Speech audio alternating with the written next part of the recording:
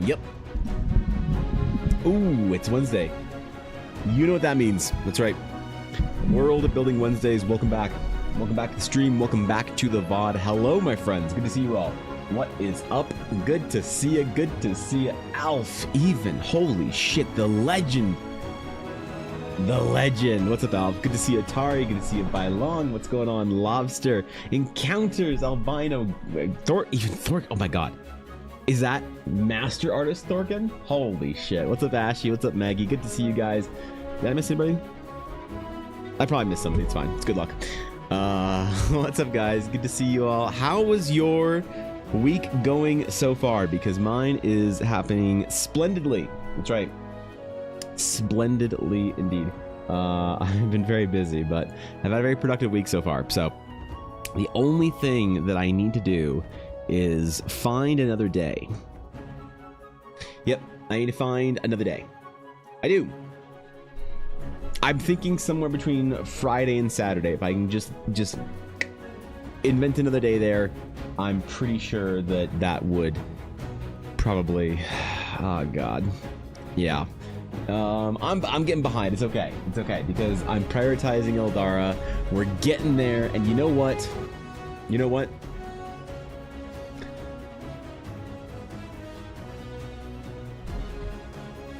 I think next week we can start tokens. Yep.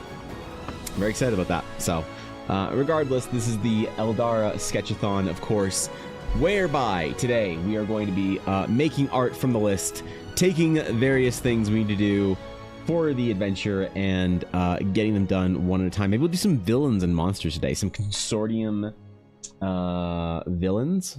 Maybe it's a little too dark fantasy for the stream. I don't know. I know you guys are all very like enthusiastic about anime and Final Fantasy and weeb stuff like that. And anytime any dark fantasy occurs on stream, you guys run and hide and scatter because Elden Ring was apparently too dark of a reference. But no, I'm kidding. My video last night did very well. Yep, I've been keeping up on the daily posting thing. So I feel like I might be very close to knowing how to edit well enough to do some lore videos. And also, I'm going to change some stuff with my recording window so that I can maybe record lore videos. It's a whole thing, man. Look, I'm working on it. We're going to get that in time. You know, I've been feeling a little self-conscious about the lack of World Anvil.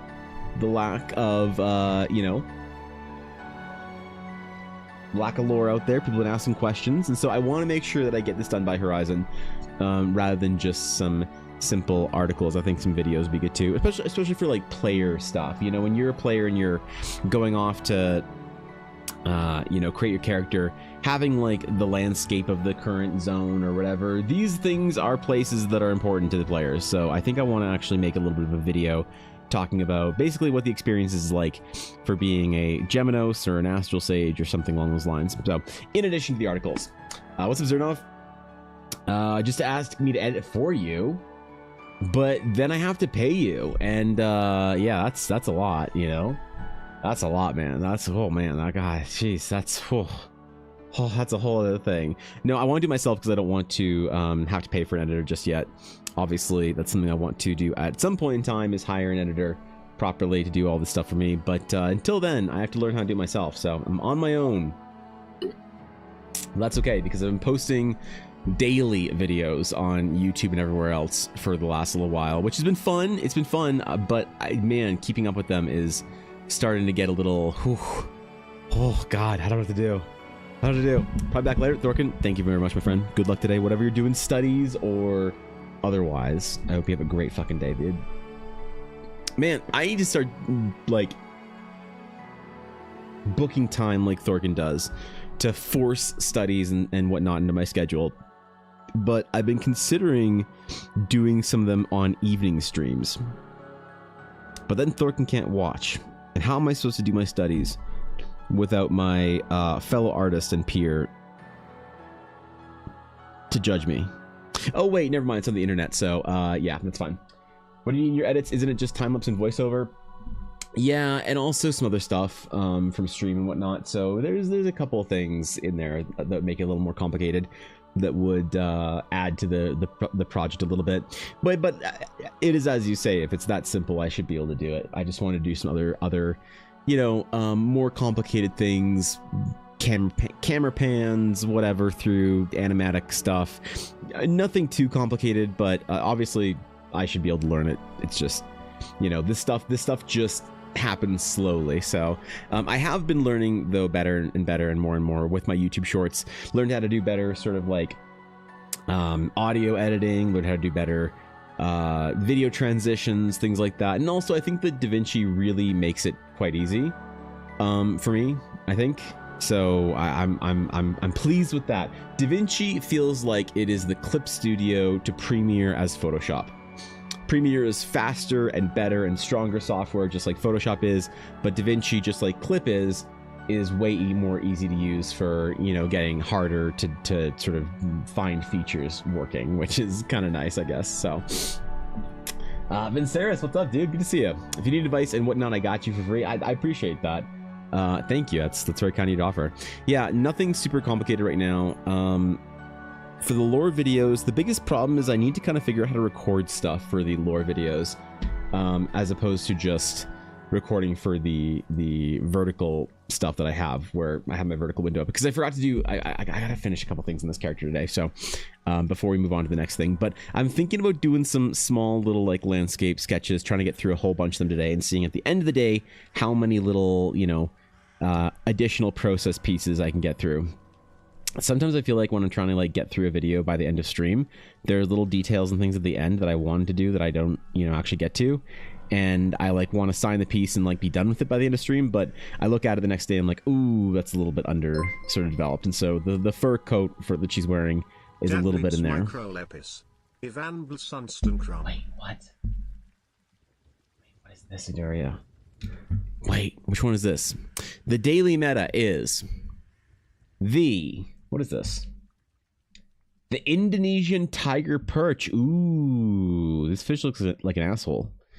Yeah, I mean, look, maybe I'm just biased because I've had tiger barbs before, but I'm going to rate this fish a little bit different, Adaria, for the daily meta. I'm going to rate this fish an asshole out of 10. That's what I'm going to rate it. So, bit different than the usual number score.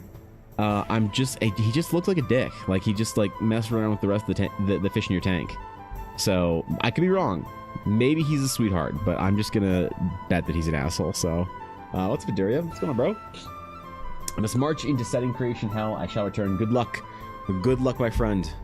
It is worth it. All I have to do is just get the work done and then do the thing, but don't screw it up. I should put that on a shirt, honestly. I really should.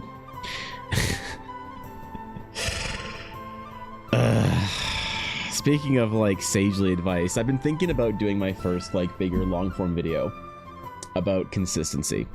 Because I got a couple of, like, questions on the last kind of art talk video I did about consistency, and I've been thinking about making it my first like longer form video. So we might even take a little interlude to try and record that on stream, because I don't know if it's better for me to do time-lapse stuff in the background, or if it'd be better for me to actually have like a talking head sort of stream video. And I might try and do a little both. Like maybe what I'll do is I'll try and like farm the audio from my stream and chat about it for a while, and then if I don't like it and the way it edits, then I can always do a time lapse for it. So kind of looks like he eats coral. Is that a thing? The fish eat coral? You mean you surely you mean soft coral, right? Or is that like, are there like hard coral devouring creatures? Because I don't know a whole lot about reef fish, as it were. To be fair, I don't know a whole lot about any fish, but I only ever keep freshwater fish because I am not wealthy. So how am I going to have a reef tank that costs $30,000? Is the art wizard going to be in it? The art wizard. Ooh. God, do you think that would help? Do you think people would take me more seriously if I was wearing a cloak? Where's Elle's cloak? She put it away. Do you think people would take me more seriously as an artist and when I'm giving advice if I'm wearing a cloak and a hood? Or is that like, because I could go full cheapy dokey Gremlin mode. That's also a thing I could do. And then people take me seriously because I'm inherently not taking myself seriously. And people think that I'm actually sagely and wise. It's like one of those old, like, the fool is the wisest of the court type things, maybe. The answer is to do both and test out whichever one does better. If you find a thing you prefer, then do that. Yeah, that's like, I would like to, just for as far as, like, streamlining my life, I'd love to be able to record audio and videos and stuff while I'm streaming and do like a 30-minute chat about an idea and then edit it down to a, so this would be where I would like want to hire an editor for. I'd want to do like a 30-minute chat on stream about how to do something art related or whatever, and then I would like to like send that part of the VOD to an editor and be like, hey, can you make a really good 10-minute video out of this? So that would be where I'd want to eventually hire an editor, but of course that's the kind of thing that you have to pay pretty good money for a decent editor. Even though a couple people have offered to do stuff for like that for free for me, I'm just not comfortable getting somebody to put their hard effort and time into something like that without properly. So the problem is like they need to not only be good at editing, they also need to be like funny, which is why I want to eventually get to the point where I can like full-time hire Bizzo. Because she's actually the only funny mod. I don't know if the mods realize this, but Bizzo, Miss Bizarro, is actually the only funny mod. I know, right? You think Blaze hilarious, not compared to Busy. I know, right? It's a scandal as far as I'm concerned, but Thorkin's funny when his sister is microwaving some shit and he goes offline when we're in the middle of a Mythic Plus dungeon. That's Thorkin being funny. But Busy's the only one that's intentionally funny. I know, right? I think it could be at least an amazing thumbnail. That's a good point. That's a great point. The art wizard could be a fantastic thumbnail. Nope, that's the content brain I need here, Cass. Yep. The cloak is serious, but only if it's Umaru themed. So I did think about getting an Umaru cloak made for Yuna, because Ella has an Umaru cloak. Like I have an Umaru cloak. I don't have. Ella has an Umaru cloak. I could go put that shit on, bro. Do you think people would take me more seriously if I was wearing the Umaru cloak? Because like I said, I have one. Actually, I have two. No, Ella has... Okay, you know what? You know what? Gremlin, Tungsten Rat, Evan. I mean... Alright, never mind. All your monsters are funny. What are you talking about? No. Unfortunately, I wish any of them were. Besides Busy. Yeah, Guapo is funny to Guapo. And usually only when he's talking shit. Steph is funny if you work in a corporate job. Who else isn't funny? Cobalt is funny, but he also he's just never around, so it doesn't matter. It's like if a tree's funny in the woods and no one was around to hear it, is it still funny? Who else could I shit talk that isn't here? Who else is still a mod? I don't think Wolf isn't a mod, Mendari isn't a mod, Fox isn't a mod anymore. Who's still a mod in my stream? I need some more mods. Holy fuck. I lurk, good sir. I know you do, which is why I shit talk you once in a while, Cobalt. Because I know that there's at least like a 22% chance when I shit talk you, you'll hear it. Like a 23 maybe % chance.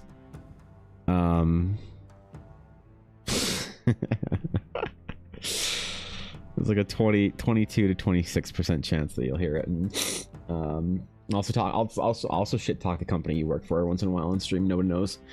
Are you familiar with the Pathfinder Society run by Paizo? I'm lightly familiar, because that used to be a thing that I had to deal with at the game store slightly. I'm thinking about how to start up something like that for the Realms of Eldara. I've actually got returning players to my next convention session, and it got me thinking thoughts. So, I mean, one of the things, first of all, it's awesome, Atari. You have to fill me in on the specifics of it, because I thought that it was just similar to Adventure League for D&D. And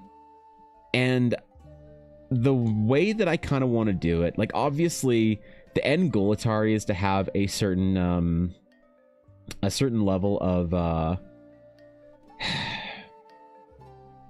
what's the word? Expansion available to DMs, let's just say that. Like, I want to have, like, forgive me for not using the correct word here, but a product line, right? Whereby I have, so we have the Horizon, or let's just call Horizon the main story quest, the MSQ. So the main story quest, the MSQ, that is Horizon right now. And these will come out every like 6 to 8 months, but they're going to be very substantial. Okay, and then below that, I want to have like side quest one shots.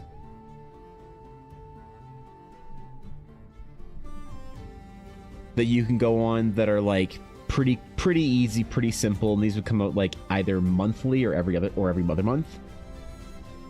No, you know what? Ideally monthly. This is what I want to get to eventually. If I can grow my Patreon enough, then I can do this monthly. Because if I could basically remove all but 1 or 2 commission slots a month, I could do a side quest monthly and have art and maps and all that kind of stuff. And then beyond that, I want to have the setting.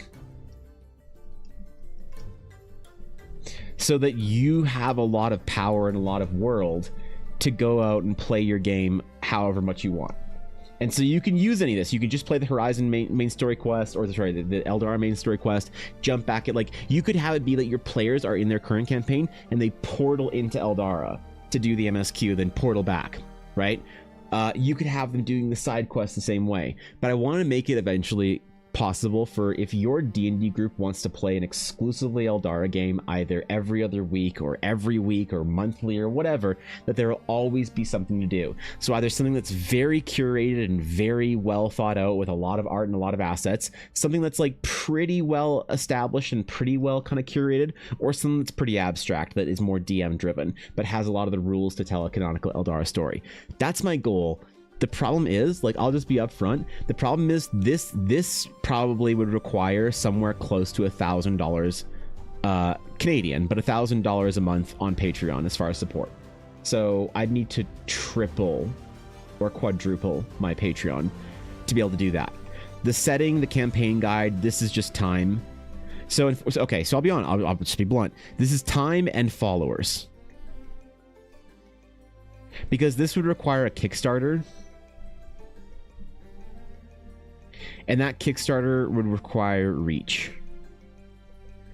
So the funding for this Kickstarter would require a lot of reach. So yeah, I mean, like, I'm working towards all these goals. Part of the reason why I'm posting daily on YouTube and TikTok and everything is to increase my reach so that I can do the Kickstarter.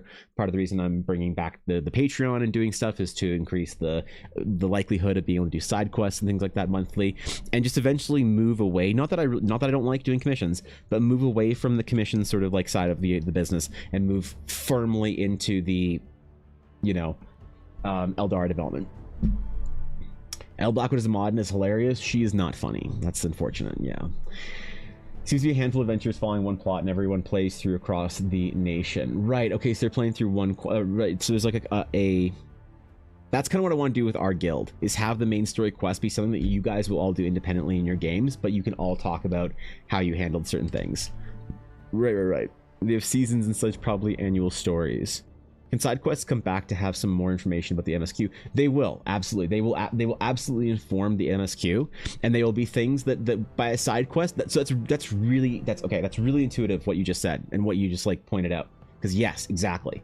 Side quests will inform the main plot and make the main story more interesting, but they will also be able to stand on their own.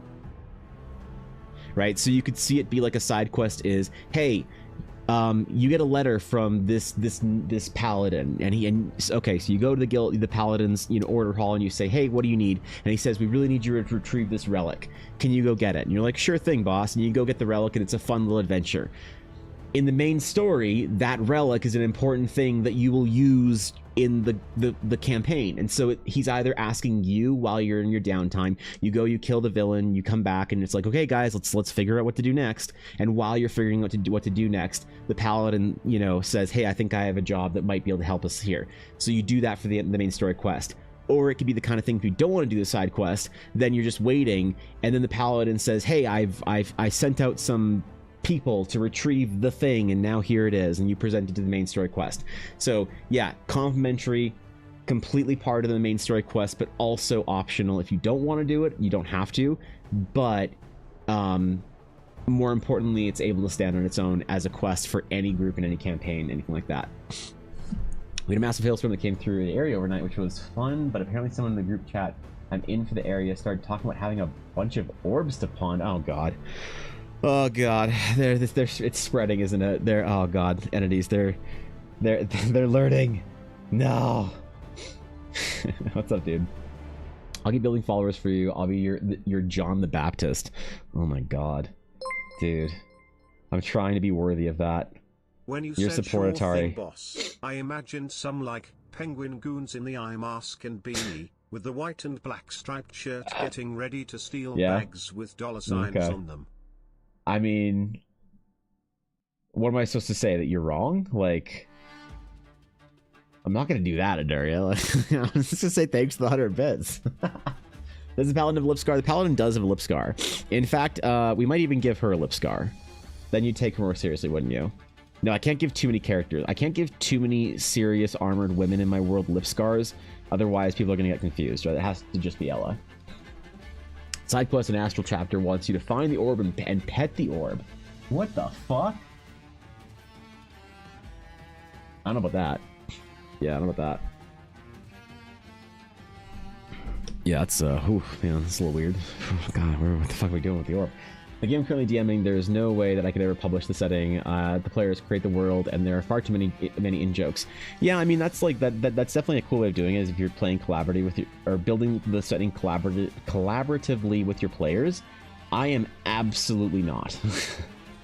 I am absolutely not, because to me, it's the kind of thing where design by committee is always a great way to get shit designed. Now, having said that, design by committee is a great way to get really dope design for the committee.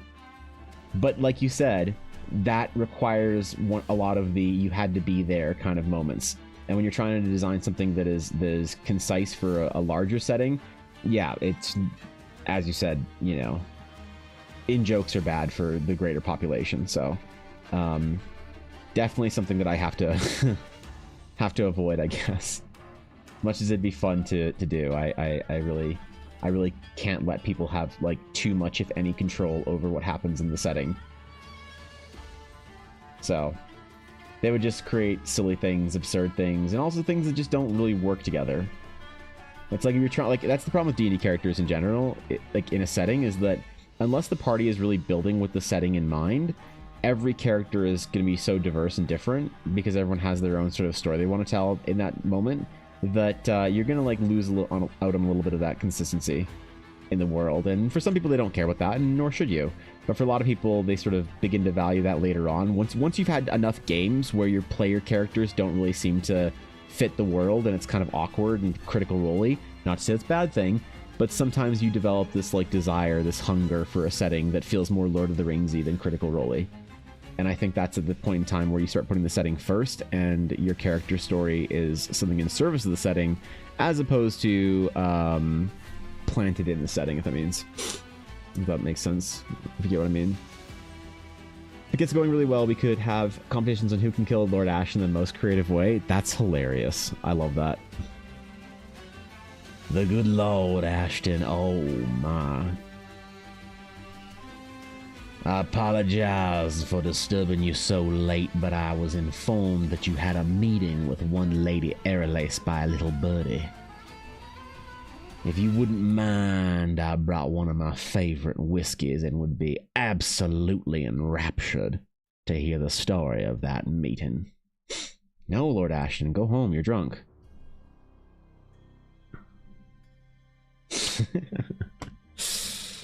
If it allowed us to help direct Eldar, there'd be too many orbs and Star Wars references. I mean, I just think that regardless, like on one side of it, it's like, yeah, no one's really thinking about world building the way I am, and so you're just gonna not have consistent like ideas.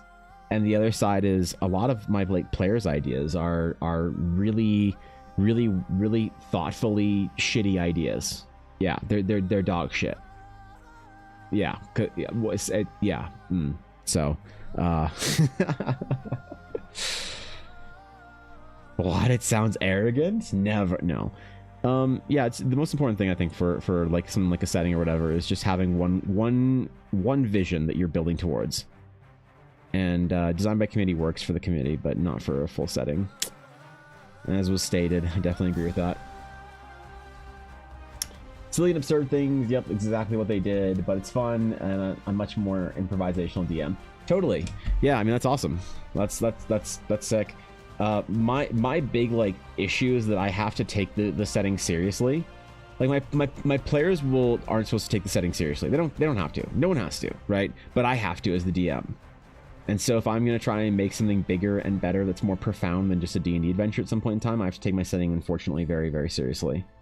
And so that's why I don't play with players that don't take the setting seriously. So I'll be scouting out when I'm playing with somebody. How many jokes are they cracking about the setting versus how many jokes are they cracking in character? And if they're like just like not taking the setting seriously, not taking Eldara seriously, then that's fine. Like that's the way that a lot of people play D&D, is everything's just kind of like this silly, fun, whatever. But I just don't like playing with people like that anymore, so I just choose not to, you know? Not to say that you can't still like have silliness and absurdity, it's just, it's like on what percentage, what level is that? How do you kind of like measure it? I'm also a very improvisational DM. Most of my like D&D games I actually don't plan a lot for. I'll do a little bit of world building here and there for it, but most of my games I actually improvise the entire thing. I still take it very seriously. I just, you know, I don't think that has to change for me, but no, I totally get that. I'm the same way. I much prefer to be, you know, just chilling and having fun telling stories as opposed to thinking through everything very deeply through, you know, the days up to D&D.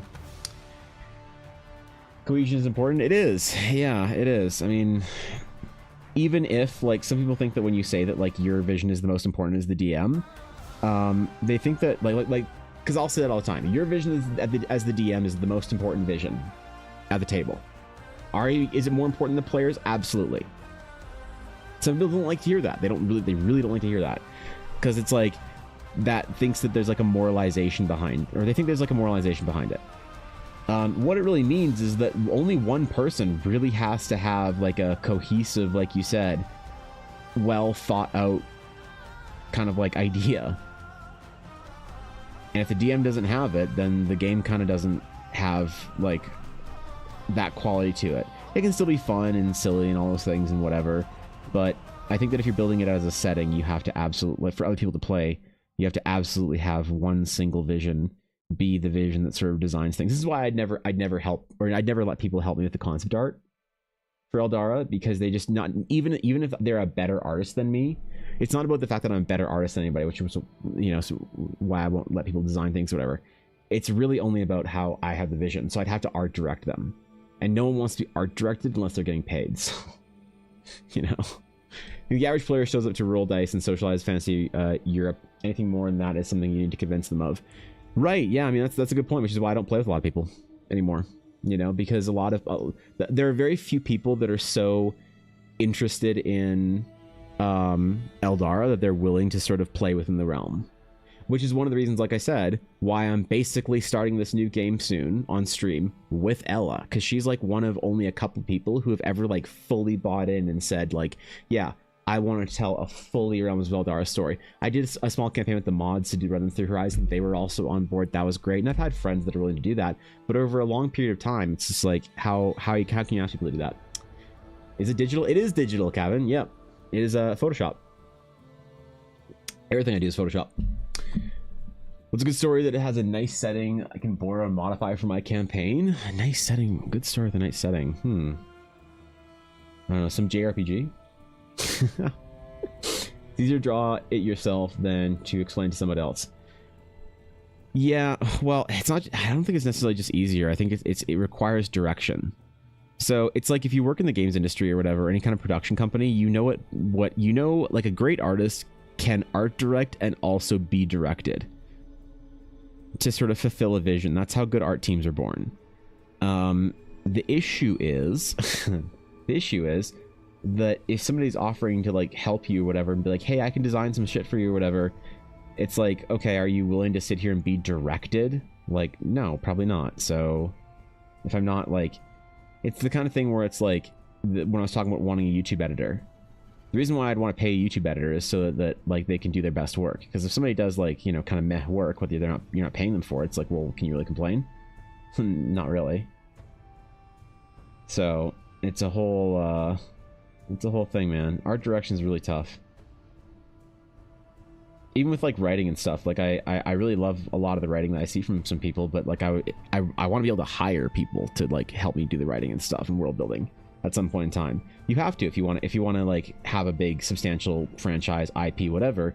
you know, it's one of those things, like, you can go very fast on your own, but you don't go far without other people. So I will absolutely have to let the creative control of Eldara shift and be influenced by other creatives. The problem is those creatives really have to fucking demonstrate that they're worthy of Eldara. Like, that's when I'll get a little bit arrogant about it, where it's just like, you'll have to demonstrate that, like, this is Eldara is everything to me creatively. And so if I'm going to give the Eldara to somebody to tell a story in, it's like, they better be a fucking dope ass storyteller, or else I'm just not going to do it, you know? Like, I had somebody ask me there that it was like back in the earlier days of my streaming career, where somebody said, hey, we're starting a new D&D campaign, like, how would you like to collaborate? And I'm like, oh, you want free art, you know, as usually collaboration, air quotes, means.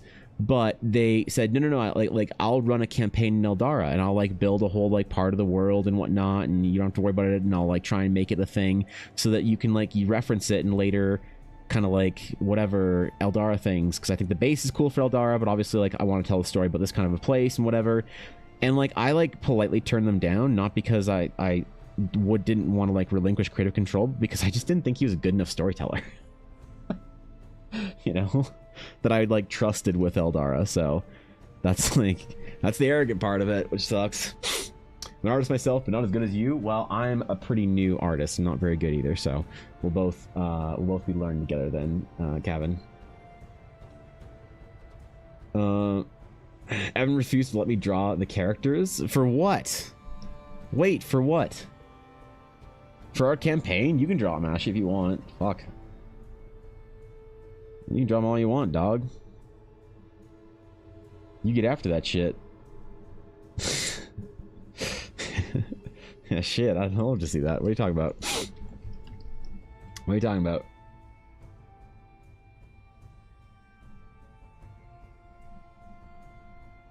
I don't have any investment in drawing our party's characters. I just feel like if I'm going to be in a game, like why does anyone want to play D&D with me if I'm not going to draw your characters for you? Like, come on, Ashy. I've interacted with VTubers before. I know how to do this. I'm kidding. Relax, Jesus Christ, relax. Chill, man, chill. Holy, dude.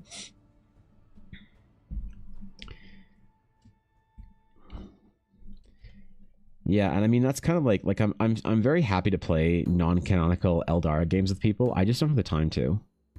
It's not like when I say that like I don't want to play like a non-canonical sort of Eldara game with anybody, it's not a matter of like I don't know how to describe it without sounding a bit like pretentious. It is literally just time at the end of the day. If I'm gonna take the time out to play in a D&D game for like a long period of time, like a long big campaign, not just like a fun little like adventure, but like a long campaign, especially in Eldara, I don't really want to be playing with like fucking dragonborns and tabaxis and shit that just aren't canon in the world. And I know that like because of that I like would never ask anybody to not do that. Of course not. If we decide we're gonna play together and someone says, yeah, I really want to do that, that's totally fine, you know. I wouldn't even dare think to tell somebody, no, you can't do that in our D&D game. I just wouldn't play with people that want to. So it's pretty chill as far as I'm concerned, even if it does make things more difficult.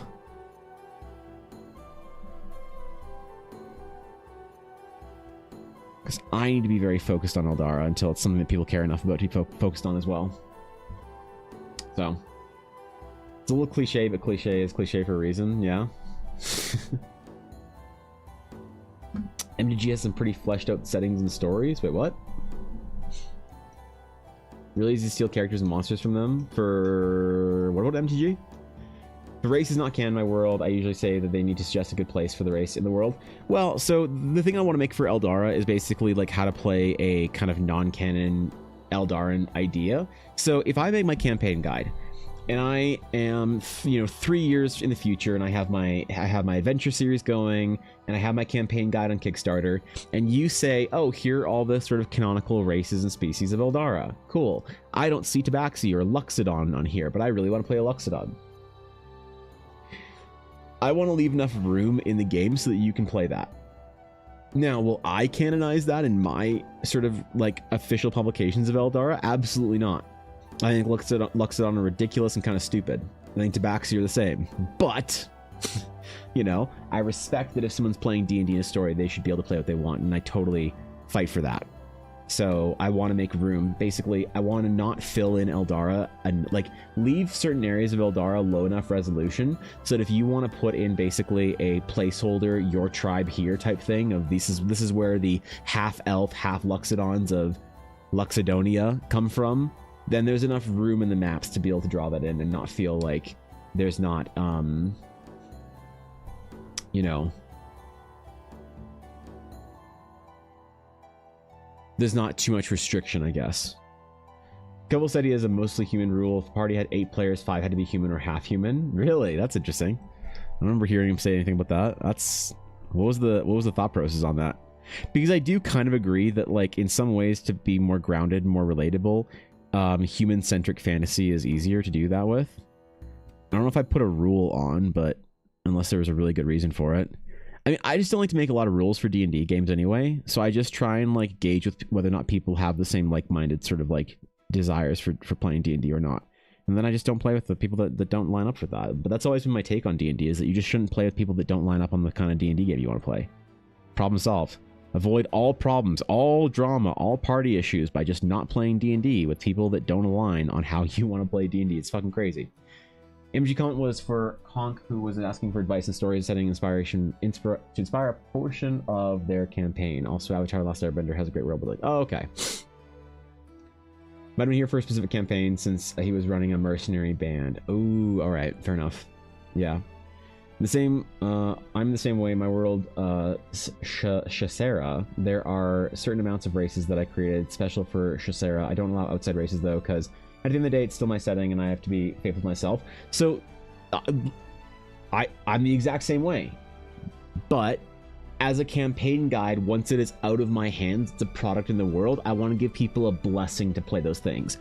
Obviously, in my game, if you say you want to play a Tabaxi, I'm gonna one, call you a furry affectionately, but you know, for some people that's a brutal insult. If you're a VTuber, it's an insult. Holy shit. What, I'm gonna call you a furry and give you a hug, and then say there's no fucking way you're bringing a Tabaxi into my D&D setting. So into my game anyway. So yeah, I mean that is like, it's the reason why I'm saying that I'm making room for it is because Eldara is going to be a product that people will have at some point in times in their hands, and I need to give people a blessing to do what they want with that product. Official Eldara content, when eventually when Steven Spielberg says, hey Evan, I want to make a 80s style science fiction fantasy adventure movie set in Eldara, like the golden age of cinema, can I please have the rights to make a movie for Eldara? And I say, hey Steve-O, sure thing bro, but we need to make sure that it's a canonical story. And he says, so no Tabaxi? I'm going to say no Tabaxi, not an official Eldara concept. And he's going to say, dang it, okay, that's fair, you know. But when Sandra, James, and Ben all play D&D at their kitchen table with the Eldara campaign guide, I'm not telling them to not play Tabaxi, you know, of course not, it's their D&D game. That would be like very Wizards of the Coast to me to say you can or can't play something in D&D. I don't want to do that. Imagine in your world, most peasants don't even know there's a continent aside from the one they're on. Yeah, for real, right? They still think that the world is square. It's the Great Cube. Guess I'm rereading the Grisaverse? Wait, what? To steal the world? What is that? What about if Yoshi P says he wants to do an Eldara crossover in Final Fantasy XIV? I would absolutely allow it. It wouldn't be canon, but when Yoshi P wants to do an Eldara raid in Final Fantasy XIV, I would absolutely do it. How do I do Lalafell, Ashy? What do I do about Lalafell? My shortkin, my short folk. Because I've been thinking about this a lot. They are called the Awar. The short folk are called the Awar. And they mostly live on an island. Somewhere in between the east and the west continent. They mostly live on an island, and they mostly do island things. I don't reference them in the story that often because they're not very all that common, to be honest. They're a pretty secluded group. But it's like the proportions of like, do you just do a kind of a human proportioned short folk like a hobbit? Do you do the Lalafell, which kind of have the like, you know, the adorable sort of like childlike kind of proportions that they do, but also you get a weird type group of people that want to play them that you have to pretend don't exist? Or do you do the really obsessive World of Warcraft giant head gnomes? You know, the problem is I don't know how to elegantly do the shortkin. It feels very, I don't know what to do about it. I like the Lalafell the most. I think they're the least offensive visually and, you know, whatever, but they are also, I think, requiring of a setting that is somewhat anime-esque. So I don't know, man. I've been this for a long time, to the point where I'm wondering if the AWAR, if a short race species even has a place in Eldara. Because how do you even do it, right?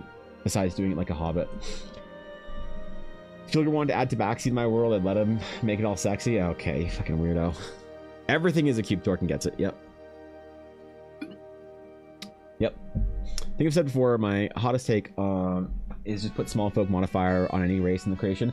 Well, but there's the problem. So what is the... Yeah, I remember what you said. You can put it on any sort of like modifier. The issue is, how does that scale? Does it scale like a hobbit? Does it scale down like a Lalafell? Or does it scale like a World of Warcraft gnome? You know what I mean? AWAR could be humans that underwent insult... Oh, wait. Insult to dwarfism by evolving... Wait, what? Evolving an isolated environment? That's a real thing. Is it actually? Oh, insular. Okay, I'm autocorrect. I was like, wait, what? Insular dwarfism by evolving an isolated environment is a real thing. The problem is, how do you like scale it down proportionally then? Because I think referencing real world dwarfism is a bit of a sensitive topic that I'm going to stay so fucking far away from. It's not even funny. I wouldn't, yeah. I'm not gonna like, I don't know. I feel like that's just a dangerous territory to tread. The name is kind of creepy. What, Lalafell? Are there goblins and goblinoids in Eldara? What about orcs? There are things similar to orcs, but they're purple, and they're called the Ducerans. They're from the Relic Coast. Well, they're cool shades of red to blue. But yeah, there are, and then goblins do exist, but goblins in Eldara are not adorable. They're not funny. They're terrifying.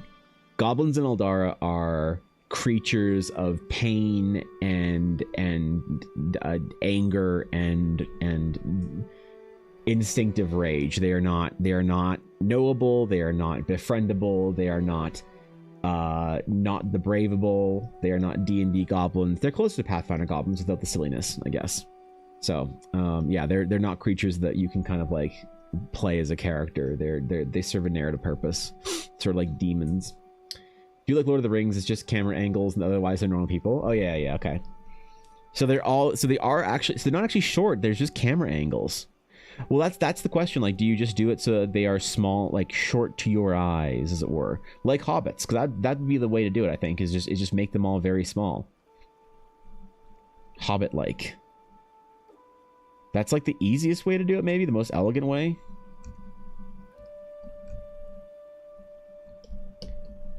I don't know. It's like I want to try and figure out how to do Lalafell in that Lalafellian way without it being fucking weird. Because holy shit.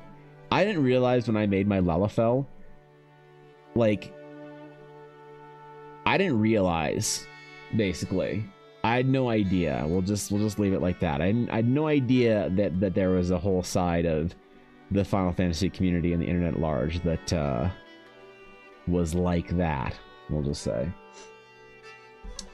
Not human dwarfism, but the condition, but evolved smaller characteristics like tiny, a little, who does? Wait, what? It's also like deer, but tiny. Oh, If they're fashion, dress them in big oversized clothing to emphasize small. Okay, yeah.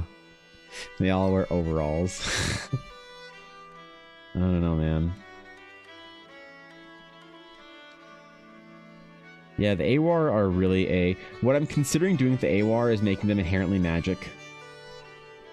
So how do you describe, because like here's a question that I feel like the D&D community doesn't exist or doesn't really, you know, agree on, and that's okay.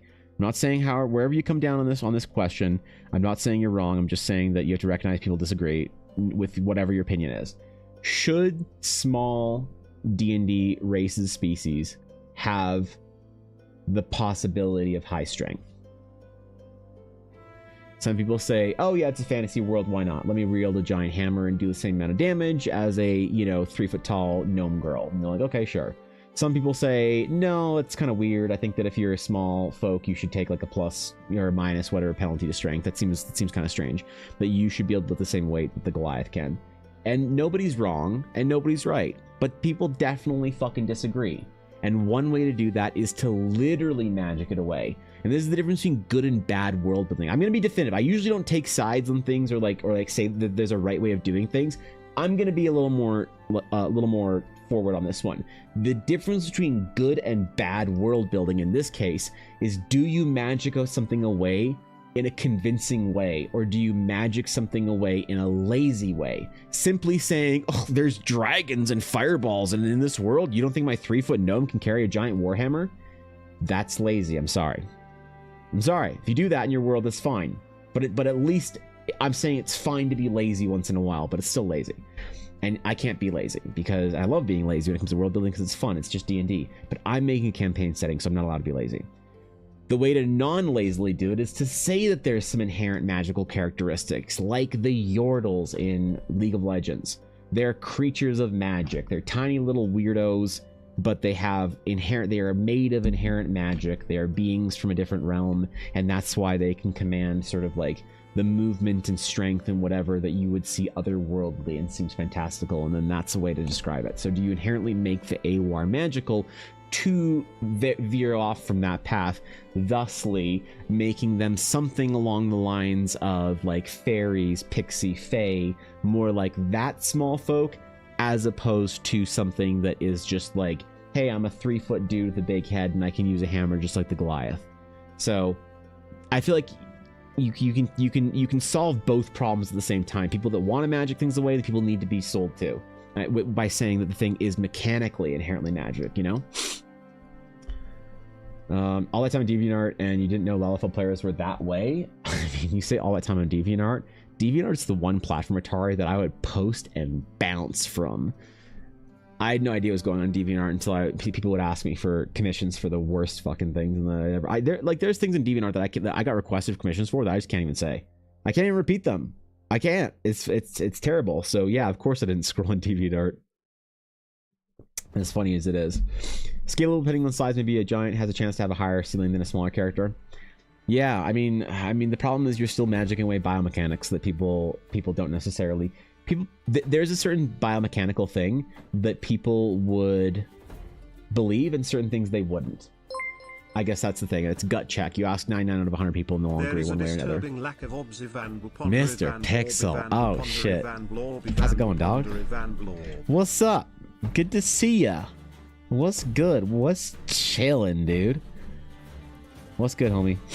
Thanks for the bits. I appreciate it, Mr. Pixel. Dude, I have been pondering not the orb. I have been pondering materials that we were talking about since last night. I didn't get a chance to finalize all the stuff that I wanted to talk to you about, so that's why I didn't send you a message yesterday. But I've been pondering materials and how to make science fiction materials feel fantasy, because that's something that I'm trying to do in Eldara right now. And I think that inherently sounds like a dumb idea, but I think you of all people can respect that like there is a way to do it. I feel like no one else would really understand it the way that you might because of how you described things for the character to me. So yeah, I don't know. Mr. Pixel, I am thoroughly enjoying working on your project. And now I'm gonna be polite to everyone and say, yeah, you know, it was great working for you. But I mean it, man. I always mean it. But this is like fun for me. I'm having a lot of fun with this one, which is awesome. So I think I'll be able to get some really dope out of this. It can go either way, but I do enjoy a tiny fairy barbarian that can throw a wizard around. But in there, Garthen, I love that idea too, because I love that vibe too. It's just you fix a lot of the problems with the issues of biomechanics when you say a fairy barbarian. Here's my non-answer. Okay, hot take coming from Thorkin. Let's see how fucking tall the fence is. It depends on the world tone, humoristic versus realistic, and everything in the middle. Yep. Nope. That's a good take. You firmly wheeled onto the fence, and yet you are correct. They can be even, but I don't think they should have a bonus of strength. It's always bothered me. As a singular character, you can overcome your racial disadvantage and your lack of leg up compared to other people, but generic gnome is inherently weaker than generic Goliath, in my opinion. Sure. I mean, look, I'm not gonna. I have my opinions on how I need to work it, but the thing is this is such an interesting issue for fantasy that I legitimately am not going to tell any of you that you're wrong. Because I think that yeah, that's a valid opinion. It's so bizarre, but like I think that it's one of those things where like almost everybody's opinion on this is correct, just like Thorkin said as he kind of summed up for it. So sci-fi can mix really well. Yeah, no, I don't. Have you ever been here for one of my giant sort of dramatic long discussions about science fiction in fantasy, Mr. Pixel, where I basically talk about how fantasy needs to reference from science fiction more? And I think there's ways to do it without it transitioning into a sci-fi world. But there's especially themes in science fiction, like the reverence for the world, or the infinite night sky. There are themes that don't really happen in fantasy, and I wish they would. And I think there's ways to do it without it transitioning to a science fiction. You know, there's ways to sort of have the elements of Star Wars that are fantasy that we like without it being a science fiction, which Star Wars is a science fiction. And before somebody wants to sound smart and try and tell me it's actually science fantasy or is a space opera, I have so little patience for that I will shred you into pieces. No, I'm just kidding.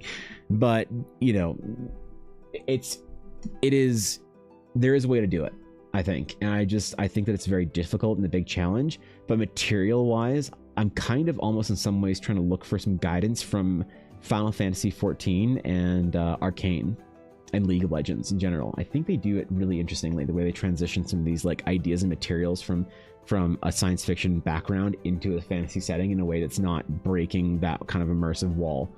At least I'm counting on that being the case, because if I'm wrong about it, then I guess fantasy is dead. Now, if I can't do it myself because I'm not good enough, that's fine. But if I'm wrong about that being a possibility, then that's even worse. I'd rather be inadequate than like wrong, I guess, you know? Best thing you can do is naturalize tech in basic fashion, make the meshing work best 70% fashion, to be honest. Yeah, that's interesting, actually. In the current Eldara story, I've got a character trying to do the math in order to properly align some runes to do a thing, the discussion of angles and shrines and cosines and a nod to sci-fi. Well, so honestly, the Eldari runes are based on... So I won't spoil things too much, but basically the Eldari language is based on math. It's not based on linguistics. So the Eldari language and the runes that they use are mathematic, and you can kind of think of it in some small way, if you're familiar with any sort of cybersecurity or whatever, as if the runes themselves are an encryption. That is the difference between the block between divinity and mortality is the perception of that encryption, in a way. And if you could obviously unlock the secrets of the Eldari runes, you could basically wield the powers of creation. And that's why they're so interesting and powerful and tempting as a story device, I think. Plus they argue over whether or not Teleria is round. Okay, alright. A lot of times in pseudo-steampunk transition between the two. Yeah, it's true. Sci-fi can do it at once with silly techno-babble, but it's often very serious and keeps moving. But fantasy is overly self-referential. It just needs to reference non-fantasy story. Yeah, I mean, I've said that a billion times. I agree. I say fantasy is self-referential and incestuous. And that's why it's boring. At least more boring than it could be. Favorite thing in fantasy is the carbonated whales. Okay. Gotta go and be back around lunch. I think. Want to go more into detail on that? Yeah, alright. Have a great rest of your morning there, Mr. Pixel. Good luck with whatever you're doing. Have fun. Be good. Cook because I can't do math at all. Well, the one thing I will say is the runes are based off of prime numbers. And I'm trying to develop a program to be able to generate runes for me in a specific way. And I'm very excited about that because I figured out how to do it for the first time. Or at least the idea of how I want to do it for the first time the other day.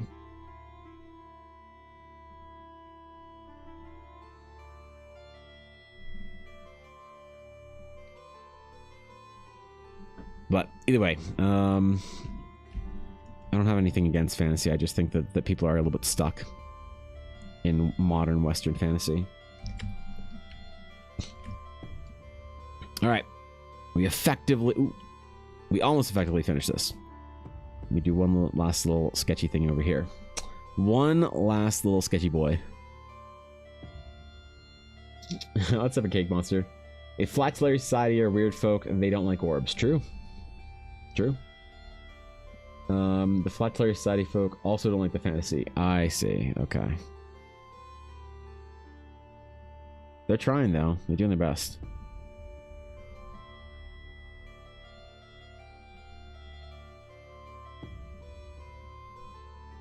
Yeah, they're really trying over there though.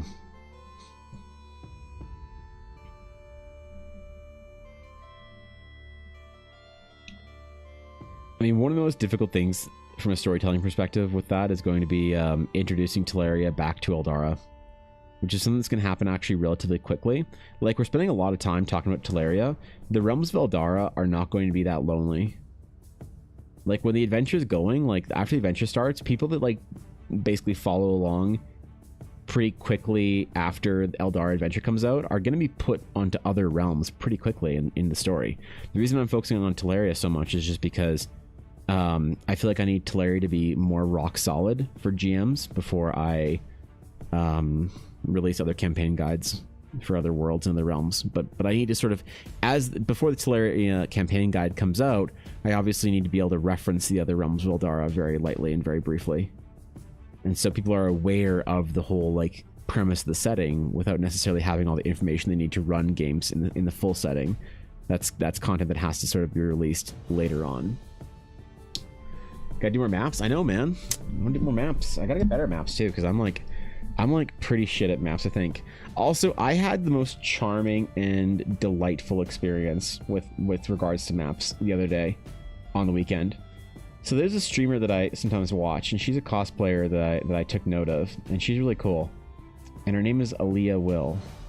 She's very famous for doing certain cosplays, and she's cool. And I watch her stream from time to time. And I said something in her chat. Now, don't forget, I watch streams mostly on my alt, kind of my watching, my viewing account, for a bunch of reasons that don't matter. But anyway, I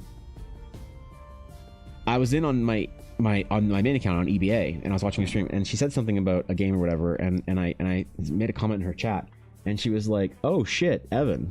I'm like, "What?" And apparently she like followed me because of some fantasy maps that I was making a long time ago. I had no idea. It was a total crazy moment of just being like recognized by somebody that I followed for a very long time. It's kind of like when Tank Tolman fucking, you know, knew who I was. I was like, what? But it was just crazy because she recognized me and apparently had followed me a long time ago on Twitch because of my maps, and it was just such a humbling and charming experience, and she was so gracious and lovely about it that I don't know. Oh man, it's like, wait, people actually like the maps? What the fuck? I thought people only like the big booba cat girls that I draw. Wait, what? To be fair, weirdly enough, the prints that I have sold the most of on my print store have been maps from two very enthusiastic Realms of Eldara enjoyers who want to see the world come together and enjoy fantasy maps. So I'm very excited about that. It was very humbling. But it was totally like one of those just kind of crazy, like subtly starstruck moments. Imagine you're watching a streamer with like hundreds and hundreds of viewers, and they just like point you out in chat. They're like, "Oh shit, I know you." And you're like, "What?" But I'm nobody. It was cool, man. It was very cool to be recognized by somebody that I'd followed for so long. Why not both? I mean, the problem is that like if you look at streams where I don't think too hard about what projects will do well on stream versus what projects don't do well on stream, but I do try and avoid projects that people just don't like watching, and I just do it on my own free time. It's like I have so much work to do anyway. People prefer when I talk about characters and monsters and shit like that, as opposed to drawing maps and locations or anything like that. That's totally fine. I'm not like butthurt about it. I just do my other work off stream. I got enough work that I can do it on stream and then still have stuff to do after the end of the day. After that, but yeah, people just kind of don't typically care about maps all that much. Not too interested, and that's totally fine. Okay, let's get some of these things figured out here. So Luna and Zephyrin both have their character art done, and we'll code those green because they're done. That's what we'll do. And now, what else do we have done? We have of other lesser NPCs. We have Luna's Major Domo, Aaron Lakecrest.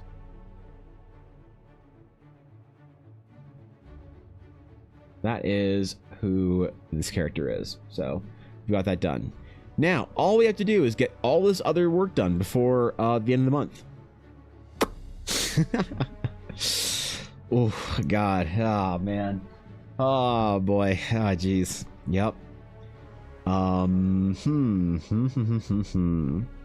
Now here's a question: interior versus exterior of the inns.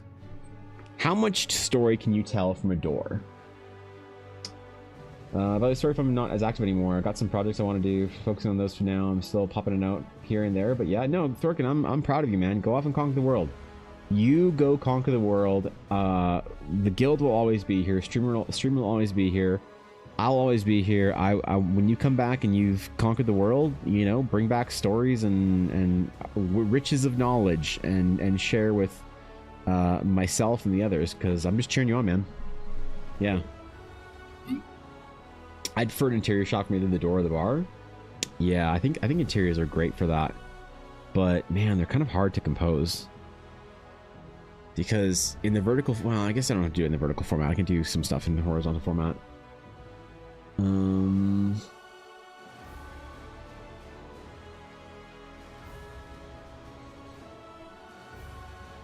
Yeah, interesting. What to do about that? What to do about that?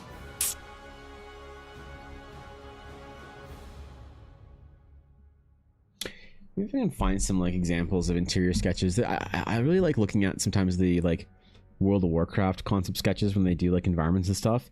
These like sort of like pseudo kind of like weird cutaway interior things. Those are fun too.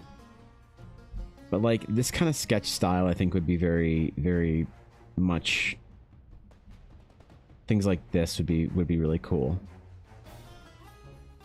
But obviously they require kind of like it's more of a concept sketch and less of an illustration. I'd have to really think about it, because like exteriors and things like that and outdoor places are all pretty easy like that. The Glory in the Fall, hell yeah, dude. You see the doodads hanging all over the place, like the Hard Rock Cafe. Yeah, I mean that's fair. That's absolutely true. And then I wonder if I could do a substantial enough piece, like to then be able to draw not just the portraits of the innkeepers, but them at the inn in a way. And then I can do a more substantial piece that would serve as a kind of multifunctional to show the inn kind of tavern keeper, the bar, whatever, but also the place itself to really paint a picture of where you're at.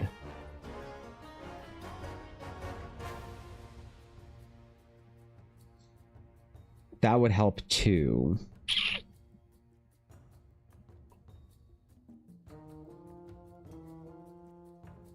But part of that also is something that looks like, do we have time for that as a question, you know?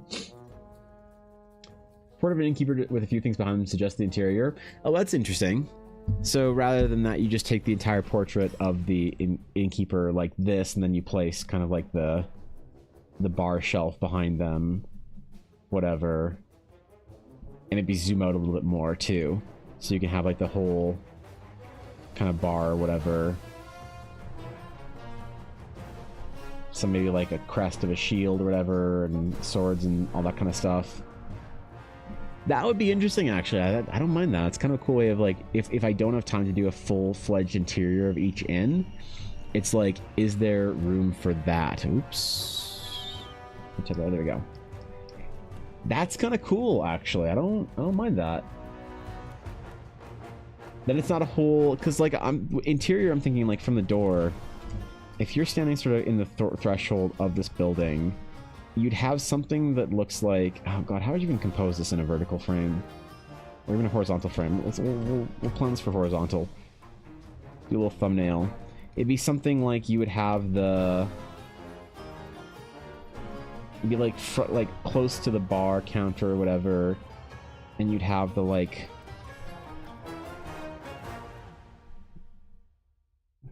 fire pit oops. The fire pit with little tables kind of thing off on the other side, and a couple of NPCs maybe standing around here or there, and then you'd have the bartender, innkeeper,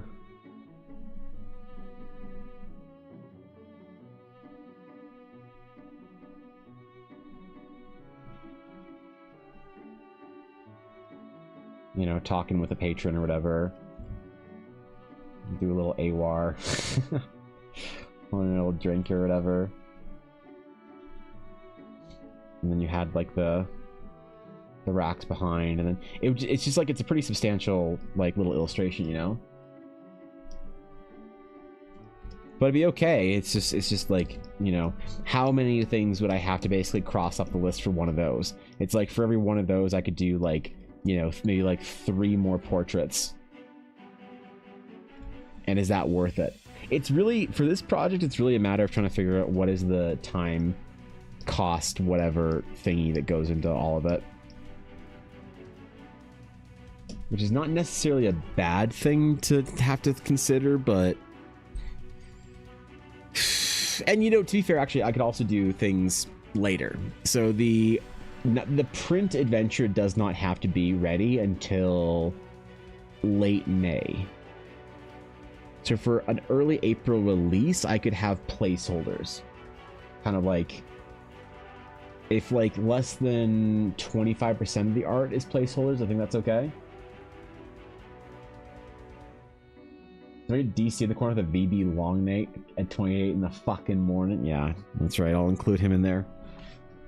Just a, oh god, man, I gotta get a special sponsorship with VB at this point. You layer it, you can change the background as you need things to, so it can be reused in multiple locations. Well, it wouldn't really be the kind of thing that you'd like need to reuse. It'd just be like sort of a one-shot, like, hey, here's what this thing looks like. You know, go for it. Yeah.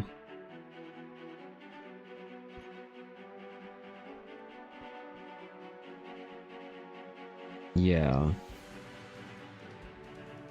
Well, you know, let's try an interior. Fuck it. Let's do the interior of the stage hall. Why not? Why not?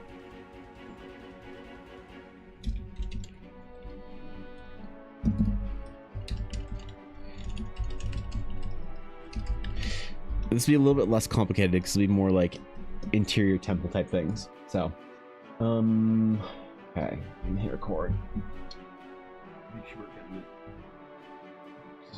There we go. That's some CAD games.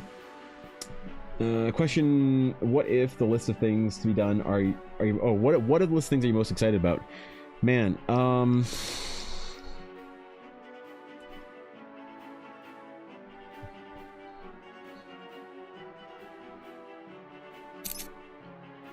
that's tough because the NPCs are always very, very fulfilling for me.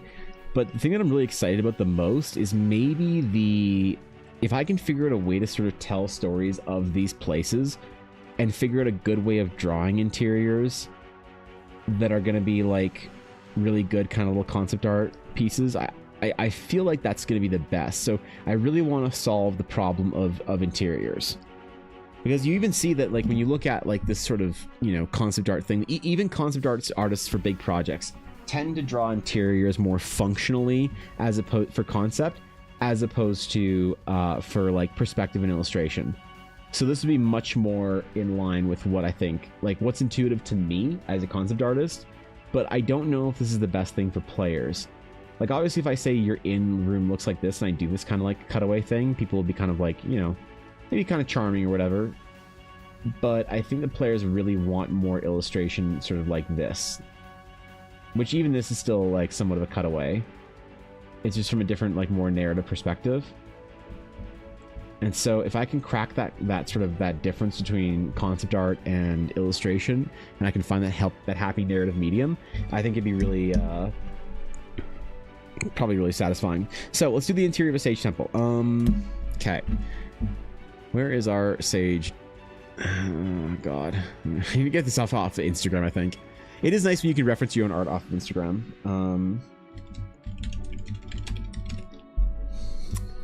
Now what's up, Elliot? Yeah, I think.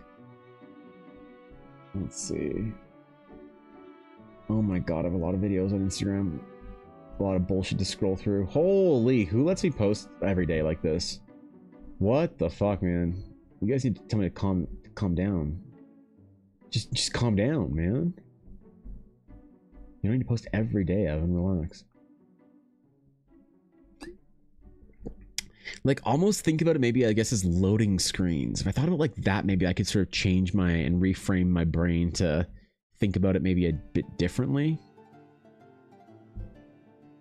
For interiors, exteriors, things like that. Maybe. Did I not post any of this stuff on Instagram? Remember when we were working on the Sage Temples like a while ago, like more than a year ago, and we did some interior design shots of them? Where did that stuff go? Because that wouldn't be on the Astral Sage document, would it? I mean, it might be. I guess I could go check there for references.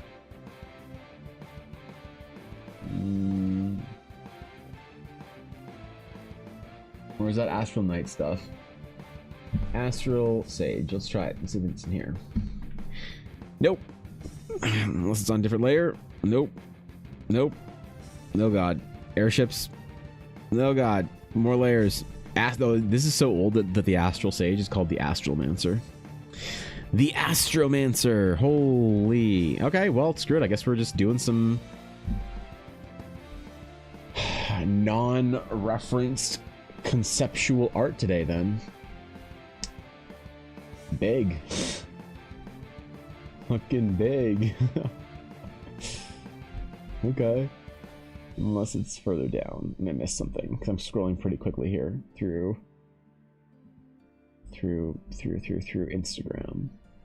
You know, the problem is, I know it's on Twitter, but you can't like go look at all your posts on Twitter and like look at the sketches and like media as easily as Instagram. The nice thing with Instagram is that it doesn't show you on your page all the dumbass shit that you say in response to people or whatever. You don't have to filter through that. I know you can just go to media, but the problem is if you upload a GIF, that's considered media that you've like posted or whatever. So the difference between art and a functional map, similar to that, yeah. Yeah, I guess. The scene interior could take the place in the battle map. DM can describe where the fight is taking place and just have the art up as the whole time, maybe even drawing it over on their VT, show effects and such. Yeah, I mean, I use a lot of loading screen type things. When I am communicating like battles in D&D, things like that. So that wouldn't be completely out of the realm of possibility for me.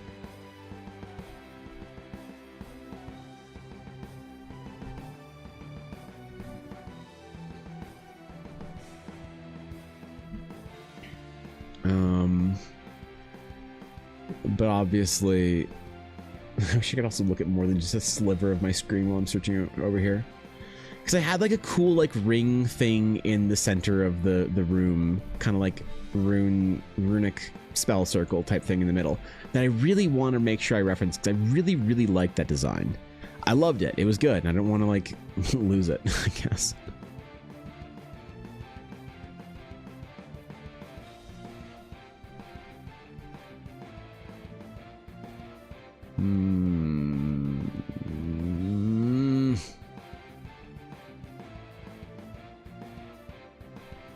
Okay, well, whatever.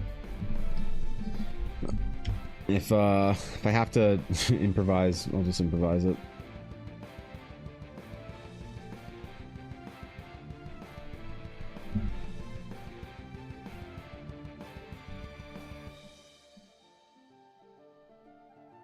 Can I get in the middle of this? Oh wait, does it just go to the middle automatically? Am I dumb? Nope, I'm not dumb. It's dumb. I knew I wasn't the problem here. I knew it was Photoshop. How's that? That's pretty... How's that? Not quite. How's that? That's okay. Pretty good. These real world sites as reference, like Göbekli Tepe.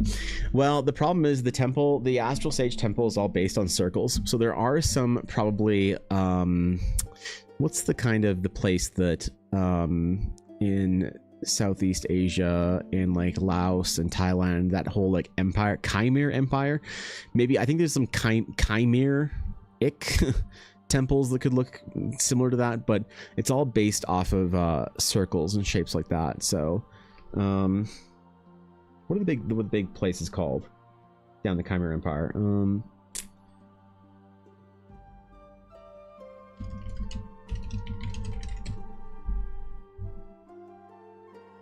Angkor Wat is one. Maybe those kind of, I wonder if they have any kind of the ring like interior, maybe if I search that. Angkor Wat interior. Yeah, I was looking at some interiors, but yeah, I don't know. Still a lot of, not a lot of like, have to kind of invent this ourselves, I think. That's okay. Can make an Astromancer and Astral Sage class archetype. I don't know. Like there's really just the I mean, I guess you could use the name for it, but really the Astral Sage is two sort of sides of it. There's either the monk versus the wizard. You're just doing a free sketch Friday on yourself. Give yourself the vibe and location. Get yourself to do the design work. You'll have 30 minutes. Go. Ah, shit. Ah, damn it. You're right. Do you like a list of ritual shapes that you reference for spell circles, with them being astral knights and sages, are like constellations woven in the circle? Similar. Yeah, similarly. The runes that the astral sages are based off of are kind of an important feature there. So maybe I could even like use that as a starting reference, but we're just gonna do some like sketches here as if you are entering into the temple. Maybe, ooh, what's on the frame layer? I'm dumb. I'm dumb. Okay, there we go. So you come into the temple, and I kind of want to do like a bit of a weird perspective here. So there's like the doors, or no, there's the pillar at the far end, and there's kind of two doors that go on either side of it around this sort of like large. I wonder if we do it like a dome more and show more the dome shape of it, kind of thing. There's two large doors for the temple, and in the center of it is like this kind of ring, and this like little altar thingy in the middle of it. There's little stones and a little like kind of pond around it.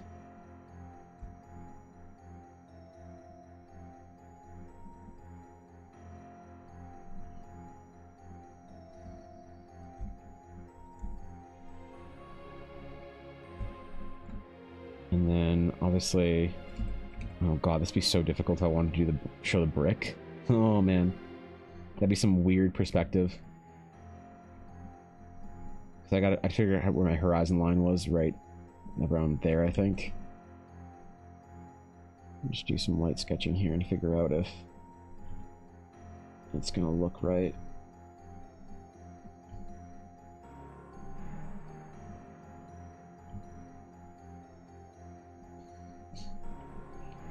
These may be over here, so they're a little bit further away from that main kind of pillar support. So you enter the temple, and it's a ring, chamber. Okay.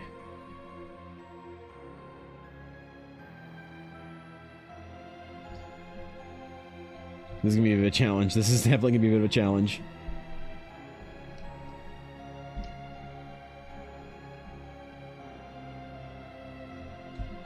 So I don't know why, but sometimes when you select something on a symmetry tool layer, it selects the actual symmetry line for transformation. And I don't get that. I don't understand why it does that. There's like some Photoshop mysterious magic voodoo going on there that I don't quite understand just yet. So we'll have to figure that out. Yeah, I am recording. Yeah, thank you, Garthan. Coliseum Rome, lots of circles and arches there. Ooh, that's a good idea. It's gonna be a little bit smaller in, well, not a little bit smaller, a lot smaller in scale. That's a great use of reference though for trying to figure out how repeating patterns go around it. I'm gonna keep this up actually. Something like this. I'm probably gonna use, oh yeah, a shot of looking down at a temple like that would be great. One of the bigger temples. Ooh, that's inspiring. Okay, cool.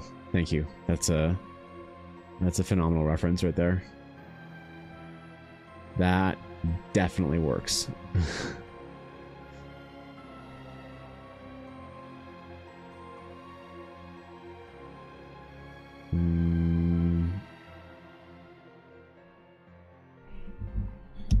Okay.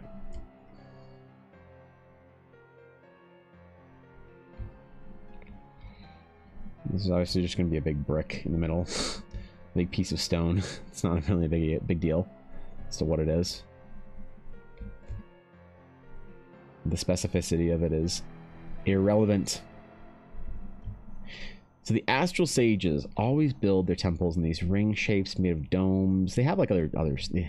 They enjoy right angles too, but they always have a central chamber that's like a big ring like this. So something, maybe if I can even like do something like that around it. And with these two doors in the center of it. Ooh, that's kind of cool. These little like sunken in reliefs or whatever.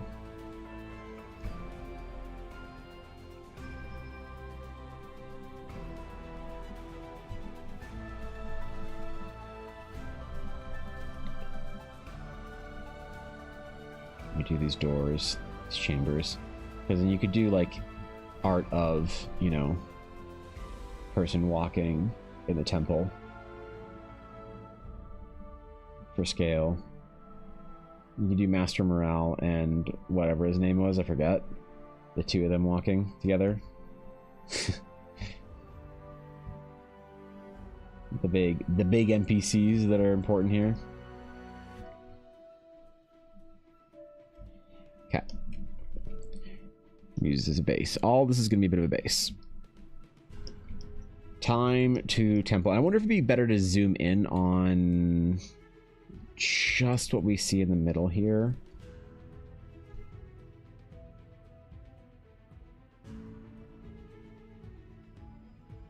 I don't know. I'll try it. Try it. Okay, so the central feature of the temple is some kind of functioning Eldari runestone, which is going to be very important from domes like Sophia Hagia. Yeah, so that's I use that actually as a reference for some of the Astral Knight temple work. So similar in design, yeah. Over there in Istanbul. I'd love to go to that part of the world someday and see a lot of those old kind of like buildings and temples and churches and mosques and whatever, but that's a whole trip and a half, man.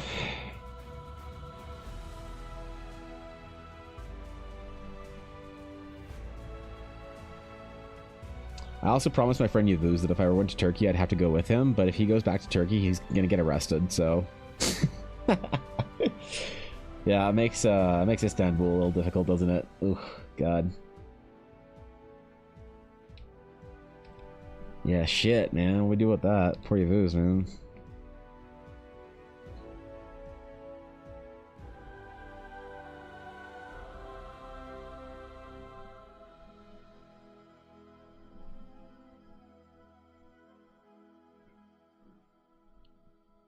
Can't even go to Turkey without getting arrested.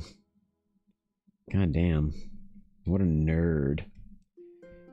What a lame nerd.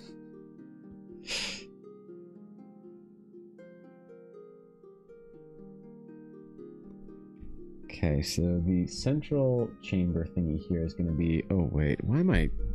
Ooh, shit. My recording window is off. Ooh, glad I caught that. That would have been badge. Definitely not good. But Astral Sage and Astral Knight temples are going to be places of kind of like lore development for Sage and Knight players. So the idea behind the class, in a way, in progression, is that they don't actually they don't actually learn new spells as they level. They learn new spells as they progress through the lore, which is not very intuitive for a lot of DMs, but I'm kind of making the Astral Sage and the Astral Knight to be a bit of a deviation from a lot of those kind of like common ways of playing D&D. They're classes that are going to be inherently linked to the narrative of the world. So a bit different than what a lot of people are used to, but we'll see if people like it or not. I'm willing to make something people hate in the name of making something different. I think if I make something that people like, say, you know, it's a lot of those that like survivorship bias kind of a thing, like advice on how to make a good D&D adventure or whatever.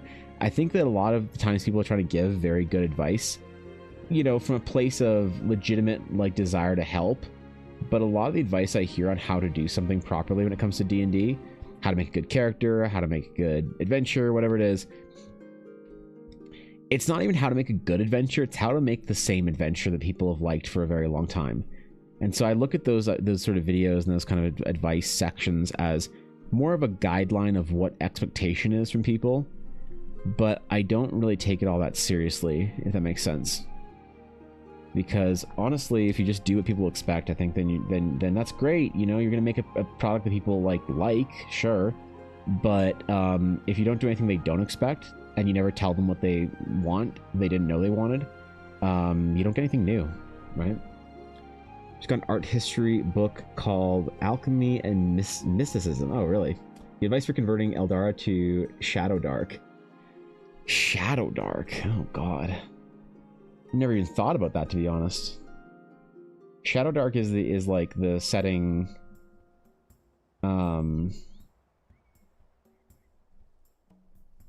We're talking about like fucking Baldur's Gate 3 Act 2 kind of Shadow Dark stuff, right? Or what am I missing here? Oh, actually, let me grab something real quick. Give me 1 second.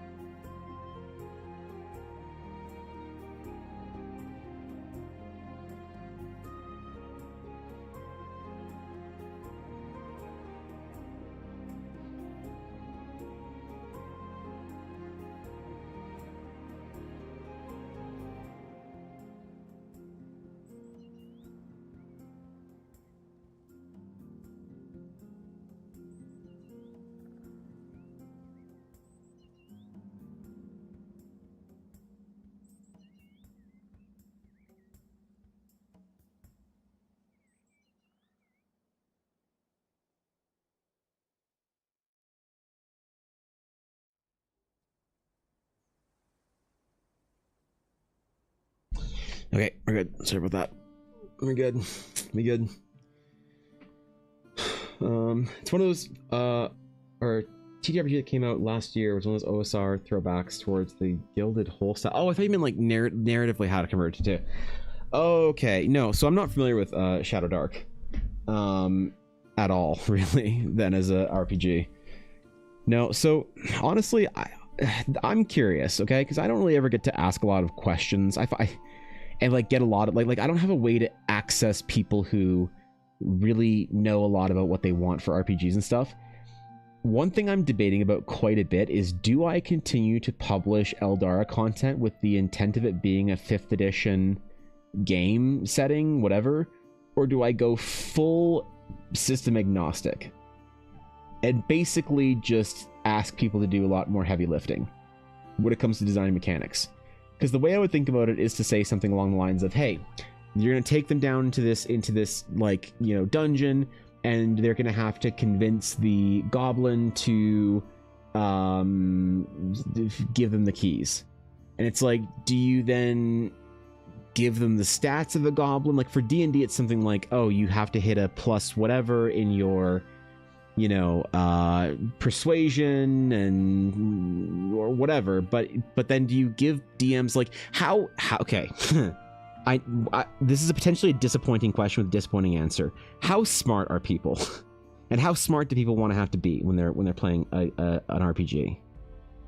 You know, how much can I sort of say to people, yeah, you have to like they're gonna go to the bottom of the runes and they're gonna fight a bunch of these abyssals. Here's art for the abyssals, here's tokens for the abyssals. Make up some rules that are like, you know, something along the lines of they're a difficult encounter that you think your players could manage given the resources they have spent. This isn't supposed to be a deadly encounter, it's supposed to be difficult and resource draining. And then you make them like need to sort of make their own rules up, because like that's how I would basically want an adventure written for me. But I know a lot of people that would kind of look at adventures and be like, oh, if it's not going to do it all for me anyway, like why would I play your adventure? Why wouldn't I... the fuck? Why wouldn't I just, you know, either homebrew my own stuff or like buy the D&D adventure that has it all built for me? You know, because converting different systems, things like that, I don't really know how to do it. I don't really have a good sort of like idea of what that would entail in a lot of ways, and what that looks like and what people want out of it and what expectation is. It's very difficult for me to kind of like think of that through really well, but I don't know, man. I don't really know how to, because you know, my least favorite and the least interesting part of D&D for me is trying to balance mechanics. That's the first thing that I'm going to hire someone to do for me. As soon as I can hire someone to write mechanics for me, I'm like act as basically one of my game designers, I'm going to hire the shit out of that person. Oh yeah. If I can pay them like $300 or $400 a month to do a bunch of like mechanics writing for me for various things that I want, where I say like, hey, I want to make a, you know, this new side quest is going to have some cool stuff in it, so can you please write mechanics for you know, the monsters that are going to attack the party here. Cool, thanks, later. I will do that the second I can, you know? Really, I mean it. So I don't know, I like converting to other systems is like super interesting for me, and a very ambitious sort of like conversation that I love. I don't really know where to start with it. One bag lobster. I can build whole sessions based on 2 or 3 sentences. Not everyone can do that. Yeah. Full-on hand-holding adventures seem boring to me. Which is, yeah. Me too. Longer 5E's out, the more you're going to see people drift away from the general playstyle of 5E, more focus systems. Shadow does the grimdark dungeon delving part pretty well. I think 5E's strength is that it generally does a little bit of everything very well. Yeah. That's a good point. WotC published their hardcover 300-page mega adventure because the target demographic wants everything done for them, and because it sells better than 12 micro adventures a year.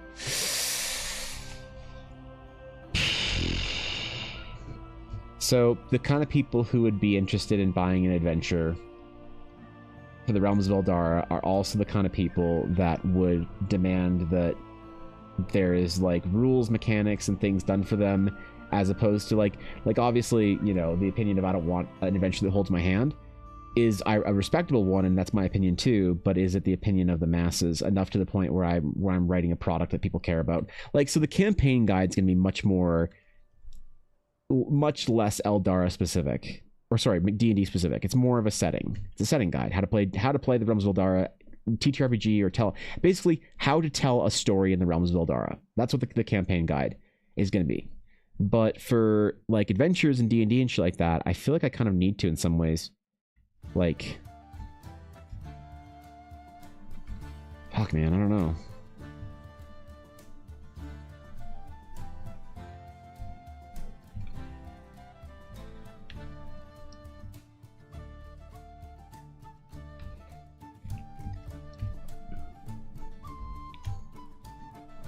I think about this a lot, man. This is like, this takes up a lot of my days. In between me thinking about Twitter posts from Ashy of Heart, I think about this for the rest of my time every day. Maybe make a poll. The problem is that I find that making polls are, with the small sample size that I have in my community, they're not productive. I can make a Twitter poll for what somebody wants, but I guarantee you it'll probably be less than 20 people that respond to it, and that sample size is just too small. I mean, I could, fuck it, I could still do it. Like, I guess we could just see, like, if it's not, like, if it's a landslide one way or the other, like, sure, you know.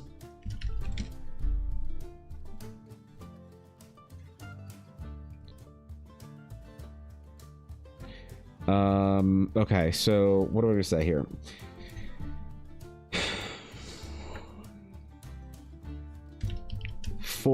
How do you nicely say full hand holding? So basically, okay, I need some actual help. And you all know that I'm writing an adventure, or maybe not. Maybe not. But I am. Sick, huh?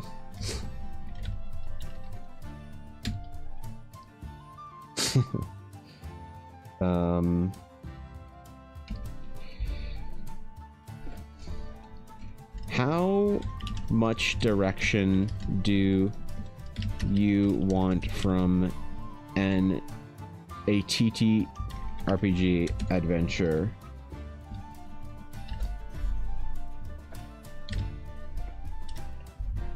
Full direction. I want mechanics.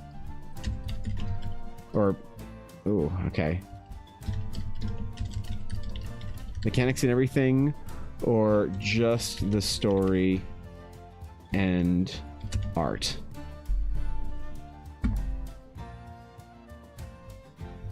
Zero prep needed by the DM. Ooh, that's a better. Oh man, how do I word that?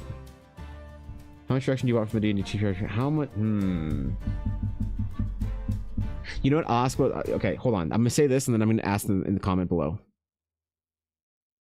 A new era begins. Something is brewing in the glitch, and it's about to break free. Introducing Generation Outbreak. 3 new stars set to make their mark. Who are they? Find out in 2 days. I was wrong last time, but I'm doubling down my prediction. See what I tell you. The only thing that I should do in life is just follow Ashy Fart on Twitter. Okay. Where's my more or less, how much prep do you want to do as a DM? Do you want me to make up all of the stats and everything for you, or do you want me to say, like, here are some goblins, or here is some goblin art. The party needs to fight a group of them, and it should be a challenge. Good luck.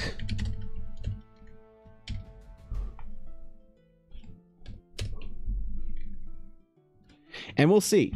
Like, because I'm an irrelevant who megalol nobody asked fucking loser on the internet that doesn't even have 100,000 followers, I can't make a real poll like this and get any kind of major results, but we'll see. I mean, I'll link the poll if you guys want to contribute to it.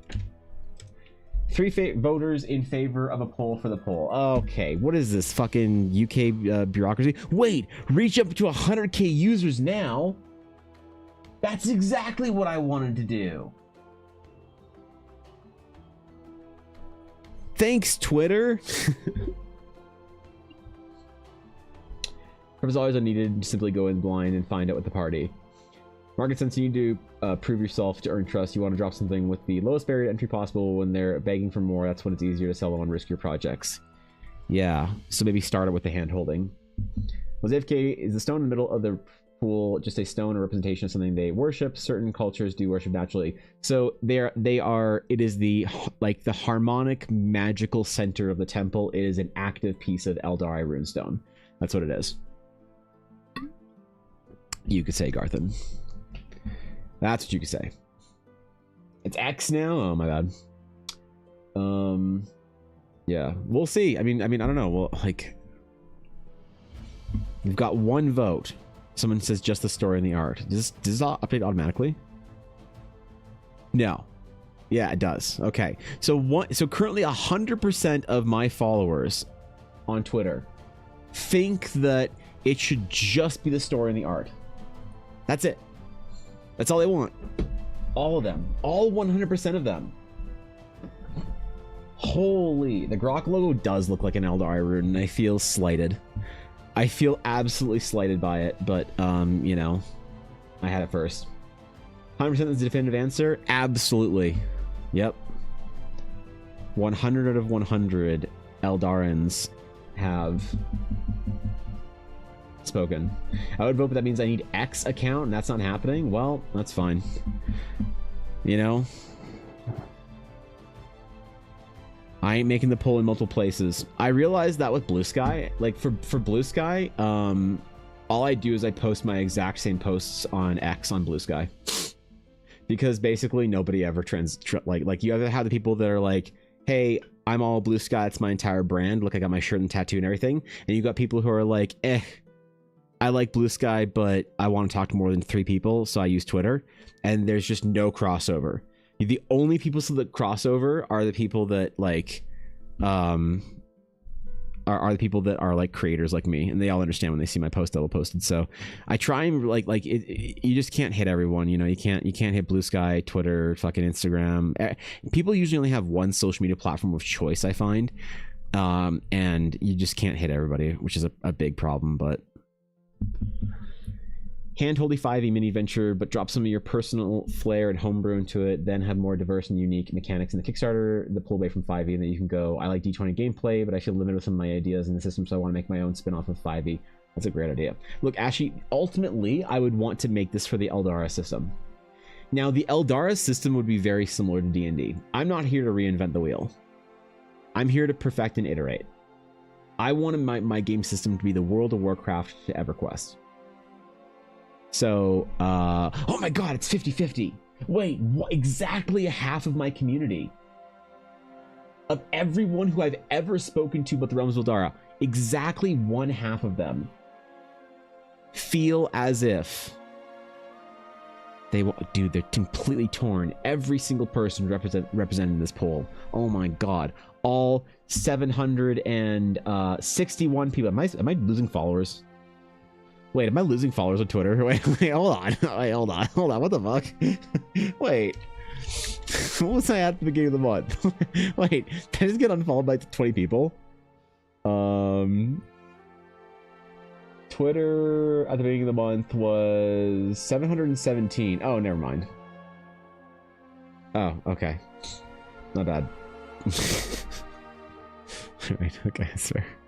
That's fair. That's fine. Okay.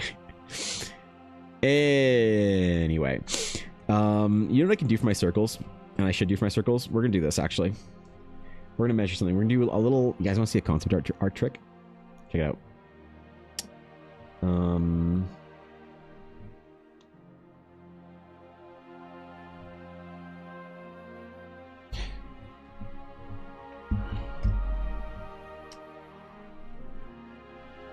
That for measurement real quick. Okay, we're gonna do a little concept art trick. What do we do? We're gonna do this like this, okay? So we're gonna make a ring, and there's no easy way. I mean, you can rasterize your shape. Well, maybe it's easier that way. Okay. Oops.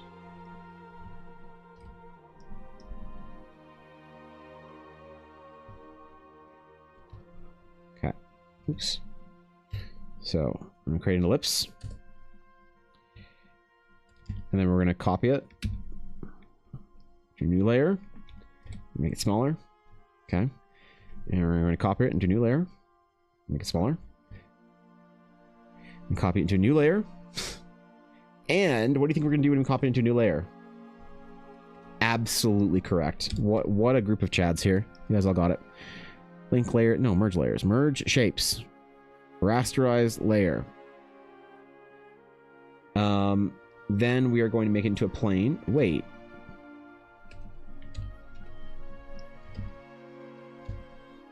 The fuck? Rasterize layers. There we go. Okay. Now we're gonna merge them. Okay. So.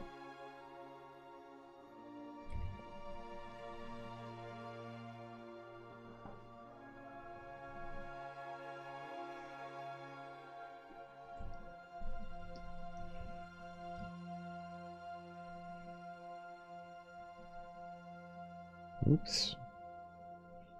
Wait, there's a perspective tool, isn't there, in Photoshop to do this? Isn't there perspective? Oh, there is. Ha. Ha. Ha. Wow. No. I said wow. Photoshop. That's not what I want you to do. There we go. There you go.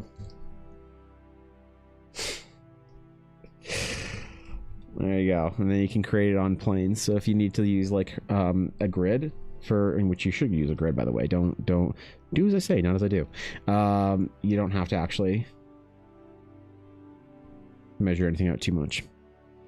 And then you get the ability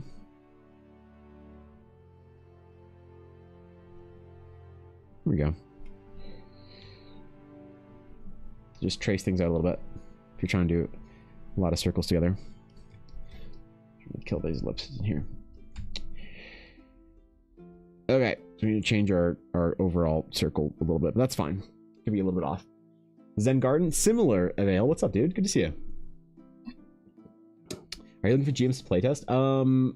Eventually, yeah. On my Discord, I'll be posting the adventure in beta in early April. And then like the adventure is gonna be free. Like I'm just doing this for my Discord for everybody. So yeah, I mean if people want to playtest it, that's the idea. So I'd find some sort of like reward or fun thing to give people to playtest it. Used Twitter went Blue Sky, and it's kind of crazy to hear the experience so different from you because my reach is way better over there. Oh, that's interesting. Yeah, I don't know. I like both are kind of irrelevant to me for my growth and stuff. Like I've gotten, since the year started, I've gotten 3,500 subs on YouTube and like 1,000 followers on Instagram and like almost 4,000 followers on TikTok for video. But like Twitter is just, and Blue Sky are just still like hard irrelevant, you know, whatever platforms for me. So yeah, it's really bizarre, you know. Can put in table insert for each with small examples of major systems for each encounter, but that's a lot of work. Well, I'd love to do that eventually. Yeah. Think Evan should reinvent the wheel. It'd be cool. Well, I'm gonna. Okay, I'm gonna. Don't think I won't. You know something about art? Both artists and software engineers do merge things. Artists merge layers and programmers merge branches. Ooh. Merging thread pools. How about that? Blue Sky did a good job of acquiring content creators, but it'll forever be hard to acquire viewers. Yeah, I mean, Blue Sky is fantastic. Like, both people over at Blue Sky that are using that platform are having a great time. It's super like fulfilling and satisfying to watch. Both the Blue Sky users like have a great time over there. You know my problem with Blue Sky is, my big problem with Blue Sky is, so Twitter is a fucking dank cesspool, and I don't care what you say before or after the sale. Twitter has always been a dank cesspool. And Blue Sky was awesome when it was just creatives, but Blue Sky became a dank cesspool when all the creatives started complaining on Blue Sky the way they complained on Twitter. And I'm like, why are you guys just complaining, man? It was so good over here. I was enjoying Blue Sky so much when everyone was just posting their art and talking about their cool projects and stuff. And then one person decided to start whining about their, you know, whatever problem they want to whine about. Politics, who cares, whatever. And then everyone started whining and it became a dank cesspool over there too. I'm like, damn it. Maybe I just follow a bunch of artists that are particularly whiny. That could also be it. I'm not saying that's, you know, not potentially absolutely a case. I could just follow a bunch of whiny artists, but dude, the second someone starts complaining about fucking their government or some shit, I just, dude, I'm so muted so fast. I do not give a shit. And not that I don't think the problems are worth complaining about. Obviously, if you want to complain about it, it's fine. I just don't care to hear someone complaining. I just don't, man. I got so much to worry about in my own fucking day that I just do not care about. And like, I cannot spend the energy getting mad about things that are worth getting mad over. There's just too much in the world that you can be mad about.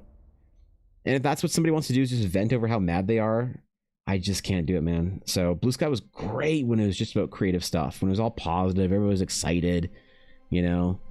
And then these like big artists that I follow and love are like, man, I love that we're so focused on art over here. Anyway, did you see that happened in the news? And I'm like, fuck.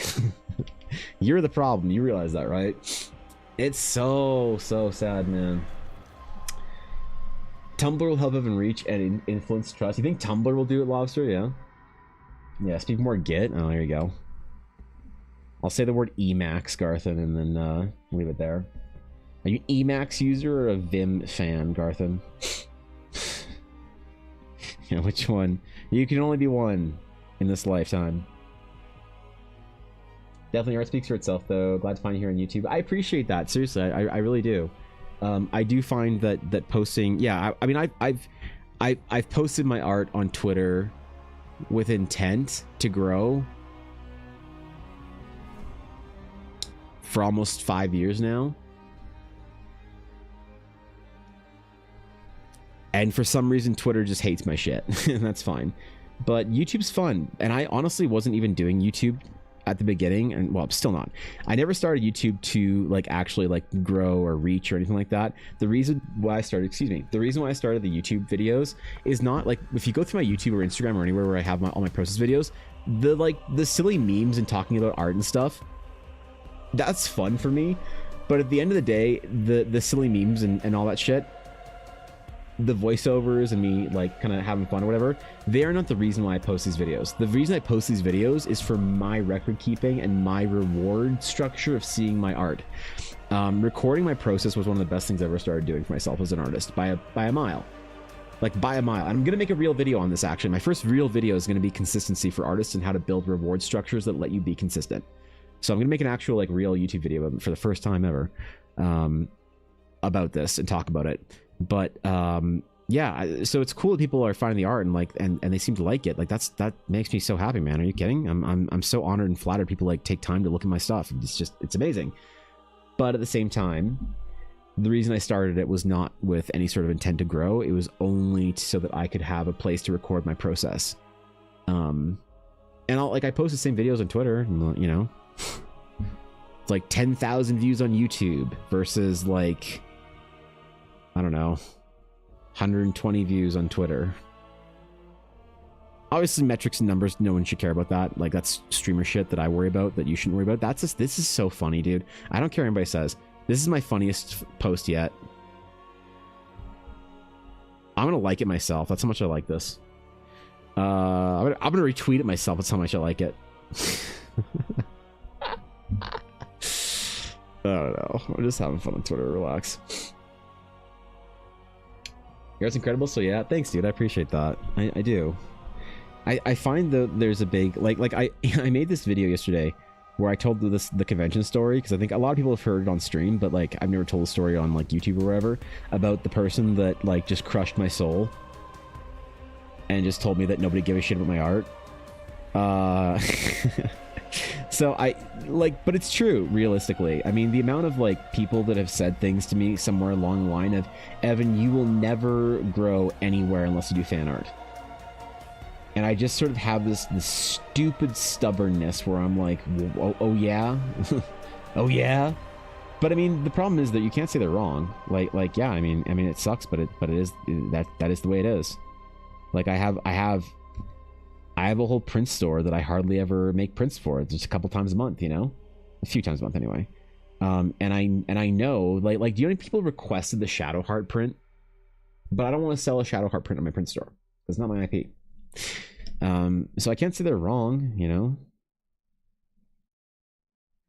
But I'm still just sitting here stubbornly saying that if I can't become an artist on my own ideas, I don't want to be an artist at all. I guess I don't mind. Like I like doing fan art. I actually really like doing it. I don't do a lot of it because I'm just too busy with Eldara, with the D&D project. So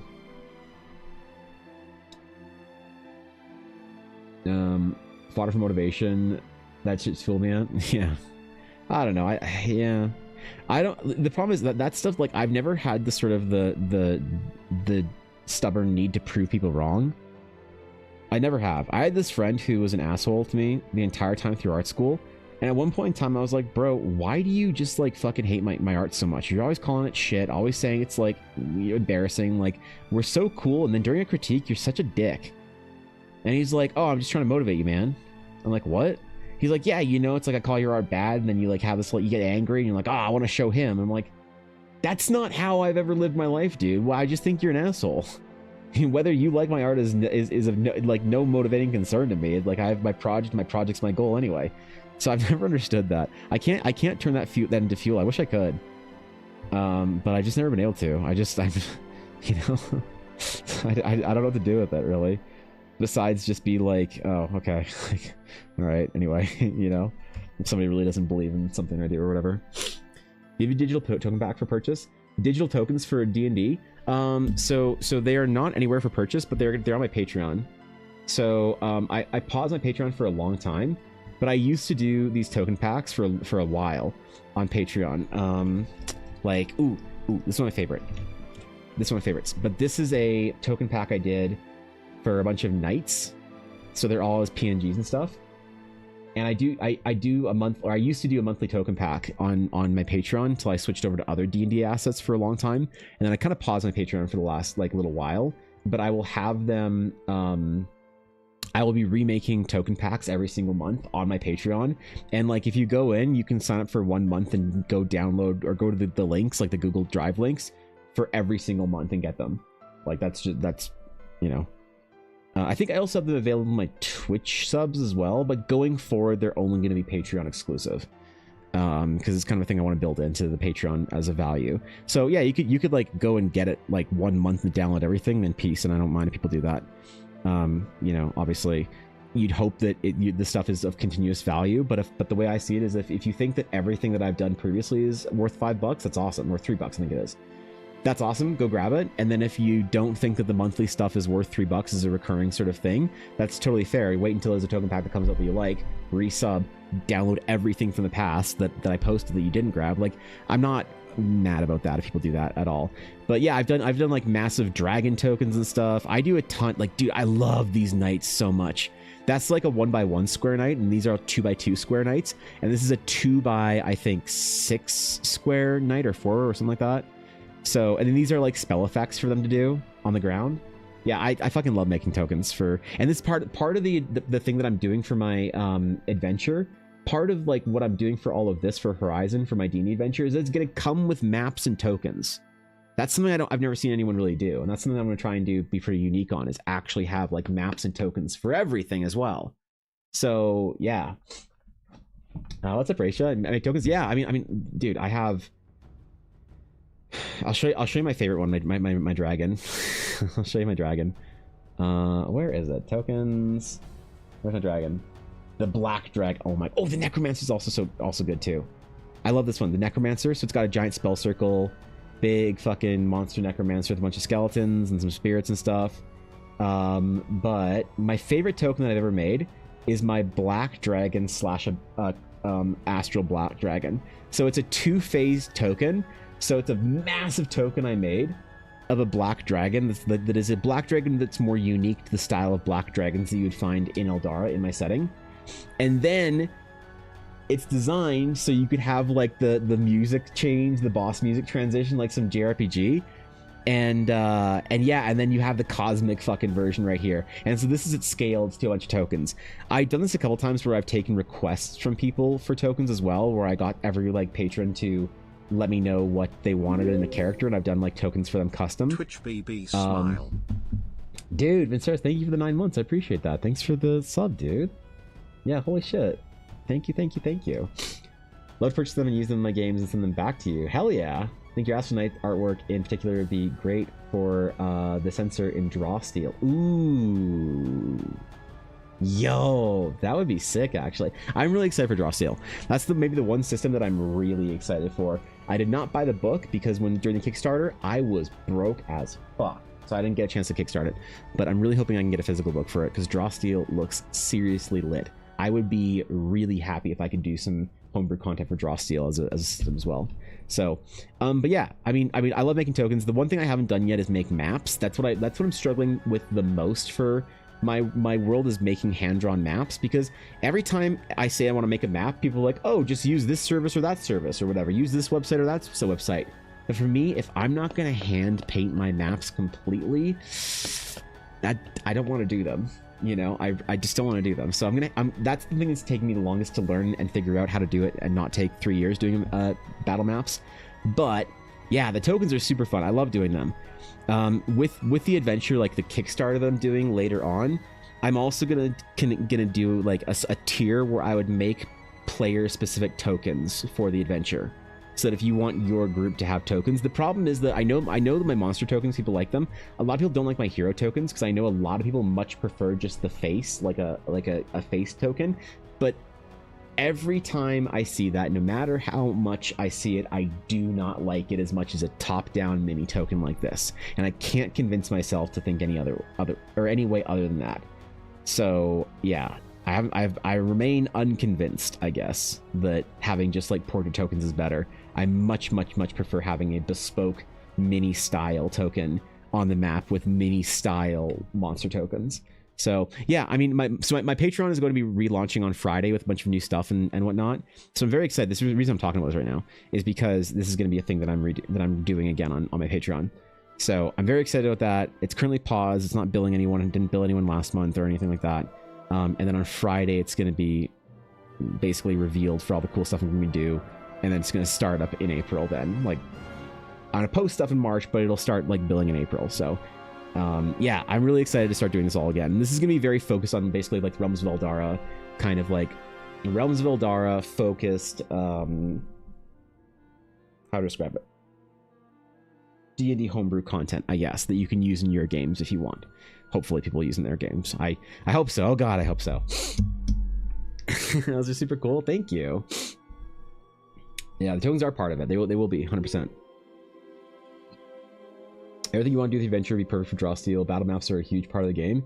Yeah, I mean, what, like, my goal is to make basically my game system, or my world and game and all that kind of stuff, system agnostic, because, like, so actually, this really weird, like, I don't know, this kind of freaked me out. Not freaked me out, but just confused me greatly. So I got a comment on a video that I really wasn't sure about. Maybe you guys can help me decipher this, but it also is kind of, it has to do with what we're talking about in a major way. So let me switch to my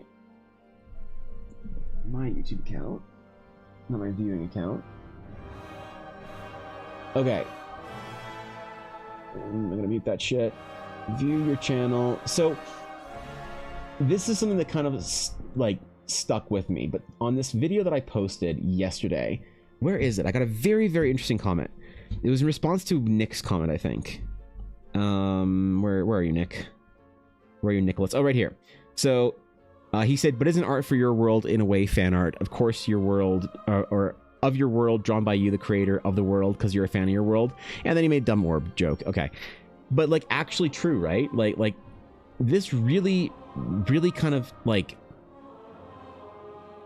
someone said generally it's considered official or concept art as opposed to fan art. Fan art typically applies to the art made of a licensed world or piece of media without official association with the original creator or current copyright holder. And they said they edited it. They said, I just realized this is art of a D&D world and not an original one. My bad. I guess just a different kind of fan art than people are used to.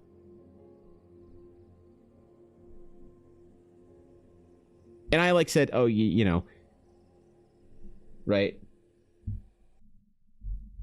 Like I'm not, this person was just like they just didn't understand what I meant. So super lovely person, awesome, love them, there's nothing wrong, I'm not mad at them at all. But this kind of misconception or whatever, if I say that I'm doing my art for a D&D game, do you think people in general are going to feel this way? That like, oh, it's D&D art and not your own original world? Because that's something I'm scared of. Whether I'm using Draw Steel as a system or D&D as a system or whatever, however that works, to me, I always want those to be tools in service of my world building and I never want to build for those tools. Do you know what I mean? It's like I would never use beholders in my game setting, because then it ties it links it to D&D intrinsically, and you can't get away from that. Now you're a D&D world. Once you have Wizard of the Coast IP in your game, you are a D&D world, as opposed to a fantasy world that you can play D&D in. That's the way I've always kind of built it, with a little bit out of order, I think, than what normal people do. So I really appreciate this person bringing that up, because it really made me curious as to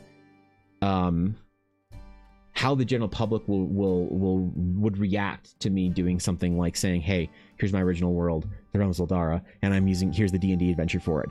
And basically that brings back to the question earlier, would it be better for me to do something that is system agnostic then?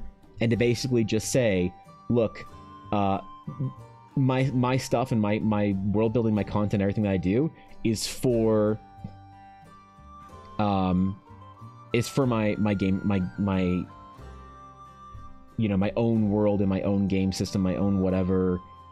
So you can use it in any game system you want, don't worry about it. Or if it's better to just say, like, I don't know, man. I understand what I'm trying to get. Because even I don't really know how to describe it that well, but it's like a concern that I have about how to brand the project and what to do. Do I write 5th edition kind of mechanics, or do I just make like battle map tokens that you can use in your games in whatever system you want? I hope you get into the Codex store. Is that the Drawsteel store?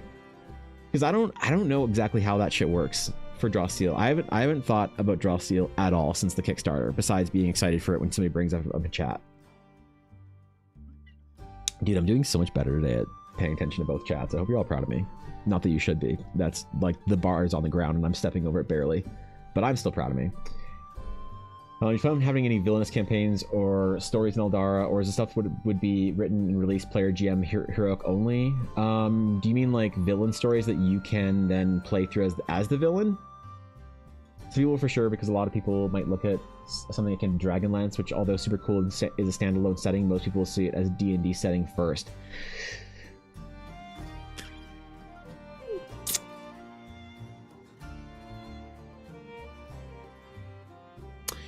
So would it be better than for me to say I'm making a system agnostic TTRPG rule or world, but I'm making rules for D&D because it's the biggest system right now as well? It's like, just like, how do you set the priority expectation for people? That's a really interesting point. Oh shit, dude. You need self-set colloquialism for TTRPGs in general too. Right, yeah. I think people will misinterpret anything fantasy world equals D&D world, but words are hard. Yeah. Describing as a fantasy setting which you've homebrewed. Might need to adapt your language mildly, but that's more just legalese. This is art for my story I'm writing, which is will be expressed across novels, art, and will eventually be its own TTRPG supplement. Yeah, right. It is just a matter of wording then, isn't it? In that way. Proud of you. We proud? Okay, good. Thanks, guys. I appreciate it. Crystal Big Room today? Yes, Dragonite. We were drawing a Sage Temple little art piece sketchy thingy today. But I'm itching to do a bunch of other stuff too. So it'd be kind of fun to do a magic item or whatever as well. Describing as a fantasy setting which you homebrew classes for would likely get the point across more. Like, how do people take X up and homebrew a campaign for it? Right. Yeah, language does matter there. Codex of their VTT in development. For Drawsteel. Really? Interesting. Good for them, man. I think that's the best thing you could do, is have a VTT developed for your game system. Hell yeah. Like, imagine if you built D&D Beyond and a VTT together and the system of D&D, but you didn't charge players an unreal amount of money for digital content. That'd be fucking sick. Yeah. If the VTT was not something you had to pay for, but a value add to D&D Beyond, I'd use that. I would. Yeah, that would make the value out of D&D Beyond high enough, the value proposition of D&D Beyond high enough, that I would subscribe to D&D Beyond if there was a VTT for it that functioned as well and what didn't cost a premium. Make world that makes separate D&/player guides for each system you want to use, like 5e1, a Drawsteel 1, whatever ones you want to use. Yeah, that's a lot of work for me on my end though, and I have to like consider, not that I don't want to do it, just I have to consider resources. So that's the kind of thing where it's like, that would be a goal on like Patreon, where if I hit a certain like support each month, then I could add like Draw Steel content or whatever content or Pathfinder content. And the reason why I can't do it is just because I have to take too many commissions to supplement, you know, the nonsense that I'm doing over here with you guys. You have a world where D&D can play in, but the rules are not a part of the world, just a framework to play there. Yeah, what I usually say, the way I usually word it, Elliot, is I say I use D&D to world build. I don't, as a tool to world build, I don't world build for D&D. And people usually kind of don't really understand what I'm talking about. So that's, I should really find a better way of wording it, to be honest. I really should figure out how to do that better. And, you know. So, God. Whew, yeah, man, damn. How do we word that? Oh, boy. Yep.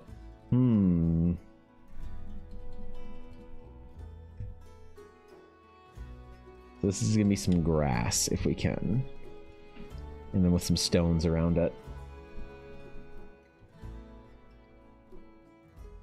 Because I want this to be, like, grassy and green inside of the temple. There is, for the Astral Sages, excuse me, a very, like, harmonious, kind of almost druidic association with the natural world.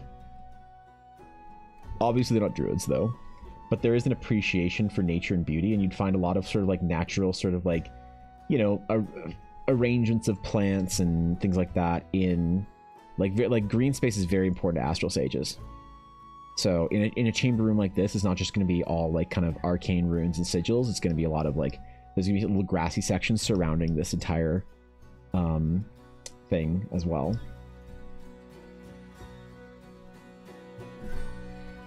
D&D helps build your world. Yeah, for sure. Yeah, but you know what's crazy about that, Raisha? I've never had the idea that D&D is first. What blew my mind when I first started streaming was the amount of people that were like religious about D&D and their world and their content. And the idea that if you homebrewed primarily, that was the weird thing. When I first like to get the kind of boomery, when I first started playing D&D in high school and junior high, if you told me that you used exclusively Wizards of the Coast D&D content, most people were like, ugh, boring, you know? That was kind of like a weird thing to do. But now it feels like when you say I don't use any D&D content, I exclusively homebrew, that's when people kind of get a little, they get a little like, it's as if that you're saying something arrogant. They're like, what, you think you can like brew better monsters than the monster manual, Evan? And I'm like, yes. Yeah, yes. Yeah, yes, that's why I do it. Correct. That's exactly my supposition here. Is that I can brew monsters better than the monster manual, because I'm not limited to what the context in the monster manual is. The monster manual is trying to make mechanics and stuff for monsters that work in like lots of different environments with lots of different parties and builds and stuff like that. I can build dumb mechanics into my own monsters and not have to worry about making it friendly to your average D&D player. I can just do whatever kind of crazy shit I want. You know, if it doesn't work or if it's broken, well, I'm the one that made it, so I can tell you exactly how it's going to be fixed. And I thought that was like standard for the longest time, until I started streaming and I got people like pushing back on that idea a lot. That was really weird for me, man. That was really fucking weird for me when I first started streaming, where I was kind of like, wait, do you guys not homebrew? And like collectively my chat would like cry out, absolutely not, you nerd. And I'm like, what the hell? Wait, really? Like, it was totally a complete flip on the ass of what I expected from like a D&D focused enthusiast community. Because even in my 20s, when I was working at the game store, in my early 20s, sorry, when I was working at the game store, most people I talked to also homebrewed. If you want, you know how it worked back in when I was playing D&D or I was working at the game store. If you wanted to follow a D&D world exclusively, what you did is you played Pathfinder, because they released a new adventure every month, and the new adventures for Pathfinder around that time were amazing if you've ever played them. But people always thought that D&D was the system of homebrew. But the culture shifted now. It's like, oh, are you playing with the Exandria book or with Eberron or with the Forgotten Realms? And you're like, no, I'm homebrewing. And people are like, oh, what? It's crazy, man. Brought the Paizo thing earlier because I'm the only one running D&D next convention. Pathfinder Society has over a dozen tables running from open to close. Really? There's usually room for Realms of Eldar to become a cult and have all kinds of devoted followers. That's the goal. It's RAA. Communicating is coming from various TTRPGs and 5e will be the first as well. Like, if you always deflect it with also in the works is Draw Steel Supplement and 4e Supplement eventually. Okay. You just throw that in there. But 5e will be ready first, even if those will never be finished, to downplay the 5e emphasis. Interesting. And I mentioned that I want to do Pathfinder as well, but for Eldara, but I don't talk about Draw Steel and the other ones. So Pathfinder 2 is pretty sick, is what I've been playing on our table since D&D Craft and Beta a while back. Yeah, I haven't had any experience with second edition though. If I understand, their plan to release codes with the Draw Steel books and PDFs and let you own them in the codex as well. If MCDM, Elliot, releases codes so that if you buy a book physically, you get the digital book as well, I will personally simp for Matt Colville for an entire week's worth of streams. I will just draw portraiture of Matt Colville for one entire week. That is such an obvious move that you should be doing, I think, as a TTRPG developer, and yet common sense in this world isn't so common as they say. So if the MCDM actually does that and gives you free codes for the VTT and all that online for their D&D Beyond, if you buy the physical book, because that's what I thought happened when I was working at the game store. I remember when D&D Beyond came out and someone bought a book and I was like, wow, that sounds great, you know, D&D Beyond sounds like a great tool. And someone bought a book and I hollered at the manager and I was like, hey Greg, where are codes for D&D Beyond? And he kind of waddles over there and he's just like kind of, you know, really cool, funny, but like kind of awkward little English dude. And he's like, what do you mean, Evan? What codes are you speaking of? And I'm like, no, I mean the codes for D&D Beyond, because this guy over here is buying a book. He's buying a PHB for 5th edition. So where does the code do I give him for D&D Beyond? They're not in the book yet. So are they like a card that we give out with them? And he's like, no, there's no cards or anything, Evan. Unfortunately, he'll have to buy the book again online. I was like, no, because the book was full price online. It was like $40-something. Or like $50 or whatever. So like, yeah, no, like WotC doesn't, they don't want you to buy the book physically and then you have to buy it for full price again digitally. No, like, are we getting codes anytime soon, or is this like it's not available in Canada? He's put his hand on my shoulder sympathetically, and I shit you not, all he said was, after all, it is published by Wizards of the Coast. And then patted me a couple times, then walked away. So yeah, so I don't know. Invaders A, thank you for the follow. I appreciate it. Welcome, dude. Oh shit, I didn't catch you on YouTube. I'm sorry. I'm trying to be good at both my chats, but love your art. I make art also, and your art is such an inspiration to me, dude. Invaders A, that's really cool. Thank you. I'm honored. Yeah, thanks for following over on Twitch too. I am trying very hard to pay attention to both chats, but I have to kind of like bounce between them a little bit. So Monster Manual is a good start, or a good sort of thing to use to fill in, and I love it when Monster Manual's monsters are interesting, but especially with 5.5 or whatever, the monsters are so bland. Yes, that's what I always thought, is that you can do crazy effects and things with monsters if you brew them yourself. So Voucher Tail Spire for VGT, lots of cool stuff you can do with it. He's not wrong at all, right? You know, on D&D Beyond it's worth $30 each, but then the last year or two they increased it to 40 each. Oh, I noticed we were saying, wait, we've never seen Evan's old boss and Emperor Palpatine in the same room. He's not the Sith Emperor. He's a dry Englishman that really likes board games. Come on, man. He's not the Supreme Chancellor, we think. When you buy a physical book from their store, they also email you the PDF. From Draw Steel? Is that a thing? Bye for now. Alright, take care, Dragon Knight. Appreciate it. Is that actually a thing? If you buy a book from their physical store, the Draw Steel also emails you a PDF. Don't mess with me. Don't do this to me. Don't joke about this, alright? I can't, like, I won't be able to take this if it's a joke. I'm about to get too excited. I'm about to go buy a book right the fuck now. His name Frank? No.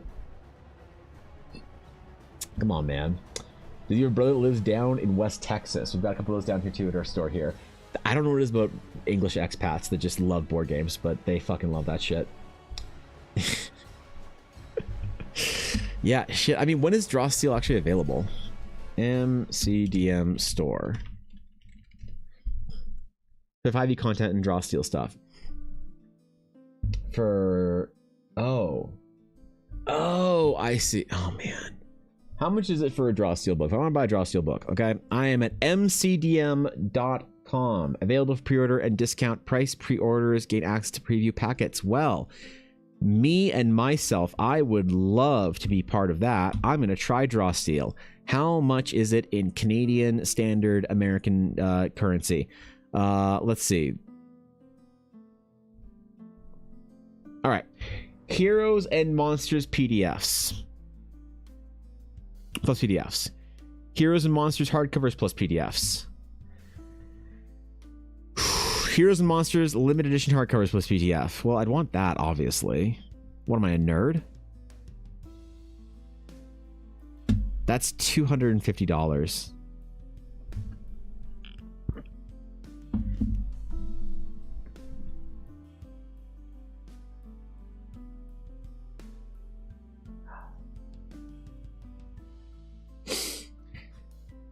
Oh boy.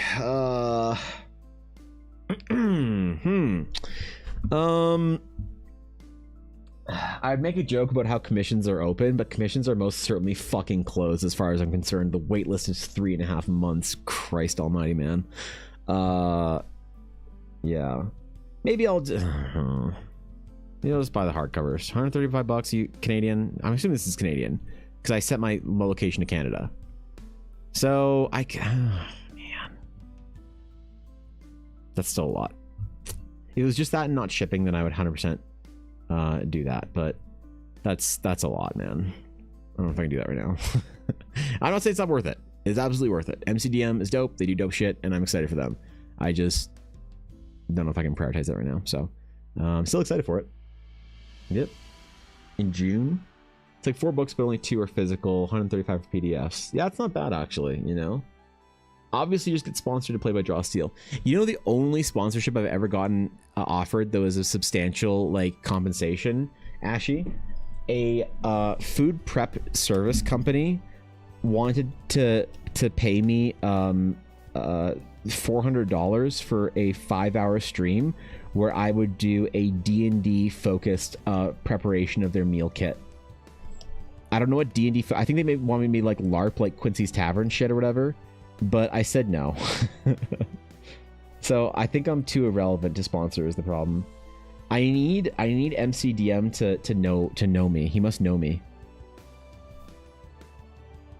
I need to grow a beard and start talking about Netrunner and Neuromancer. Is that how you get Matt Koval to notice you? Neuromancer is the greatest book of all time, except for the one that Matt Koval wrote.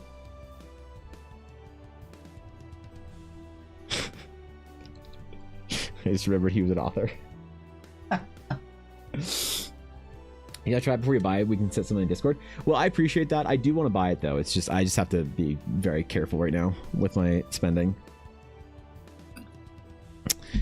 Yeah, I have to be very careful. I've been doing a lot of like work and stuff recently and commissions and whatnot, but unfortunately my wife just did go on a new medication that's not covered by our insurance and is almost $1,000 a month. So gotta figure that little surprise out for the next little while.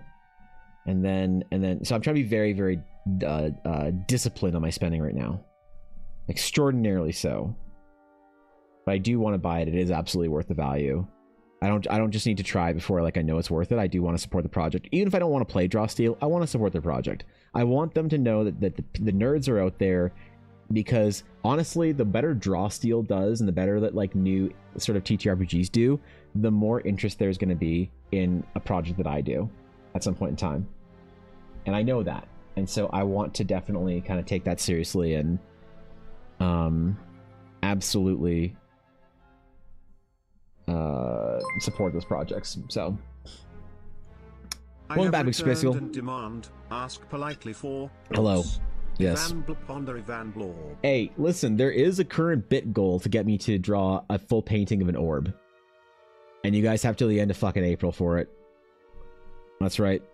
That was what was memed into existence, Mr. Pixel. If you check the current bit goal on Twitch, that is for a full-on, like me flexing and showing you my might and painting, doing the 40-hour orb painting, okay? So, you said the VTT is likely going to end up on Steam, which is when I'll probably buy it. That's brilliant. If the VTT is available on Steam, I'm down. I like Foundry and I use Foundry for my games, but the problem is I'm also not smart enough to play with Foundry. Like, Foundry is such a powerful product, but it suffers from like the thing that Photoshop and World Anvil and like really powerful tools suffer from, which is a little bit of overwhelm. Didn't see that one coming, did you? Well, in that case. Thank you, Mr. Pixel, for funding 1% of the orb painting. Remember, 1% of that orb painting will be dedicated to you and you alone, Mr. Pixel. Thank you for that. What's wrong with you guys? Thank you for that. I appreciate it. Yeah, Foundry's great. It does so many cool things. I love Foundry way more than I ever enjoyed Roll20. You know, I'm not mad at Roll20 either, but like, I don't know, man. After you see some of the stuff that Foundry lets you do, holy, yeah. Can't see the goal on the phone app. Really, you can't scroll down. Damn, doesn't let you show that kind of shit on the phone. It just like says here's the stream and here's the panels, nerd. Doesn't show you any of those stuff. Really. Also, you know what I found amazing? Speaking of watching Twitch on the phone, I went into my analytics because I was just curious on YouTube. Most people watch my videos on their phone, like 80%. Some people watch it on the desktop, which is cool. Like 3% of people or 5% of people or whatever watch it on tablet, which is cool too. But you know what I was blown away by? 1% of my YouTube viewers watch my videos, my shorts, on their TV. And I was like, I've never watched a YouTube short on my TV before. What is that experience like? How do you scroll? The fuck? I have so many questions for YouTube TV users. Not that I'm mad. It's great. I just have questions, you know. 95,975 more bits to go. There you go. Thank you, Ashley. I appreciate it. Thank you. Thanks for running that calculation there. Like the easy use of Roll20, but no Foundry is much more fun to DM in. I think if you have time to prep, oh man, you can do some amazing shit in Foundry. Like, can you create a Foundry map and then export it? Like, could I create a map for the battle maps with like sounds and things like that and do all the Foundry stuff that you can do and then give it to you guys to play when you play the Horizon Venture in Foundry? That you can just use all the things. Like, I spend like days setting up the map and then you guys can literally play it like that. You can? Really? Oh, that's gonna be a fucking stretch goal then for Horizon. Or sorry, for the full adventure, is to have all Foundry maps set up by me with sounds and music and ambiance and tokens all built into it and everything. Oh, hell yeah. That's so sick. That's unreal. Hell yeah. Floating curve, but it's doable. I've been using it for 3 years now. I've been using it for 3 years too, Raisha, but I still don't know it because I just basically use it as a background for my players and interface for them to roll. But then again, to be fair, I haven't played D&D really with a group in like maybe almost 6 months now. I think about it. I think almost 6 months since I've had my group. The problem is nobody wants to play D&D with me because I don't want to play D&D with any of them. No one wants to play in my stupid fantasy world. Except for my wife. So I'm going to start playing D&D on her stream with her. I'm doing a game with some of my VTuber friends on Thursdays for a little while. How exciting. And then after that, oh shoot, yo, hello my friends. Hello. Welcome in. Yo, what is up? Casey Snowart, thank you for the raid. Good God, welcome in everybody. Good to see you. How is stream? Tell me of adventures. Tell me of tales. Welcome in my friends. Honored to have you. Hello. Good to see all of y'all. Yo, I'm honored. Thank you, Casey. Thank you for the raid. What are you guys doing? Long time lurker, first time raider. Oh shit, really? Oh damn, dude. I'm honored. Thank you very much. Well, welcome in, friends. You caught me in the middle of my Eldara Sketchathon. basically, I'm just trying to get a bunch of work done for my my D&D adventure. So, yeah. Raiders. No, don't. It's not a cult. It's not a cult. Damn it! It's not a cult. Okay, shit. Thank you, Ella, for doing the shout out. I appreciate that. Yo, go over and drop a follow and show some love, yo. For Casey, that's fucking awesome. Seriously, I'm good God, wait, this is so cool. Holy shit. Wait, what the fuck, dude? I'm so impressed. God damn, yeah. Go drop a follow for Casey. That's unreal. And welcome all of the wonderful raiders. Digital illustration and sculpting in the afternoon, though. Yeah, I see your sculpting work. It's unbelievable. Yeah, oh, shit, your illustration's amazing. Good God. I'm humbled. I'm honored. I'm a fan, all right?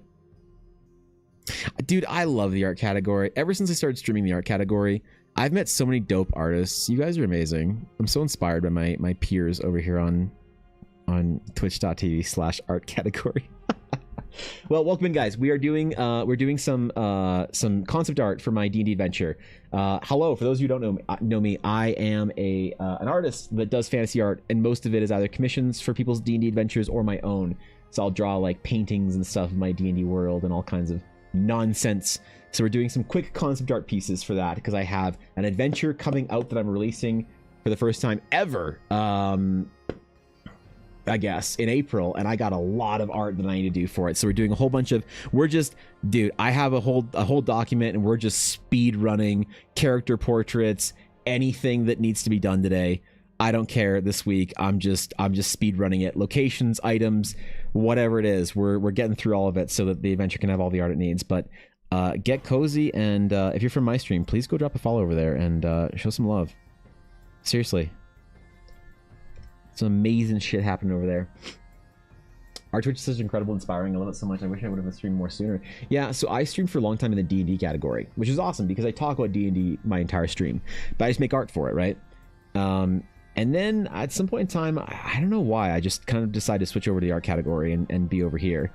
And I've met so many dope artists and heard about so many cool projects. It's just kind of inspiring. Like that's the one thing about a lot of freelancers or like self-employed artists that don't like, if you're streaming, you're likely not a studio artist. You're probably self-employed or freelancer or hobbyist or whatever.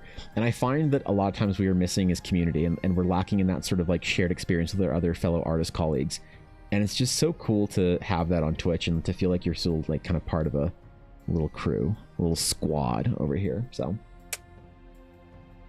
an artist that does art. Shut up. What's up, Nod? How's it going, dude? I'll be lurking, gonna draw my D&D party. I'm good, all good, since you might ask, how are you? Okay, dude. I'm great, not. Thanks to the lurk, bro. I appreciate it. Good to see you. I know Casey is awesome. Atomic Sorcery. Wait, oh, she's awesome. Atomic Sorcery says hi. Casey, Atomic Sorcery says hi. What's up? I have my YouTube chat open as well. So, she does a lot of awesome wildlife art and has a huge heart and nothing but a great person. Well, a ring endorsement from my my dearest chatters over on YouTube, Casey. They know you too, so love cult art. It's not a cult, Smugsy. It's just okay. I drew an orb one time. You know what? I'm not gonna explain the orb cult. I'm not gonna explain the orb cult. You can't make me. You can try, but you can't make me. 100% agree. I always tell my artist friends to stream on Twitch. Feels like I'm gonna sit down, draw by myself. I might as well turn the screen on. Yeah, for real, right? Worship an orb. No, we're not. It's not a cult. Still, god damn it, it's not a cult. Okay, I swear. Anything you hear about the orb cult is overstated, overblown, and at this point in time, completely untrue. Okay. The orb is not a cult. I am not its cult leader, and there is no Kool-Aid. Don't listen to people in my chat. They're just gonna mess with you guys. You guys wonder why I can't raid on Twitch. If I had to bring you idiots over with me, and you start telling some poor art streamer about how I'm a cult leader, they're not gonna know it's a joke. And they don't know it's a joke, by the way. Y'all have weirded out other streamers when I've raided over before. So I had to stop. I mean, it's funny, but like it means I can't raid. Jesus. Never been in a cult? Zay, it's not a cult. Damn it. Okay. Okay. I'm just sitting here drawing a rock, man. That's that. Oh boy. Wait, I just had like a PTSD flashback of when I was called a filthy rock painter at that game studio I worked with. Twitch raids are expected to be weird. They are, but the problem is some of my dearest and beloved guild members in my chat don't know how to not make me seem like a complete fucking weirdo to people. Dude, they freaked out. I rated this poor little artist one day, and they freaked her out so much that a mutual friend had to apologize for me. And you know what she said? She said, tell him not to worry about it, but just please don't raid me again. She said those exact fucking words. I saw the Discord message. She said, tell him it's okay, but just please don't raid me again. And they think it's not they think that people don't get weirded out, man. God damn it. Just say from experience. That's what I'll say. Stop it. No, damn it. We do have orb stickers, and I need to take the plunge in buying them. Yes, if you want an orb sticker, Garthen. Yeah, true orb. You want to be part of a cult, and you haven't bought your orb sticker from the Evan Blair Art print store? Are you even an orb worshiper if you don't have multiple Evan Blair Art orb stickers? Like, come on, bro. Listen, if you guys are gonna make a cult, I'm definitely gonna monetize it for the meme. So don't fuck with me. I played World of Warcraft for far too long not to know how to microtransact people. I will make the orb a microtransaction if you force my hand. I mean, Yuna will too. She's mad by this whole thing. Why'd you start barking during that? What's up, Jules? We aren't that bad, are we? Oh, Mr. Pixel, I don't raid on Twitch for a couple of reasons, and the first reason is because I tried back in the day. I've tried. So I can't, there's two categories of people I cannot raid on Twitch. I cannot raid, one, people I don't know, and two, VTubers. Those are the two classifications of people that I cannot raid on Twitch. Because what I should do is just ban people in my chat that make me look bad. But I don't like doing that, so I'd rather just control the chaos. Like, I'm like the Lich King, right? I have to like wear the crown for the scourge or whatever. I have to absorb it. Get an orb tattoo. Are those instructions? No, it's not a... Damn it. God damn it. It's also why I use the rule of keep stream jokes in stream. Don't take them out of the stream. Right. I don't know. I know it's just an issue of me not policing my like stream well enough, but it was just easier for me to just to say... Yeah. Which sucks because I really do want to make more friends in the Twitch art category, and there's no better way to do that than to like go over and raid someone new. I always take it as like a humbling kind of introduction of potentially a new streamer friend when someone raids me. And I'd love to be able to do the same thing. Yuna would not. She's mad. Apparently there's a raccoon, a mailman, or a bear at the front door. And because I live so far deep into Canada, I don't know. Whenever she starts barking, sometimes it's literally a black bear. So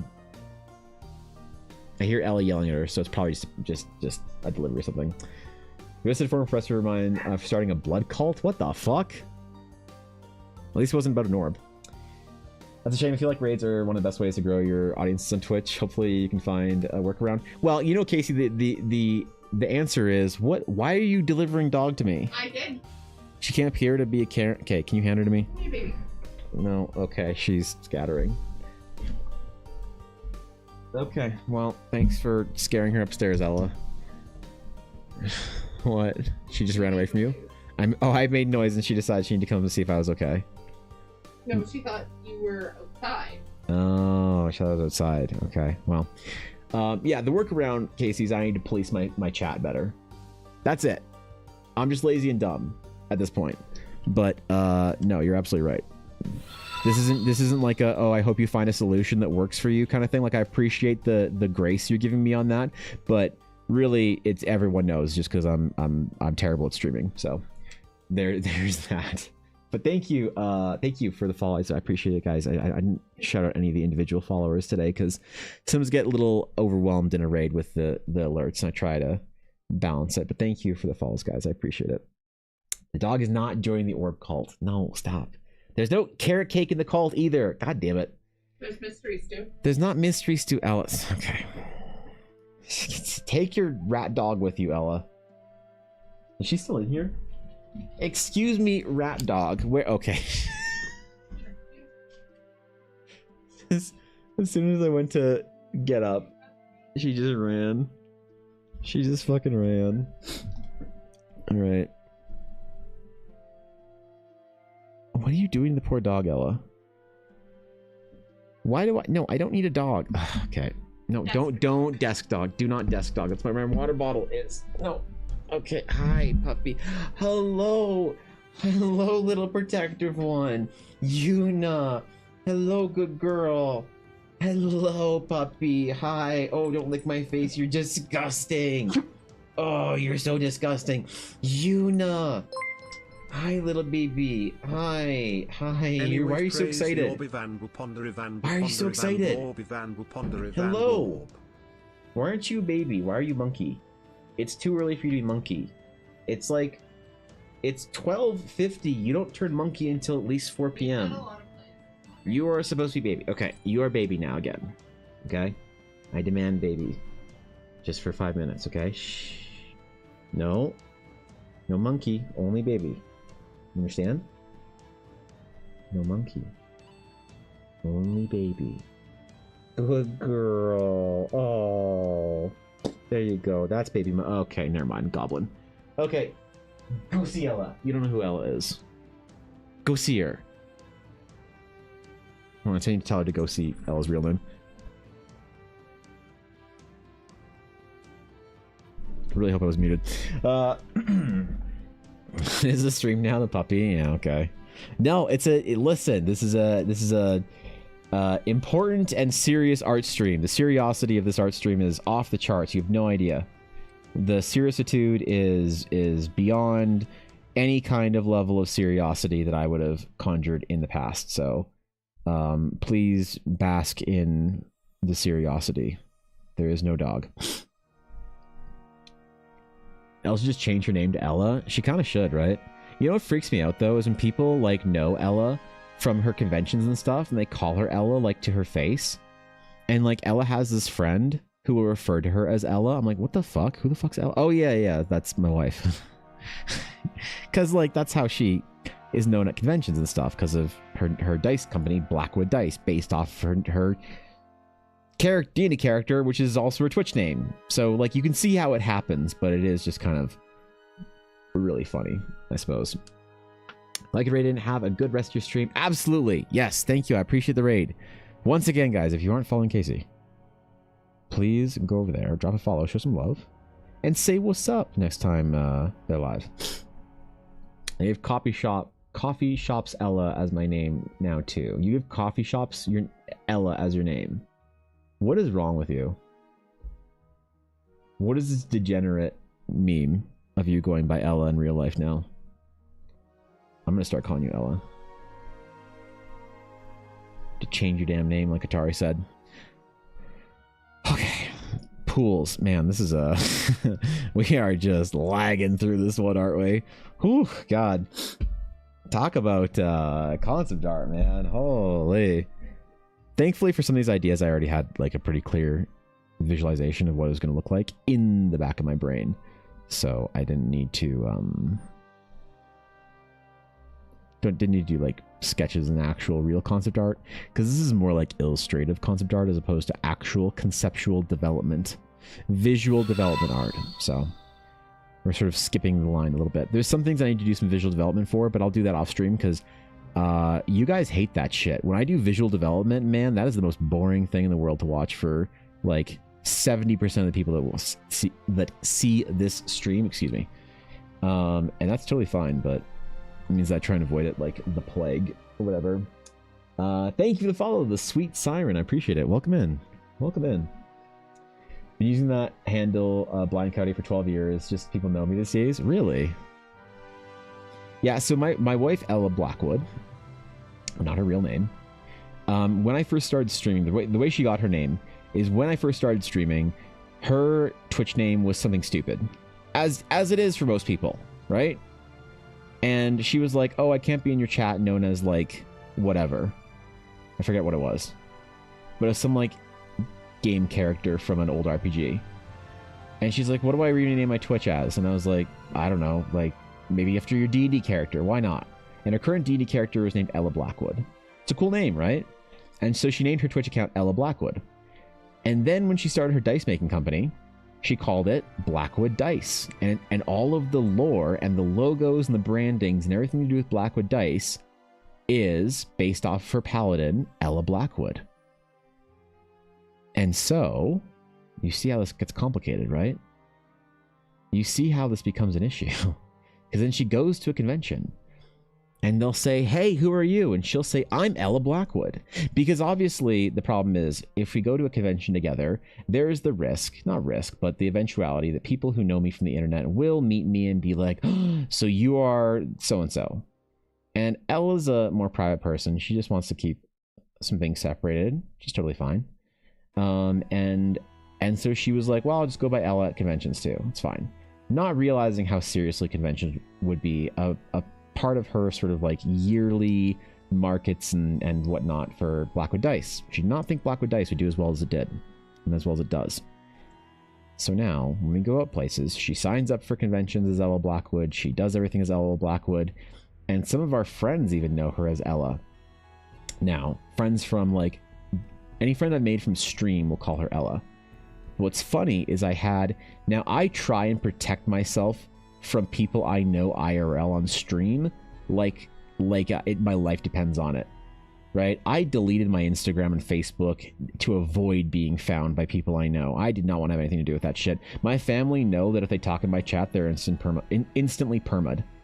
And I've made that threat to people in my family, my relatives before. They all know it. But occasionally I'll get a friend that'll watch my stream that somehow knew or found or whatever. And I had one such friend say, hey man, how's it going? I saw your stream the other day. And I'm like, oh, hey, thanks. And he's like, yeah, it's been a long time. I didn't know you're streaming. That's awesome, dude. I'm like, oh, yeah, thanks, bro. I appreciate it. And he's like, yeah, just, how's life been? And I was like, good. He's like, outside of streaming, how's things been for you personally? I'm like, fine. Why? And he's like, well, I just, I don't want to pry into anything that's like, kind of difficult, but I heard you seem like you were calling to somebody that seems like your girlfriend and you were calling her Ella. So I was just wondering what happened to, and then like Ella's real name. Did you guys did it not work out? Did you guys get a divorce or like, what's going on with that? Like, no, that's her Twitch name. I just call her online. I'm still married to her, still been together, still, oh God. Oh God. It was one of the worst conversations I've ever had. And I've had a Discord call with you know what, I'm not gonna throw shade at my streamer friends. I was gonna throw some shade for no reason. Had the same handle since Modern Warfare 2 days? Or is that Mech Warrior 2? Mid-90s. I don't know, Mr. Pixel. How many times you say like? Really? They say a lot? That's sweet though, they care because they kept track of the facts. I guess, yeah. Modern Warfare 2. Yeah. Need to introduce Evan to the Tusk Father. Who or what is the Tusk Father? The fuck? What is this meta? Who is this individual I'm unfamiliar with? My lack of familiarity with them is a shame. And I apologize. It sounds like a very similar handle to somebody who asked me to do something unspeakable on Instagram a couple weeks ago. For some character art for them. So, yeah, I don't, that's not, Not that it's the same person, obviously. I just had a little flashback moment. They were an orc enthusiast. They wanted me to do some orc-related art that was unspeakable on stream. And I said, no thank you. I didn't even tell them there was an extra fee for that. Did not even tell them there was an extra fee. I've had to tell people recently that there'd be extra fee for work and projects that they want me to do, but this one I just kind of left it and said, no, sorry. I'm not drawing your orc OC doing that. Sorry, Mr. Tusk. Every time you say something is unspeakable, it just makes me more curious. I mean, you can use your imagination. Somebody who has an orc character that they get commissioned art for all the time, like, just use your imagination. Use your imagination and then take this additional piece of information that even if I wasn't age gated on Twitch, I still probably couldn't talk about it. People are wild, dude. Like, I thought that it was a whole thing in the NSFW art commissioning community that you didn't like propose those kind of commissions to people that weren't obviously NSFW artists. But some people are wild, man. They just assume they'll walk in and be like, yeah, I'm looking for 2 guys with their, you know, you're like, oh, we're just getting into it. Okay. No, nope, I'm good. Sorry. Yep. Sorry, man. Can't do that. Now, I am working on a commission, I will say, that I can't show on stream because it's a bit too spicy. But I always do say that if I can't show it on stream, there is an adjustment fee for that. If I can't post it, can't show it on stream, I do charge more. But I'm not against doing a character art for somebody that has some sort of like informative, useful, or tasteful nudity. Like, I'm an artist, man. I've drawn way too many naked old dudes in art school to be like shy about drawing the nude human figure. I have no qualms about that. So like, if someone wanted me to draw their character and there was some sort of like, I don't know, like I said, artistically informed nudity in it, that's not a problem for me. I do charge extras simply because I can't do it on stream and then I can't post it on social media because I just don't have that brand. But I'm not mad about it. I'm not shy about it or whatever. But man, some of the requests, holy god damn, you wouldn't believe it. I do not want to use my imagination about it. Thanks though. Look, it was instructions for the brave, Maggie. It wasn't a commanding sort of like direction. That's totally fine. I don't want to even use my imagination. Yeah, come on, I had to. Elizabeth Lumen, thank you for the follow. I appreciate that. Welcome in. Working in the furry community for too long. I have war stories. Yeah. I mean, like, I charge extra for the thing is, furries can't afford me. Everybody has these like jokes about how furries are so wealthy and will just like command money and resources like they hurl bolts of lightning. But I have never found a like. Every time I tell somebody who wants something that's like anthro or furry or whatever, which is often the same thing, they can't afford me because it's a 2x modifier. You want me to do something that's anthro? I just charge double because it's going to take me way longer to figure out.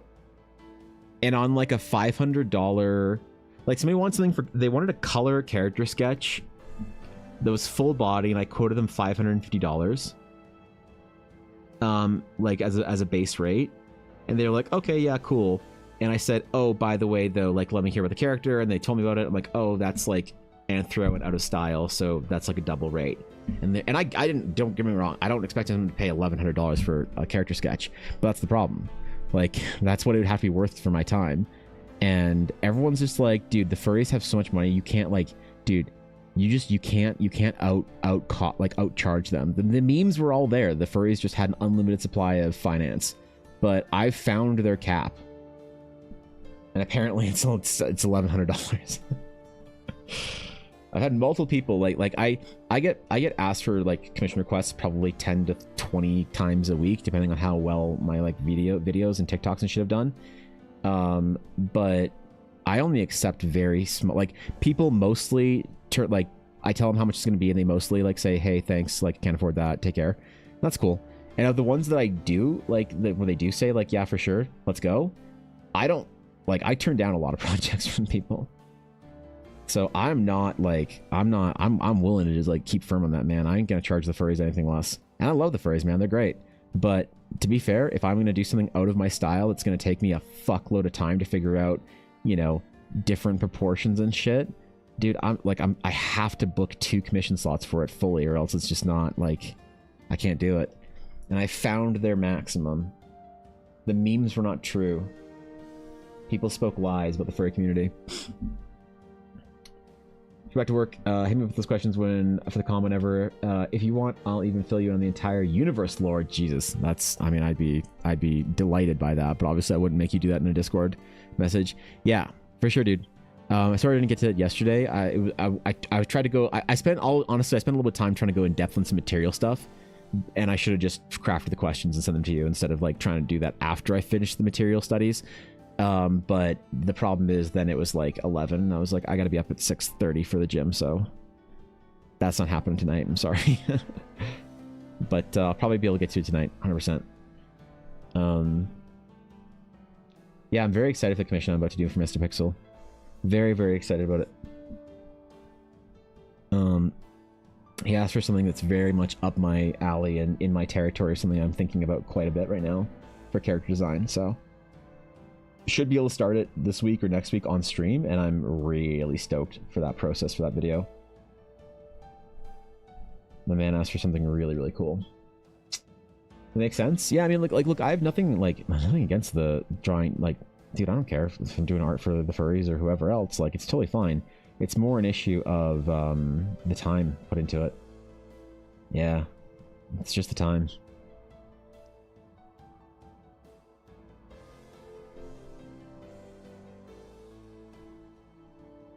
And I mean, being in the D&D sphere, you see a lot of, like, there's more in the eternal war of furries and weebs. You see more furries in the D&D community than weebs. Although the weebs are starting to take hold more and more recently. So we'll see how things go. But yeah, even then, I don't do a ton of work for the furries. It's kind of nuts, actually, when you think about it.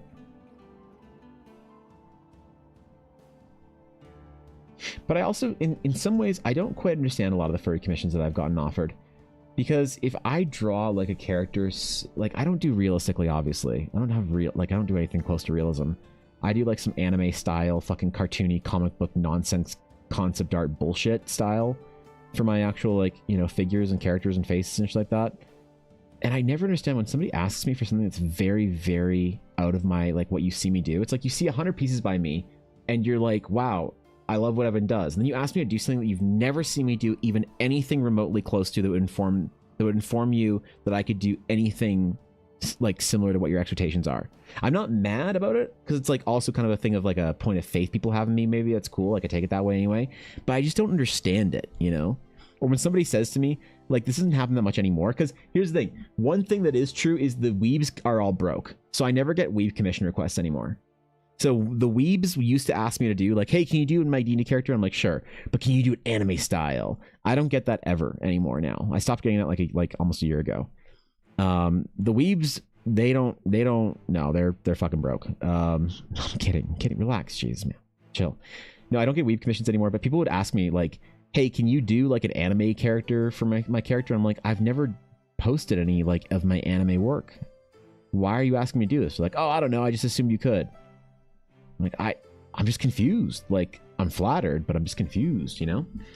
There's an uptick in weebs. There is an uptick in weebs, actually. Yes, there's a very much an uptick in weebs in the D&D community. Very strangely. I don't really know why, but it's very interesting. The weebs are they're coming out in a major way, man. They're showing up for D&D. Yeah, yes, dude. They're doing it. I had way more weebs in my Twitch chat recently for like D&D enthusiast weebs. It's great. It's awesome. They're logging off of Genshin and Wuthering Waves and starting to play D&D with me. Listen, I am of the weebs. Like, this is my heritage. These are my people. I am absolutely of the weebs. I've watched more anime TV, like anime series, than probably anyone that any of you guys know. Yep. This was my life for like 15 years. Is all I did was watch anime all day, every day. I've seen all of it. Every anime that came out from like 2004 to like 2019. I saw every single anime without exception. No, but yeah, I tried very hard when I was in art school to break my weeb artist tendencies and try and like really focus on the concept art style I wanted to develop. But I'm wanting to apply for commercial freelance projects, but the budgets are so much lower than private work when it comes to signing usage rights away. Yeah, I mean, I have like this. That's crazy, isn't it?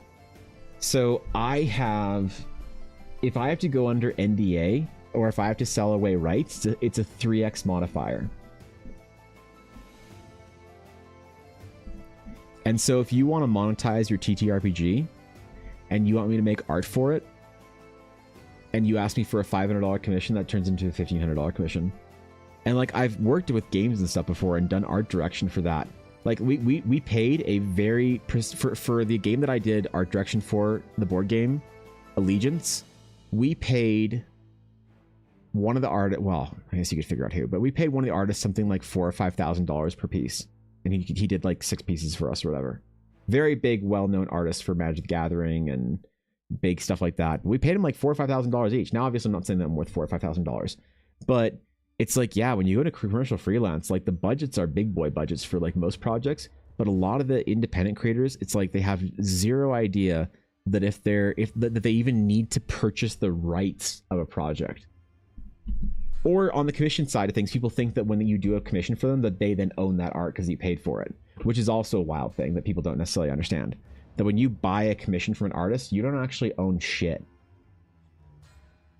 Like, you don't own that whatsoever. You're just asking the artist to do it for you. So you can't go off and like modify it and like do like heinous things to that art and have the artist not get mad at you or whatever, right? That's like a big thing for like, you know, private commissions that a lot of people don't really understand the nuance of, but it's an important thing to like at least consider, you know. Not that it matters for most people, especially for personal use, like whatever, right?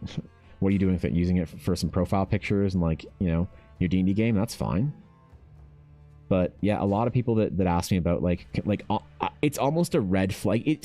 Right now, I won't say it's a red flag. It's a yellow flag. It's definitely a yellow flag when somebody asks me for a commission and they say, look, I've got this game I'm writing or a book I'm writing or a TTRPG I'm making or anything like that. As soon as someone says this, I'm like, there is a 99% chance that you have no idea what is going to go into actually contracting me and signing away rights and purchasing distribution and putting me under NDA. Like, you have no idea. And of course you wouldn't, because like, who the fuck understands that kind of shit? But yeah, the commercial freelancing stuff is real strange, real wild. It's a whole different, like, it's a whole different atmosphere that we just don't necessarily talk about as artists, especially like kind of more individual private commissioned artists.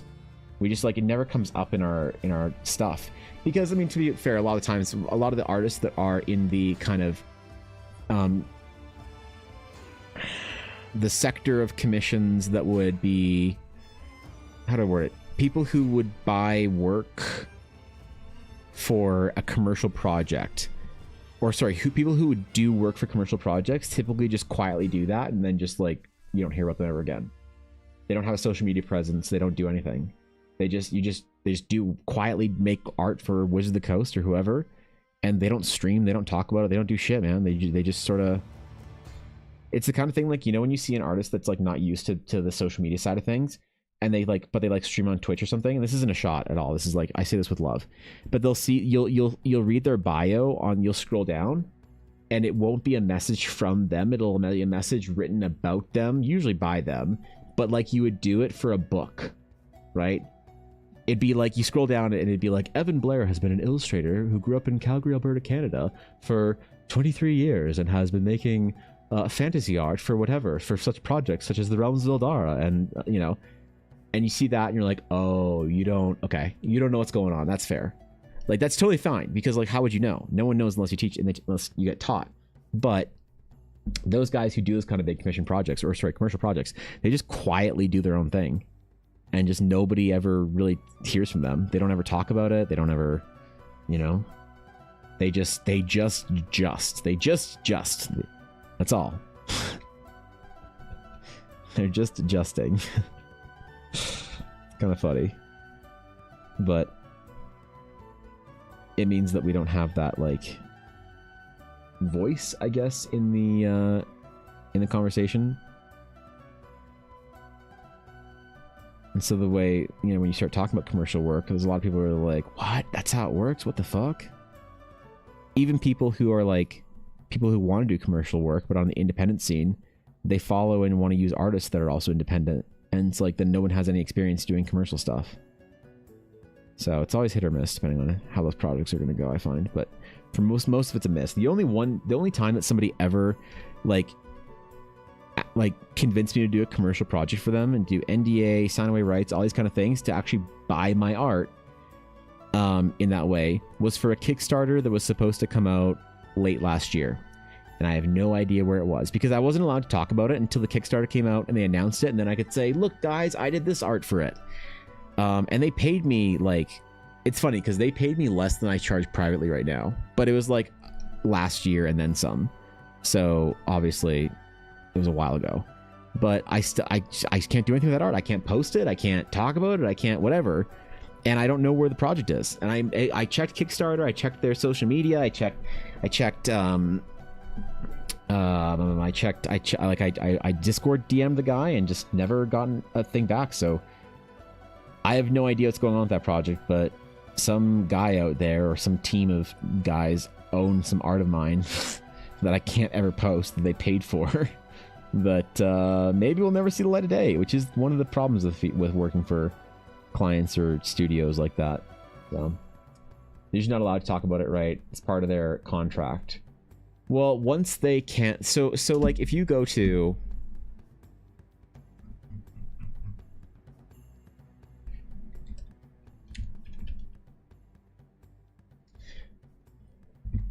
like, for instance,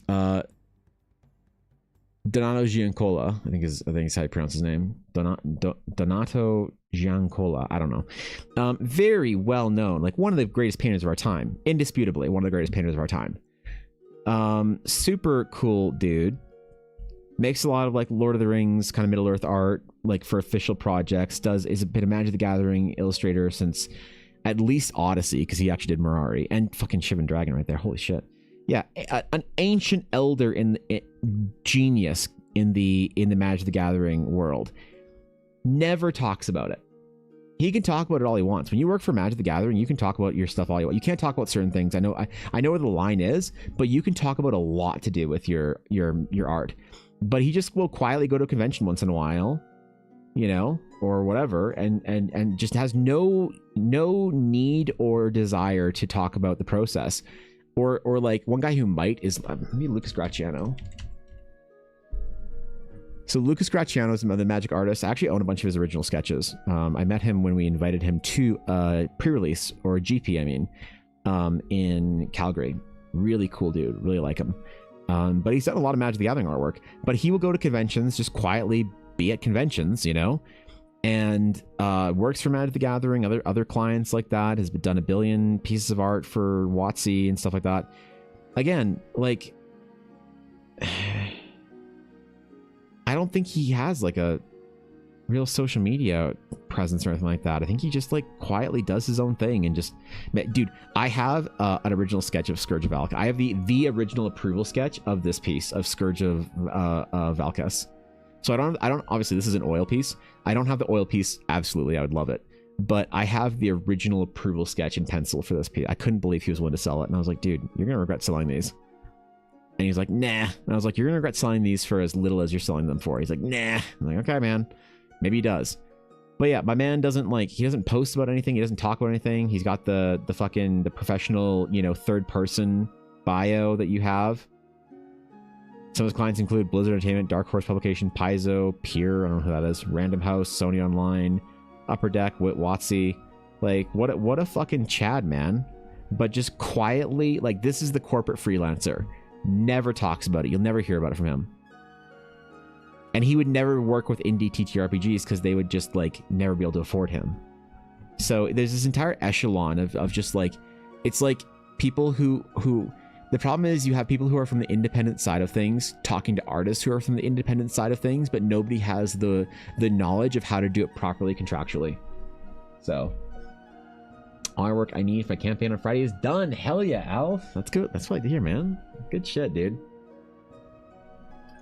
Every and Terry Pratchett's Discworld series. No, I've never read Discworld, mostly because when I was in high school, I had a friend who was known as the guy who ruined everything. Did you ever have a friend like that when you were growing up?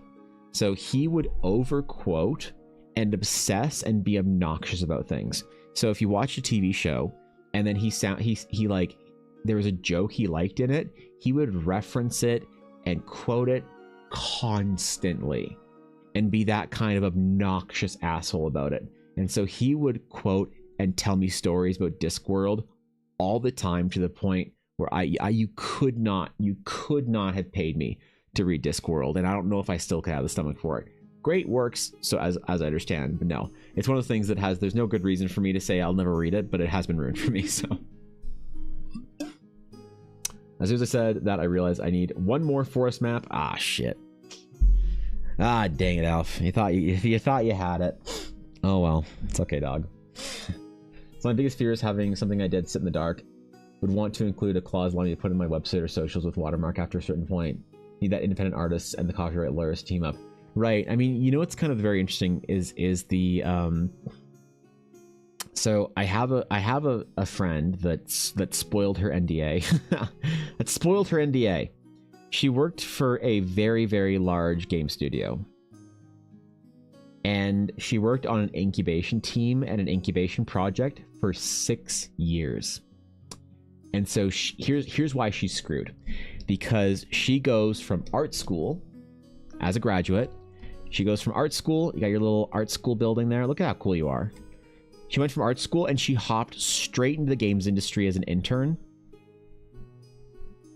And got in on some, like, she uses a very offensive word for it, but basically some, like, women in the gaming industry, whatever, she jokes about it. And so she went in as an intern, then went to her full-time position where she got hired onto an incubation team, which is just a whole bunch of question marks and no one's allowed to talk about it. And then the problem is that incubation project, after 6 years, got guillotined. And all of the art, though, for that project then is owned by the company that owned her incubation team and gave her the internship. And that art is just sitting in a graveyard because they might use it at some point in time. And why would they ever spoil the project? One, for why would they ever spoil the project if they don't need to? And two, what if people like the project? They're gonna be mad. They're gonna be like, why didn't you make this game a thing? And so the problem is she did 6 years. So she goes from, she graduates, it's like, I think like 22 or so from art school. I think she's a little bit older. I think she was like 24 maybe when she graduated from art school. Goes straight in as an intern, 25 or so, goes to this incubation team and is like 30 or 31 and is a brilliant artist. But the last like public art that she can show is from Art School Hero, obviously 6 or 7 years ago. So now when she's like trying to apply in the industry, she has nothing, a big old goose egg to show for her work. And the projects that she's put her life into for the last 6 years is fucking dead. She can't post it on ArtStation. She can't do whatever. She can't do anything with that. Oh God, what did I accidentally do? Okay, never mind. I just moved it. I'm done. So yeah, man, like that's a real issue.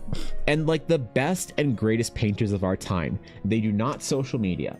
They do not do any of that shit. The best and greatest painters of our generation, for the most part, they work quietly at these giant studios as a principal artist, making $250,000 a year for Riot, Blizzard, whatever company. And then they will be told like, oh, by the way, my NDA dropped. Perfect example. I can show you. This is what I was showing this morning. So this was a tweet by this young artist. I don't know if she's young. Katarina Pooley. About World of Warcraft. I'm absolutely delighted to finally be sharing some of my work I did for WoW's last expansion, The War Within. I had the pleasure of exploring and helping design the Halifal Zone and Arathi tribe who inhabits it. What a Chad. What a Chadette over here, Miss Pooley. Basically no followers. Social media irrelevant. Amazing artist. Quietly goes into her studio, quietly does her work, and you will only hear from her once every 3 years when she's allowed to talk about her work. And that sucks because then where do we see these painters? How do we find their work? When it's stuck behind the corporate NDAs, which I am not criticizing the system, I get why it's there. We just don't get to see the work. Like there's so much beautiful work that we don't see. This used to be a sort of a taboo in the old ancient period of artists where it was considered to be a sin to hire a great artist and not use their work for display. That's why the artists, they wanted to work for the churches, for bishops, they do art for the cathedrals and whatever else. They do art for the king, and the king would show off their art to everybody. Snapback, thank you for the follow. Appreciate that. But it was considered sort of a sin to the arts, to the artist, muse, gods and goddesses of art, whatever it was, to commission and hire an artist to make a painting that you would squirrel away and hide in your mansion and not show the world. That it was considered to be a social faux pas. It wasn't cool where it's like, hey, look at this painting I've got from, you know, Da Vinci that I'll never show the world. It's mine. All of your other socialites would be like, what's wrong with you? You know? But the problem is that's happening now all over the place. We have so much amazing art that's just going to stay in a locker forever.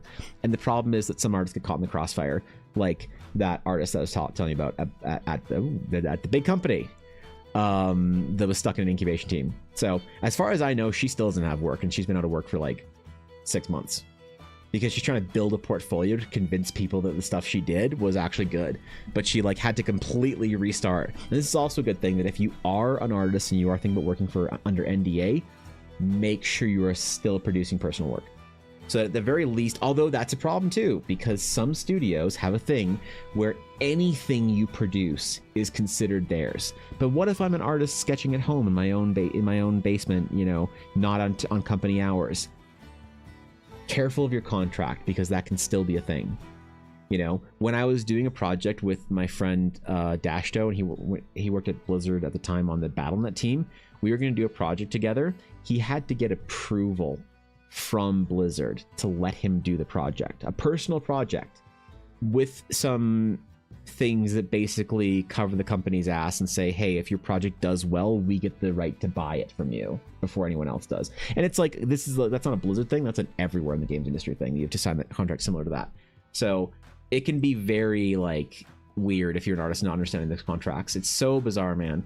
You got to be so alert and on point with understanding what you're doing when you go work for a game studio. But it can also be amazing. Like, again, these artists, the best painters of our generation, work at these companies for a reason, because Riot pays principal artists an unreal amount of money. You know, things like that. Blizzard Corpo, the Corpo mostly, yeah. The two proverbial wolves that run each company. The first doesn't mind letting the others keep or show their assets. The second group sees any asset as monetary value and doesn't want to let anyone use it because they want the money. If they can't get their money, then they don't want anyone to get the money. Well, that's true, but also there is, so you're absolutely right about that. But the problem is there also is, like I said before, the issue or aspect, you might not have been here when I said this, of if the company says, yeah, sure, artist, you can release all your art, it's for a canceled project. The problem is if you get someone like this who she releases her art and she says, wow, look at, if this wasn't Warcraft art, she said, look at all the art I did for this unidentified incubation project that got canceled. You'd have the social media people looking at it being like, this looks awesome. Why would they cancel the project? Oh, terrible company, right? So that can happen too, which is the other small sort of like nuanced caveat reason for why something like that could also happen. Is it also, so yes, and it's an expansion on the money, because not that doesn't directly lose the money, but it loses them sort of like brand and stuff, and that's then them losing money as well. So yeah, 100%. It's really weird. It's very bizarre. It's kind of tragic. It's a problem. It's an issue. Oh god, there's just no solving it necessarily. What do we do? We're artists. Draw booba for your furry clients instead.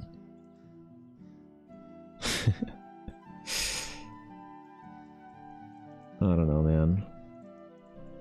I really do wish that I had spent time and like done that games industry stint that I wanted to, and like made those like career moves. But to be honest, the further I get away from it, the kind of the more I'm in some ways glad I didn't. I still kind of wish I had, just to prove it to myself that I could have and like been part of that culture. Because the best thing about working at a game studio, in my opinion, is the culture of artists year round. It's amazing. I've been to and toured Blizzard many times, but there's places in Blizzard you can't tour. If you're like friends or family with somebody, you aren't allowed in certain game teams. But I had an opportunity. I was invited by the art director of World of Warcraft himself, Chris Robinson, during Legion, to tour the game studio. And at the time, my friend Dashto, he wasn't working on the WoW team yet, so he was like, "Shit, I'll sit on that fucking tour. I haven't seen the WoW team yet." And when I was in there and talking to artists and getting a little tour of it, dude, you would not believe how cool it was in there. How creatively inspiring that the interior of that studio like was. It was just, they had so much stuff there to facilitate creativity and development as a team. There was no competition, no ego. It was just, let's all become the best artists we can and make amazing shit. And there was so much art in there that wasn't even Warcraft related. It was just like practice art or fun projects or game jams type stuff. It was just being part of a game team like that is just so cool if you can. But obviously, yeah, there are dangers, you know, the ones that I described earlier that I've heard firsthand accounts of. You know, it does exist, and you gotta be careful of that shit too. Draw orbs for your cult clients. I mean, if they pay me. If you pay me to draw an orb, Garthen. Look. Y'all memeing about it. Let's see it. Let's see it. Bust them bills out. Put your Bitcoin where your shit talking is. You can give a negative image to the company, and the risk of that increases how much more well-known the Cancer project is. Yeah, fair enough. Exactly. Buddy J. Axer was our director on the Hearthstone team for a while. He used to stream more and tell stories of his time there. Yeah, that's awesome, dude. That's so cool when people are like willing to. But that's the thing, we just never get to hear from those people. Like hardly ever, you know. I don't know. I have a friend. I shouldn't use the word friend. I have a person that I graduated with, named Serena. That she was in my class when for art school, and she is a big corporate freelancer now. So she works for Magic. She works for Blizzard. She's doing Hearthstone art. She's great. She's awesome. She's super sweet. Deserves nothing but success in the world. Big fan.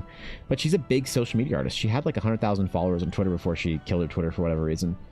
And like big social media artist, and she posts like videos and TikToks and shit of her projects for Hearthstone and whatnot, and so like you definitely can do it, and she'd be like the best kind of like voice or best shot we have at hearing people talk about what's like on the inside of that kind of like part of the corporate freelancing.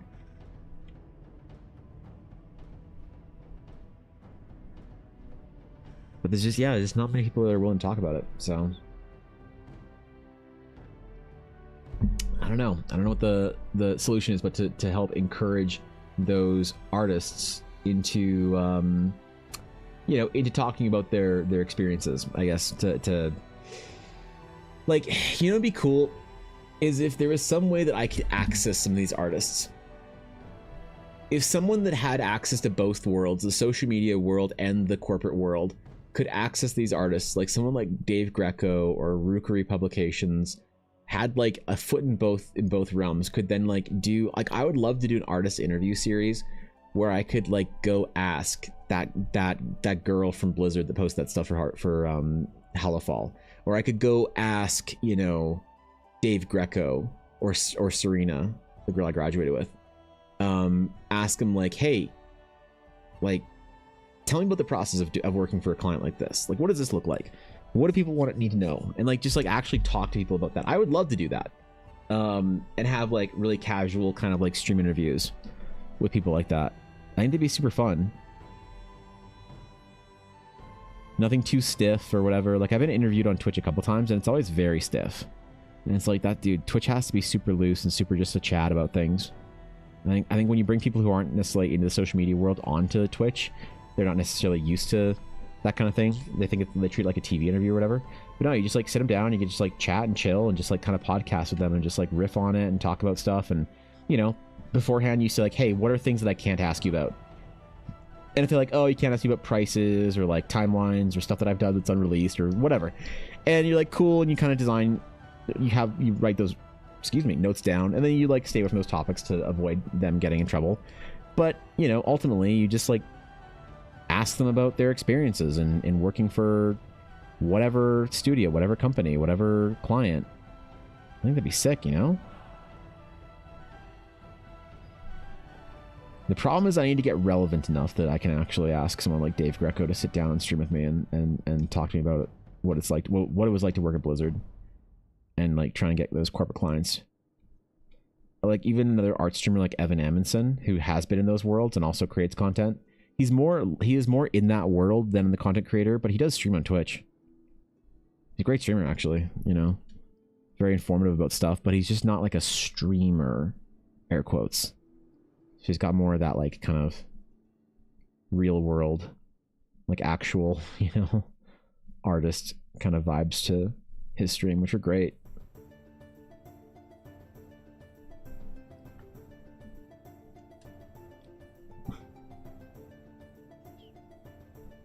much grass do I want here?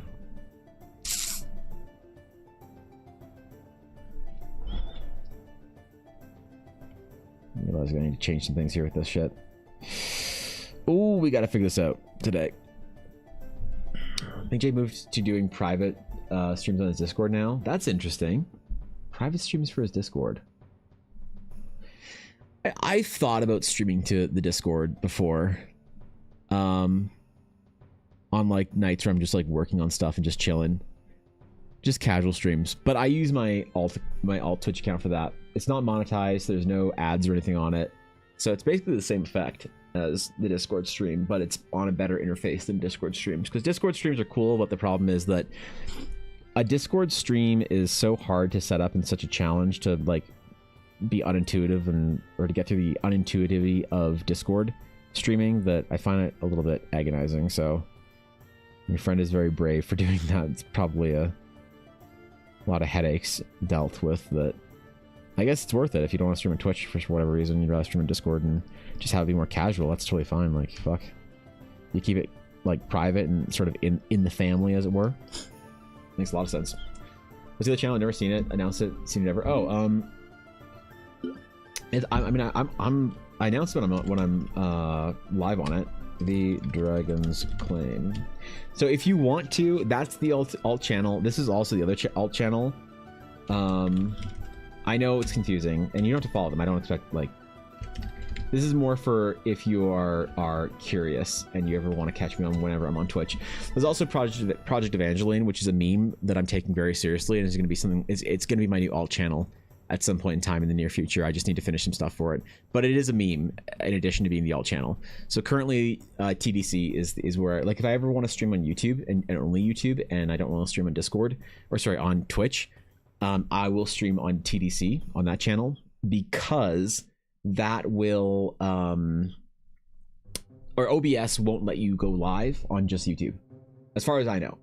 It says you must go live on Twitch, and then also you can multi-stream to YouTube, TikTok, wherever you'd like. That's just like an additional thing if you want, but you have to go live on Twitch. So if I don't want to do an evening stream for 2 hours on the main channel when I'm not usually live, and it's like a whole fucking thing, then at that point I will stream on TDC or something like that, as well as YouTube. That's kind of what I've done recently. I need to get more water though. Holy shit, dude. It's drier than the fucking Sahara. Unless you believe the Ice Age theories. Give me one sec. Actually, you know what? Here, you guys can have orb, but I swear to God, if you don't tell me that the orb is still there when I get back, I'm banning myself from the stream and deleting my stream key. Okay, one sec.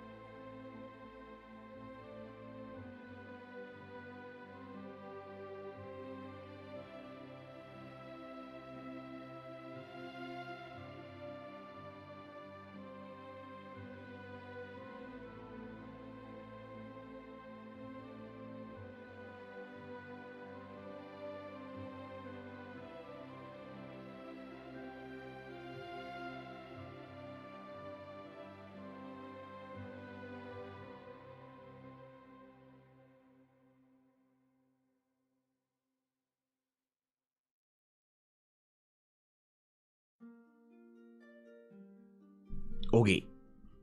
Okay. We get it. We get it. We back. What's up? Let me get that orb away from there. Get out of there, orb. No one likes you. I hope you get bullied in school. Yeah, I said it. I said it to the orb. Okay.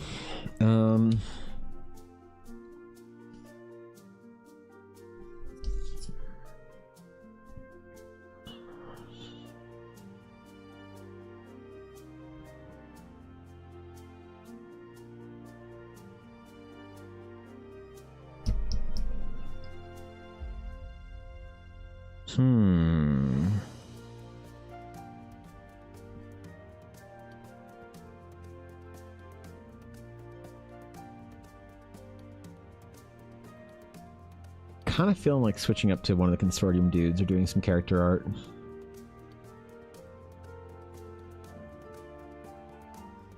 I'm feeling slightly like that right now. There's a very small part of me.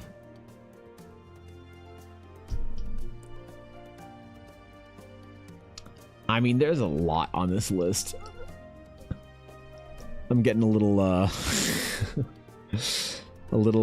oh god, more Ella art? I mean, that's, like, I don't even know where that is. Like, is that in fan art, I guess? I've been so bad at organizing my, organizing my stuff recently.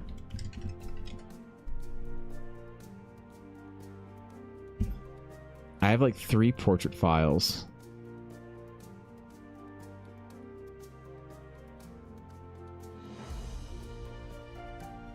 Wait, what is... Hold on. I need to hide this just in case there's Monka. There's Monka anything here. Let me just, Oh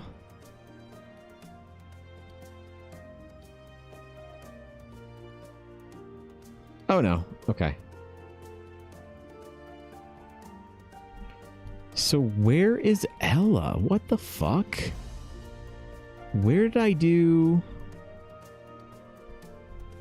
What? Wait. What the hell?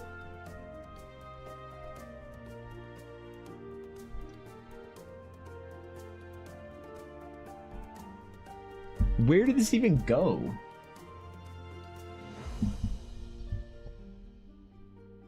Eve? Wait. I thought it was in this document. That's the guard. That's Eve. That's Luna. Alicia. I wonder if I just name it properly. Zephram. Kilgan Bologna. Sabine. Say, where did I put Ella? Riven and Sariel. Dude, I should redo Riven and Sariel. Holy shit. These are important characters. I got new art for them. What?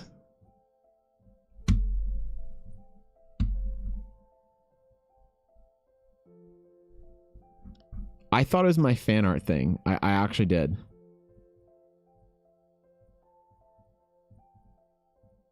I was almost positive it was in here. Oh, I never finished this Caitlyn piece, hey? Yeah, I should go back to finishing when I'm... Can I redraw me again? Shut up. Shut up. Shut up. I'm not redrawing you. It's Karlach Shadow Honey. Dude, I should finish this Karlach piece. What the fuck, man? Where would I have saved it in? Fan art, concept sketches. Was it? Is it a commission portrait? There it is. Oh. Okay. Fair enough. All right. Well, that's Ella, I guess. There's that piece.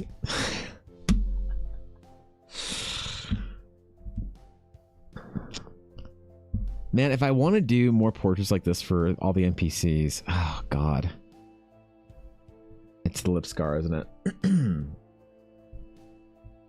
did your PC. Yeah, no, we're good. We're good. Okay, wait, no. So as far as things I need to do, I think I want to kind of maybe try drawing some consortium bros. So Consortium Bros are going to be terrifying.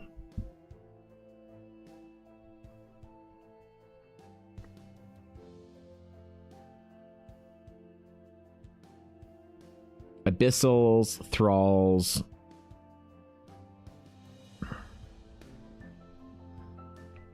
The Consortium Priests are going to be the ones that are the real terrifying dudes.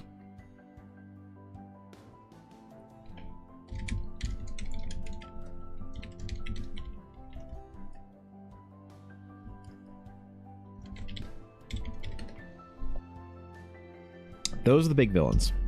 There's some concept work for that. You know, fuck it. I got a lot of sketches to do this week anyway, so... So we Arc Alabaster Consortium dudes, we did a little bit of sketching for them, so I have a very vague idea of what they're going to look like. But they are... I wonder if I can find the image. From that old stream last year we did them. But basically...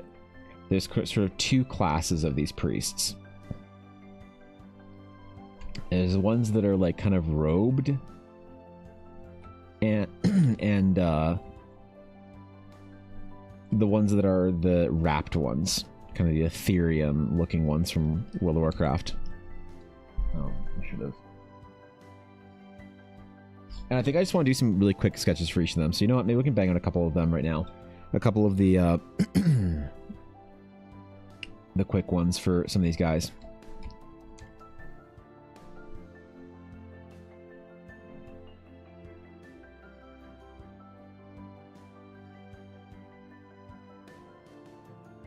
Their whole faces are wrapped up in these bandages. Their necks, everything. The whole damn thing. Similar with the Thralls. So...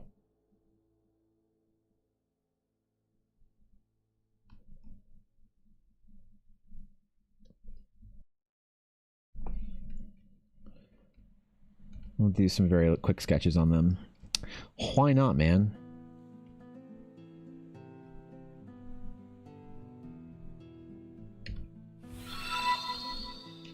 They're terrifying, like, head sun thingies behind them. Argon, thank you for the follow. Welcome in. You're the guy with the mask that has the revolving head? Oh, fuck.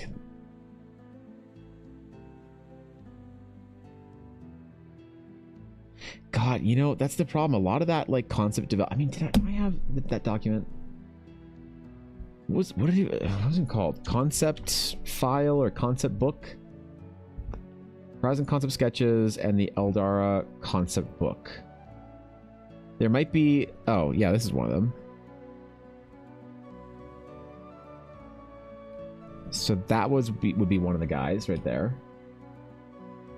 Yeah, this is a revision of it. I did lose the file.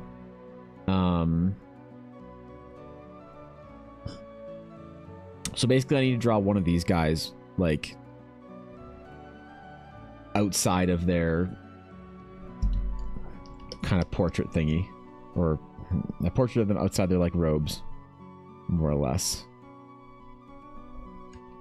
Sort of. Because those guys don't really fight. These ones do.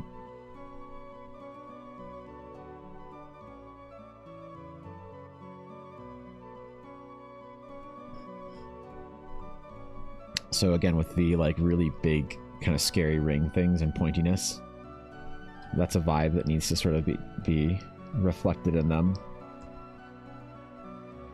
Maybe more of like a halo-y type thing.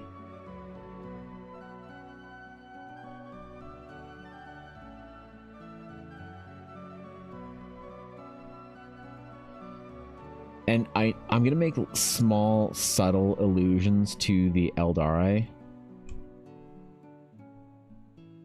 rings. So there's like some sort of small built-in kind of implied, like,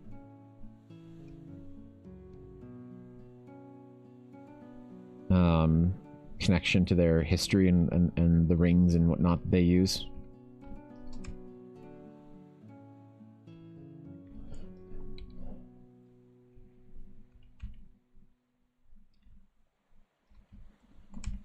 in that vein. And be completely wrapped up.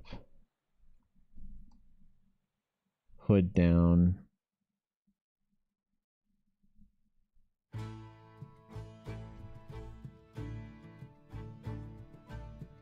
These sketches for these monsters don't need to be like super in depth. They just more need to be like basic, informative, kind of like rough sketches. I made the paper texture background. Canvas. Yeah, it's a high resolution photo of canvas that I weathered in Photoshop with various tools and techniques, such as overlay layers and cloud brushes and ink stains. Yeah, a lot of work went into trying to find the right kind of textures to make a good parchment looking thing. But the base of it is not parchment or paper, it's actually canvas.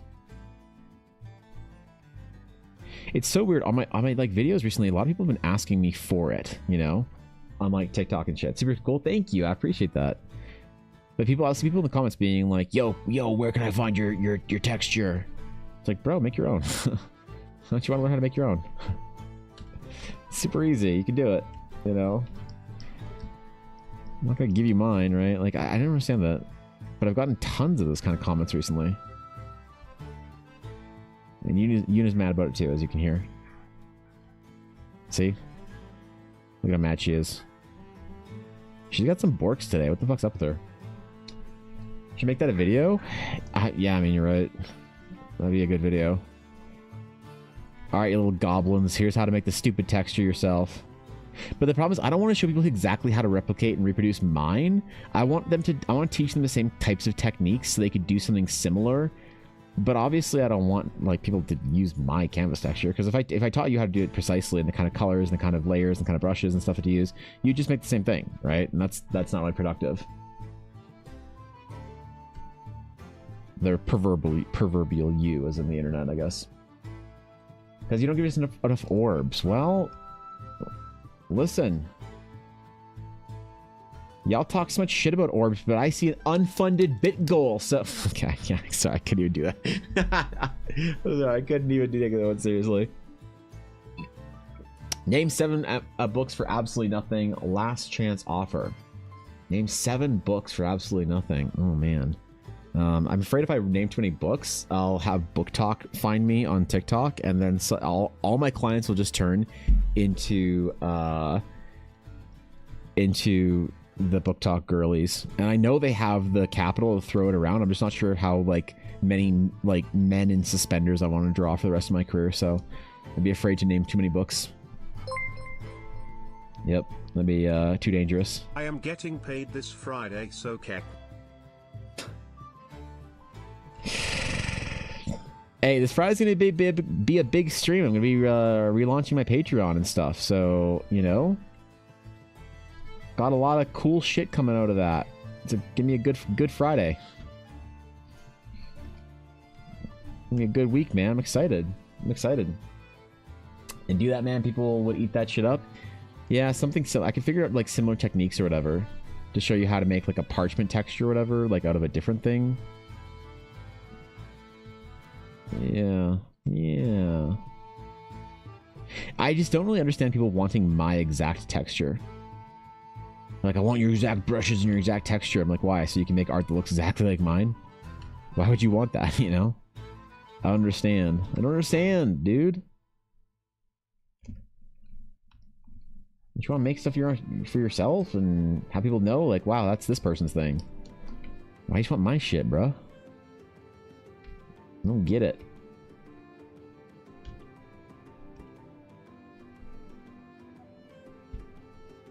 Understand. I love how scary these guys are, man. I love the Alabaster Consortium. Nick Shroomy, thank you for the follow. I appreciate it. Very fun. Yeah, I'm excited about it, honestly.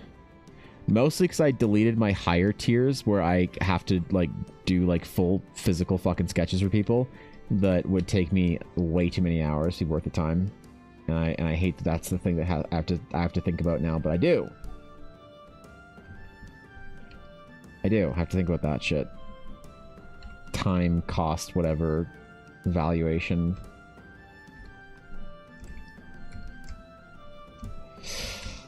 Yeah.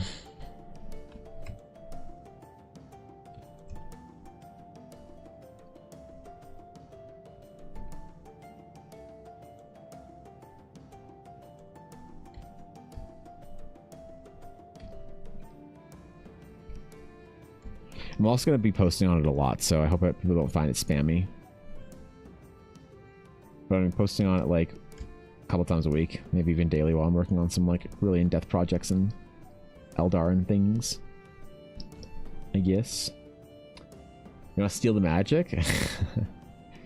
Yeah, I mean, to be fair, there was a time when I thought that the brushes made the artist at least a little bit. So I thought that if I could get like so-and-so's brushes, that maybe I could like unlock some of that potential that they had. So maybe I empathize with that, maybe, or I understand where they come from, I guess. That's the way to think about it.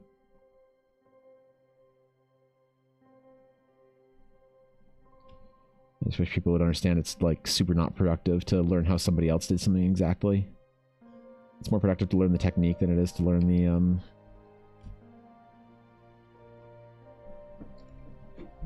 thing exactly. What's Bella? It's significantly smaller than I thought it was. That's way smaller than I thought it would be. But that's okay. Let me see it. Let me see Bring it. you a token. Bring me a token? Alright. This is it. This is it. Look, guys. I mean, I get exchange with bigger one. Look. Ella's got a gotcha machine now for conventions. Check it out. Hey. Wait. How do I... Push it in more. Oh. Alright.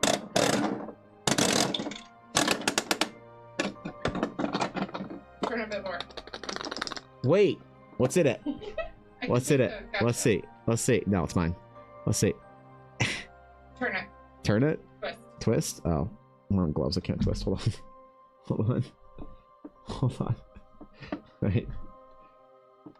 There we go. It's a Charmander. D20. Chalk. Hey. No. Yo, look at that. That's so fucking cool. Hell yeah. Finally came. We got this for conventions for Ella. And TikTok. And TikTok, so she can make, because she's gonna be selling random Pokemon dice on her TikTok, or sorry, on her store as well, I believe.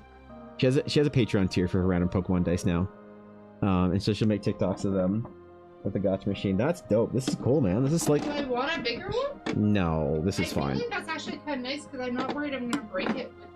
Yeah. What are you doing? No. What? No, I'm just putting it right in. This is cool. And so, wait, you just open the lid from the front.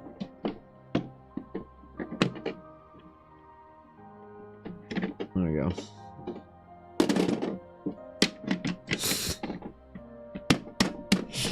All right, there it is. There it is. You too can get a Charmander random D20. I'm just looking at it. It's cool. Yeah. The tokens go on the back. Back thing? Oh, I see. How many tokens did it come with? 4. 4 tokens? I can always retake for 4. Yeah, so let's try to steal your token, man. This is cool. 4.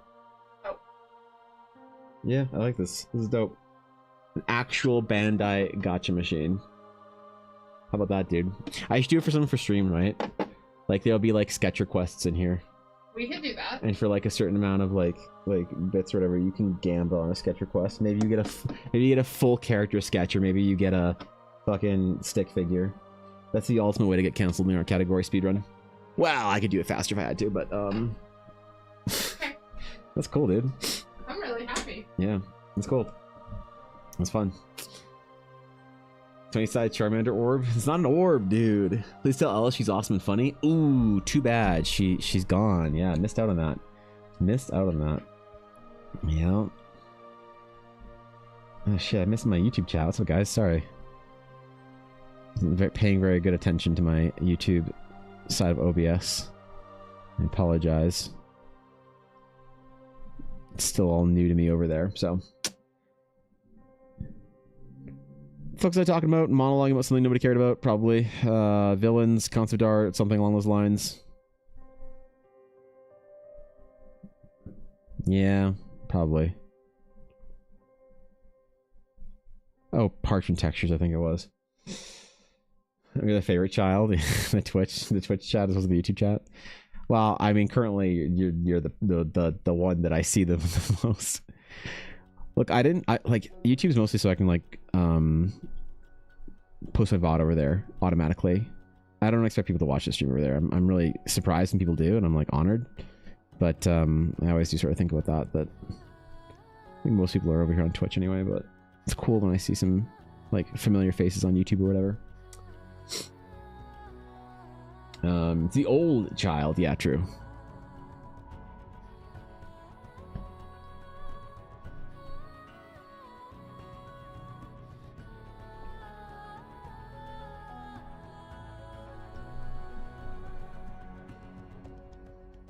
Okay.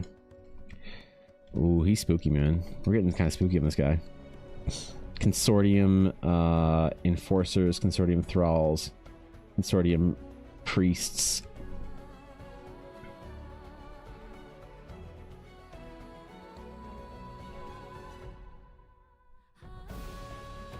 All of these guys, man, they're just so monka.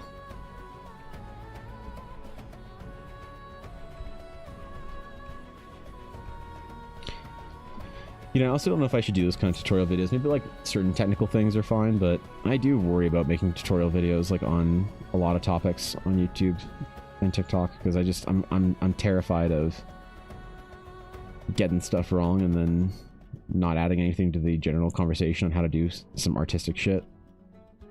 Love your drawing aesthetic. Love the ambience music. Do you have a favorite video game soundtrack? Ooh, well.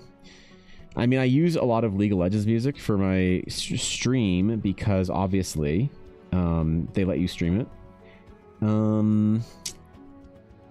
I also use, well, actually I also use for my soundtrack, I also use actually a lot of my own music. Not like mine, but like music made for me. If you go to my playlist or anywhere on Spotify and you search for the word Eldara, you get the Realms of Eldara soundtrack. Those made by my friend for my D&D game, and it's really high quality. It's like extremely good. So I also listen to that on stream. That's I'd probably say that's kind of my favorite. Like, obviously it's not a video game yet, but it's like a video game in the works for my world that I'm building. So it's kind of cool. It's very bespoke, and I have to say that just out of obligation and love of it.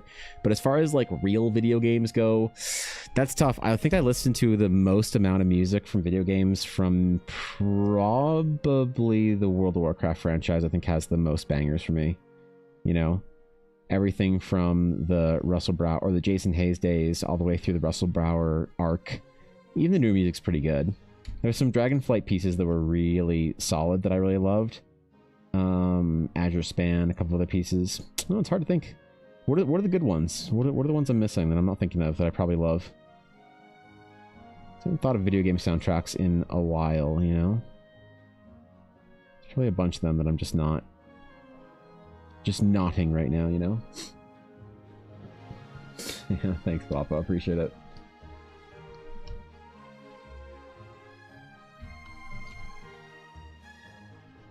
Yeah, I mean, this is all music he wrote for our D&D world. Like, that's crazy. As far as I'm concerned, it sounds professional. I'm biased, but still.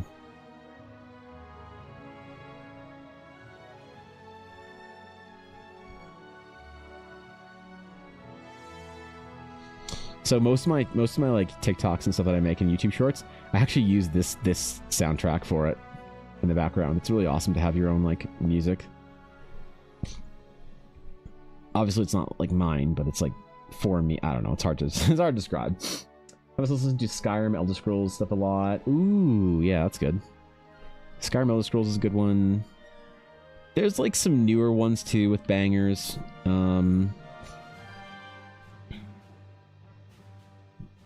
Like newer fantasy games as well that I'm just not thinking of. Even games like Mass Effect or whatever. A lot of MMOs are very, I don't know, have very good music. Final Fantasy 14. Final Fantasy 14 has like some really great music, I think.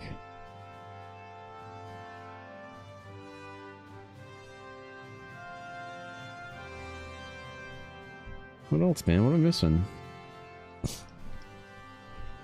What am I missing? gotta be other things in there.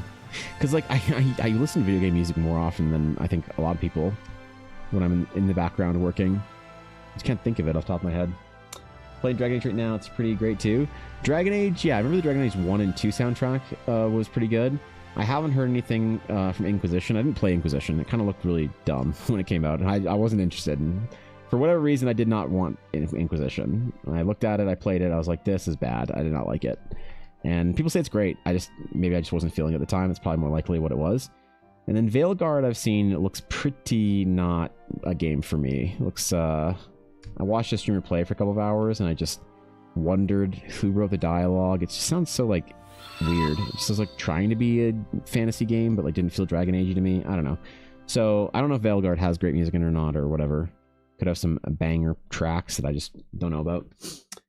Corbo, thank you for the follow. I appreciate that. Hello, my friend. Honored to have you.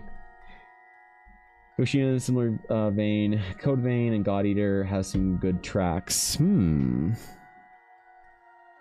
Interesting. Okay. Yeah. Murray, Gold Era of Doctor Who TV show soundtrack isn't any good. Is it?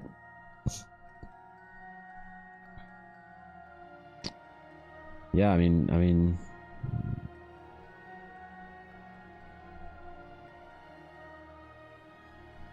I can't even think of the music that I listen to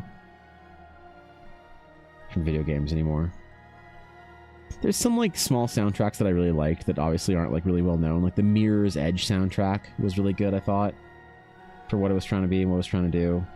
That's like an irrelevant game nobody talks about anymore, but I thought it was kind of like a good soundtrack.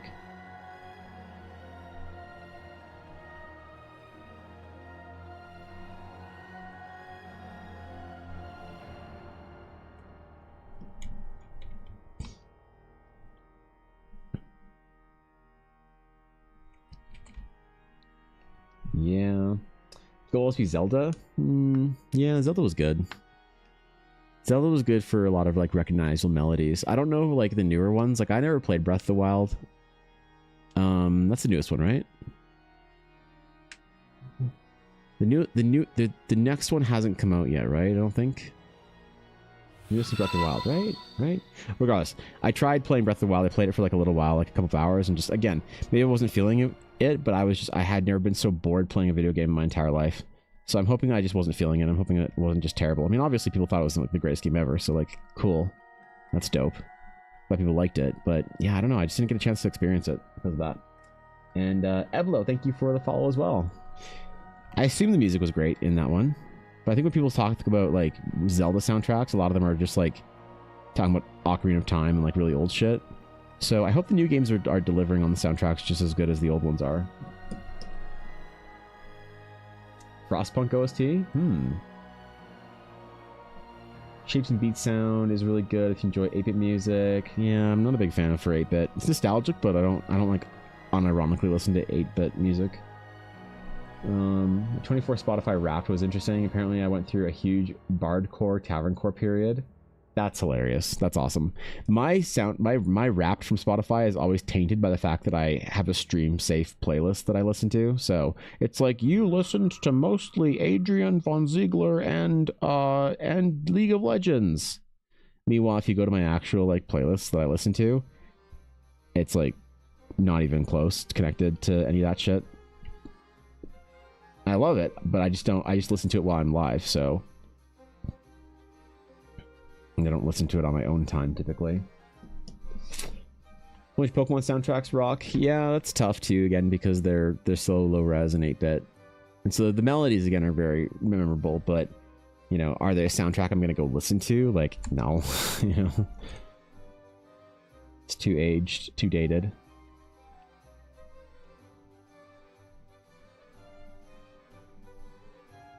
This is another piece from my friend Byron. Tears of the Kingdom. Yes, thank you. Okay. Tears of the Kingdom, that's the newest one. Yeah, so I didn't play Tears of the Kingdom either, because, I don't know. Didn't care for Breath of the Wild. Didn't give it a real chance, though, either. But Tears of the Kingdom seems cool. People are happy with it. Cool, you know? Was that one as well received as Breath of the Wild? I, like, was a huge Zelda fan back in, like, the GBA... GameCube kind of like era of things, but I don't know. The one for the Wii U or whatever it was, Skyward Sword, I think it was. Didn't love it, and I just like kind of didn't really think of Zelda again for a while. When people were like, "Dude, Breath of the Wild's the greatest game in the world." I was like, God, if I'm gonna play Breath of the Wild, why wouldn't I play the superior game, Genshin Impact?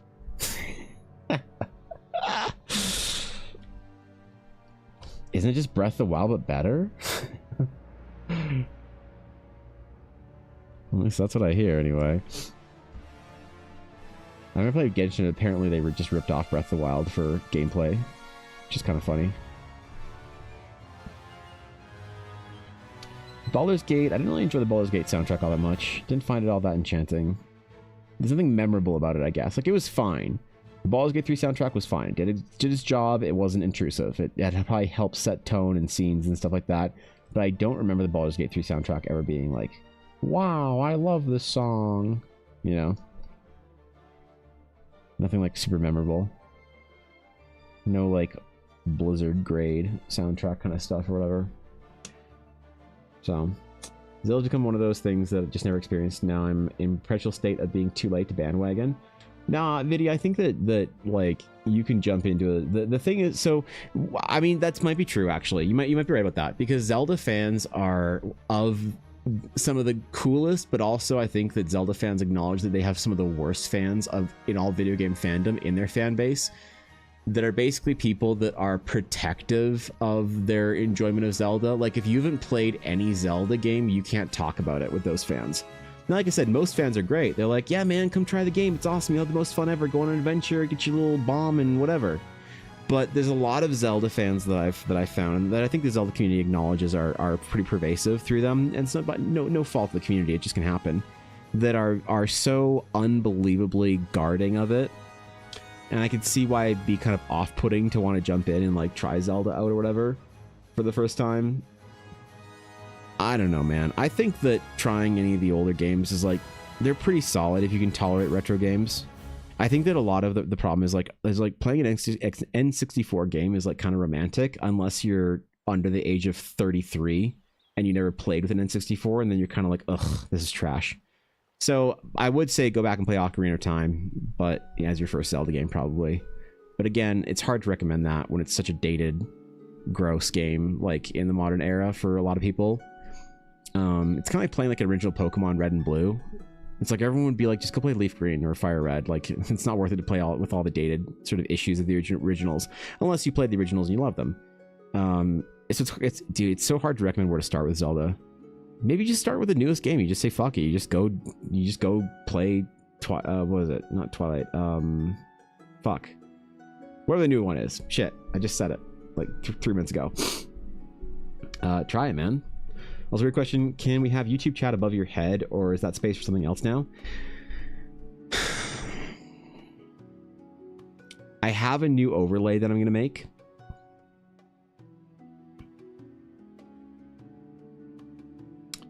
And the problem is with my new overlay, there's not even room for Twitch chat on it.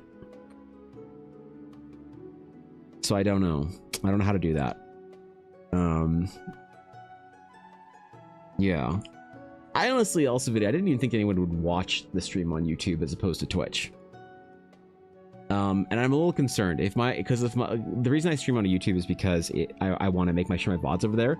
But if it fractures the audience and people are like choosing YouTube over Twitch in like enough of a split, then I just won't stream on YouTube. I'll just upload the VOD like I used to. So it's kind of like, I don't know how much to kind of like build in tools for streaming on YouTube better versus like just making it easier for the VODs for people. I would like to make a chat bot that cross posts chat if I could, so that's so that you don't need two different chats. You have the one and it would just cross post in there. Because I think the problem is if I talk to somebody on TikTok chat or YouTube chat or whatever, people are like, the fuck, you know? Wait, what? Who are you talking to? So lucky here because I can listen to this with my phone screen off with premium. Yeah, for real, right? Yeah, it's great. But I don't know if I don't know what to do about it because I'd rather just make a chatbot that like cross posts things and whatnot, and so you only actually need one chat on screen. But I don't know. I don't know what the fix is. I haven't thought about it too much, to be honest. I need to reinstall my OBS completely because I can T-pose on Twitch chat in YouTube superiority. Yeah, Restream kind of does that, but it's hella janky. Yeah, I don't want to use Restream. I want to use it. I want to do restreaming through or multi-streaming through OBS, like through the software. Which when I tried to go live on YouTube, TikTok, and Twitch at the same time one morning, it broke my stream. I kind of wanted. I haven't tried to be on live on YouTube and TikTok at the same time as Twitch yet. I kind of want to try it just to see. But I completely messed my OBS up completely, borked it out entirely. It is just dead. It does not. Oh man, my OBS. Last weekend I was going to reinstall it completely, and holy, yeah. The plan was to reinstall it. I did not. It's a whole issue that I gotta go through with like YouTube with OBS to be able to make sure YouTube VODs can get posted over there. Don't worry about it. It's a me problem, but yeah, I gotta do a whole like something for OBS and stuff. Well, they told me to raid here, but YouTube is weird. Wait, can you even raid on YouTube? Rook, is that a thing? I don't know, it's a thing. Is it? I don't have a single YouTube alert up. Like I think I can see them if I want to. I could add an alert for subscriptions or members or super chat. How is that? How does that work? Yeah. Oh, Pog, thanks for the subs, guys. I didn't see that I had YouTube subs in the middle of stream. Appreciate it. Yeah, I don't know. That's like the whole thing's scuffed. I'm trying my best, man. I'm still new to figuring all this out. Right now, I'm just trying to like make sure my software and hardware can do it, because when I tried streaming on TikTok and Twitch at the same time the other week, my GPU almost exploded. It overheated so badly. So, are there any mods here so I can say heinous things? True, actually, I have no idea how to moderate my YouTube chat. I have no idea. I have to go over to YouTube like properly. The mods are everywhere, always watching. Oh shit, never mind, Viddy. Scatter. You can redirect, but you have to have permission, and I have no idea how to ask for it. So here we are. Well, Rook, I'm honored. Thank you very much for stopping by. I appreciate it. Hope your stream was great.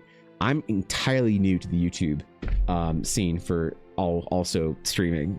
So I have no idea what etiquette or any of that stuff or how it works is. So I'll just say welcome in. Honored to have you, dude. Thank you. Yeah, it's an actual mod, right? Just play Let's Go Pikachu, one of a million fan games. By the way, Evan, love the Nicol Bolas horn vibes from the Halo. Nicol Bolas, that's the planeswalker, right? Nicol Bolas, are these Nicol Bolas horns? Are they really? I thought they were Alabaster Consortium crowns. Shit.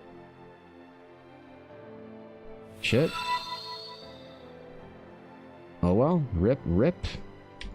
It's over for me. List of 80, thank you for the follow. I appreciate it.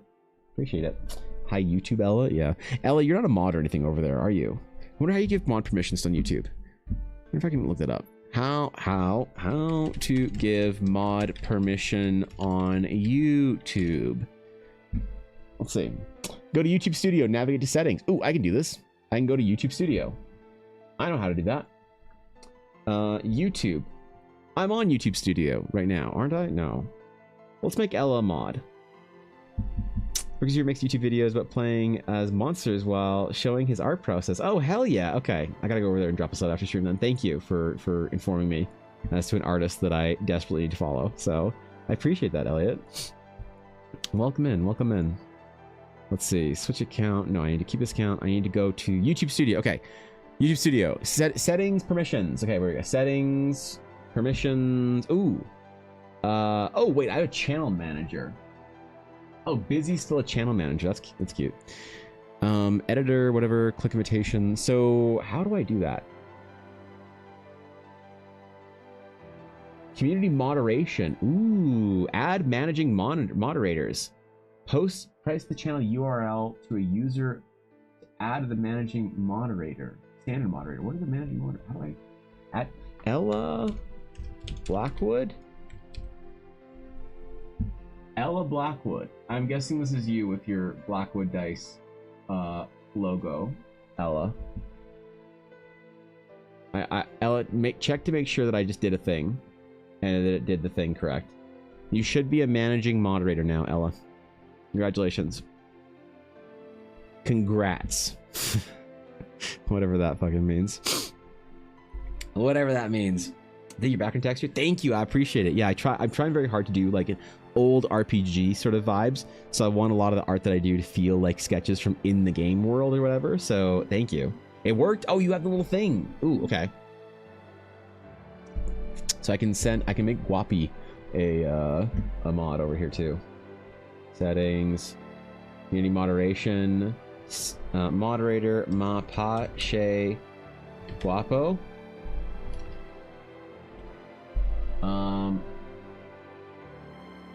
Wait, is all right? Mapache Guapo. No matching users found. Well, rip. It's over. It's over. Sorry, Guapo. Approved user? What is an approved user? What the fuck? Or a hidden user? Oh, live redirects. Allow other creators to send their viewers to any of your live streams premieres. Your content can only be selected for a live redirect if it's upcoming or in progress. Oh, okay. I can hit allow. Okay, cool. Blocked words orb. Blocked links. I'm gonna block links because that's what you should do on the internet. So save. Well, there we go. Apparently I can accept raids now. So yeah, Rook Zero, that's I formally fixed that. It's funny that we were mentioning that, but I guess thank you for the live redirect. I suppose that's what we call raids on YouTube. So how do I then like, do I have to search a name then to be able to, how do I, 'cause I can't interact with my YouTube chat on OBS at all.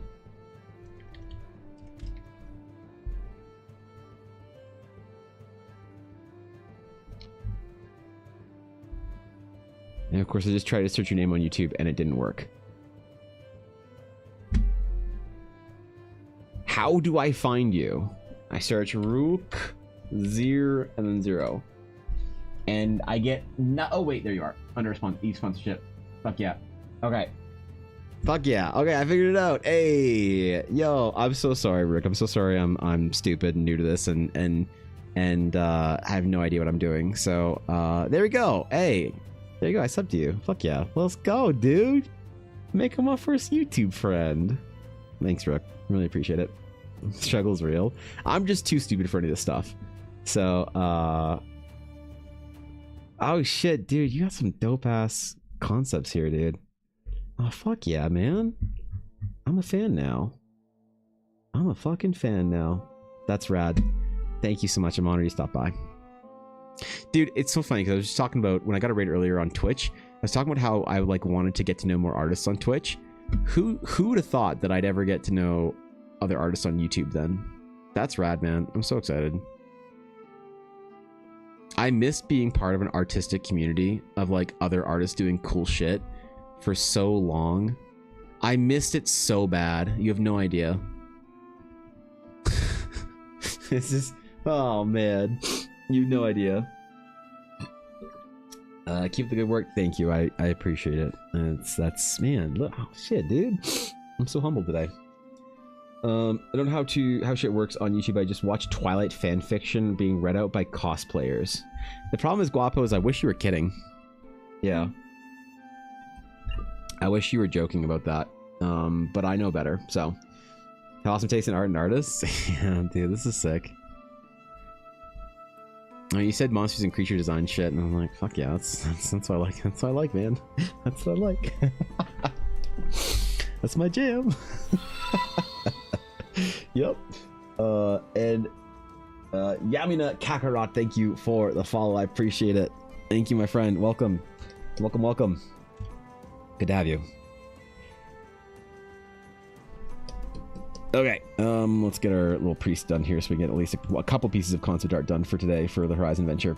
So I'm okay with them being kind of scuffy sketches like this, like real easy, real chill concept sketches for some of the things. Not everything needs to be a giant, like full formal portrait. A lot of it, I think, can be concept art or even placeholder concept art. Because don't forget, the adventure's coming out for beta next month. Okay? That's the plan, unless something goes catastrophically wrong. And to be fair, the last time I did say it was coming out at some point in time, something went catastrophically wrong. So we shall see. But I'm hoping it doesn't. And I told a lot of the people that like wanted commissions and stuff that my wait list was like longer as far as time goes than it actually sort of requires. My wait list probably I should be booking out, like if I was just doing commissions, I should be booking out probably 5 to 6 weeks, but I've been telling people 9 to 10 so that I have some time here to finish the adventure up. So that's part of the jam that I'm going to be working on right now. So I'm fine with a lot of these being not necessarily completely finished concept sketches for the adventure in when is it doing? April. Jeez. Trying, man. Trying. What's up, Bean?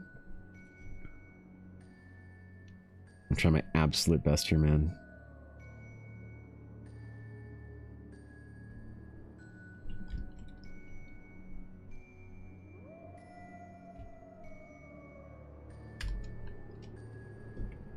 Okay. We'll do some little patterns. Make sure he looks all good and fancy and spooky.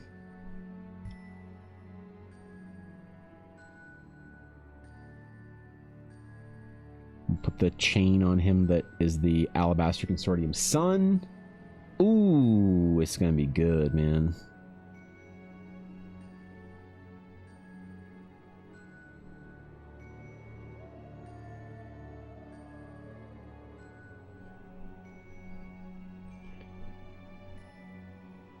And like that's not too scuffed for just a NPC, I don't think. For a concept piece, and if I want to do a better illustration later, I can. You know? I can get behind that. Any blood or other bodily fluid seeping from his bandages? No, but when you kill them, their body begins to dissolve into a black ichor that just immediately starts spilling out and pouring from the bandages. It's like, you know, the moment that they're like air quotes dead, because they just start to be kind of dissolve from the inside. Like whatever structure was keeping them together is released, and they just start pouring out of like their bandages fall apart and they start pouring out of the robes into a puddle. It's kind of awful when you kill them, to be honest. Don't recommend doing it with a melee weapon.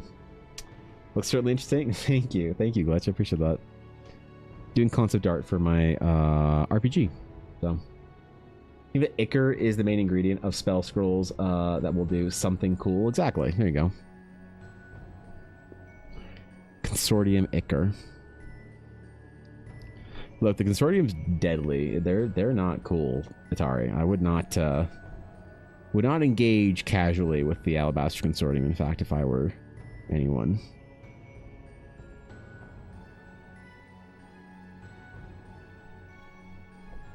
Engage very carefully, very thoughtfully, and from a distance.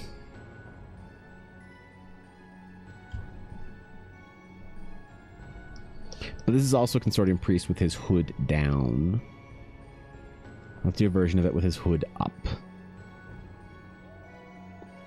And not like this one. These guys are too high ranking. This is like, I decided, a much more high ranking individual. These are like the council sort of dudes. Or whatever, not just the casual like dudes you'd find in Horizon, or like the as the Consortium would refer to it as their parishes. Liz from Mars, thank you for the follow. I appreciate that. Welcome in. Thank you. Honored to have you. To my knowledge, the only ones who's killed a Consortium member is Runa. I mean, look, they can be taken down, they can be fought, they can be resisted against, they can be killed.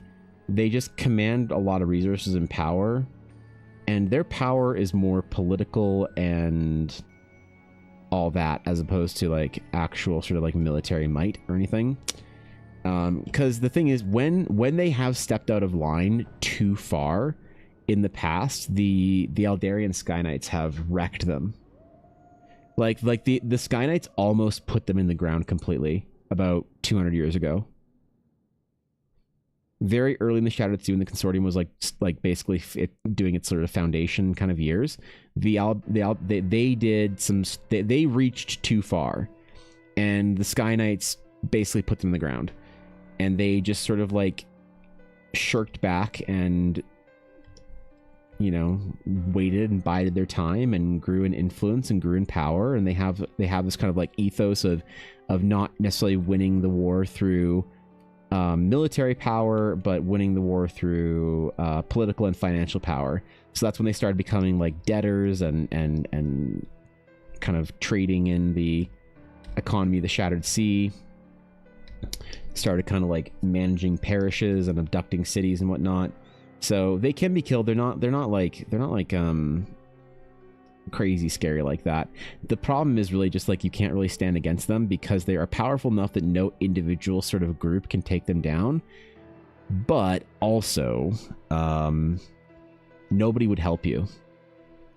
Because the problem is all the big counselors and council, you know, senators and all those like families and nobles and guilds, they all owe the consortium a lot of money, resources, or favors. And so it's kind of like those countries that buy up a lot of the world debt. You can think of the consortium operating in a similar way. So they don't have any open enemies as far as the Shattered Sea goes. Yes, I have no clue about D&D, but I'm always curious to learn. Yeah, for sure. It's the world I'm building, Glitch, is it's a fantasy world that I'm using D&D to build it with. I'm not building it for D&D, if that makes sense. So you don't actually need to know anything about D&D. What's up, Cass? Stumbled across you while looking through the art category and saw you were doing some D&D art and was immediately interested. This is some fire art, by the way. Thank you, Liz. I appreciate that. Thank you. So yeah, I'm making my own adventure right now for the game world that I build and that I'm making. So I do a lot of character art and stuff, like you know, character portraits. This is my wife's D&D character actually right now, her paladin. So I'll do a lot of stuff like that. I'll do like, you know, environments and stuff for my world and maps and all that kind of stuff as well. But right now I'm doing some quick concept sketches for my adventure for villains and monsters and things like that. Things that like you'd want a little bit of art for, but nothing crazy or whatever. So yeah, that's the vibe. I got a lot of projects that I need to finish this weekend and this month before the adventure can be released in beta test, I guess, for people in Discord and whatnot on in early April at some point in time. Love that. Thank you. I appreciate that. Thank you, Liz. Well, I'm honored to have you here. I always appreciate making new friends that are D&D enthusiasts like me. So give them Nell. Thank you for the follow as well. What's up, dude? Appreciate it. Ella told me I needed to show up for work.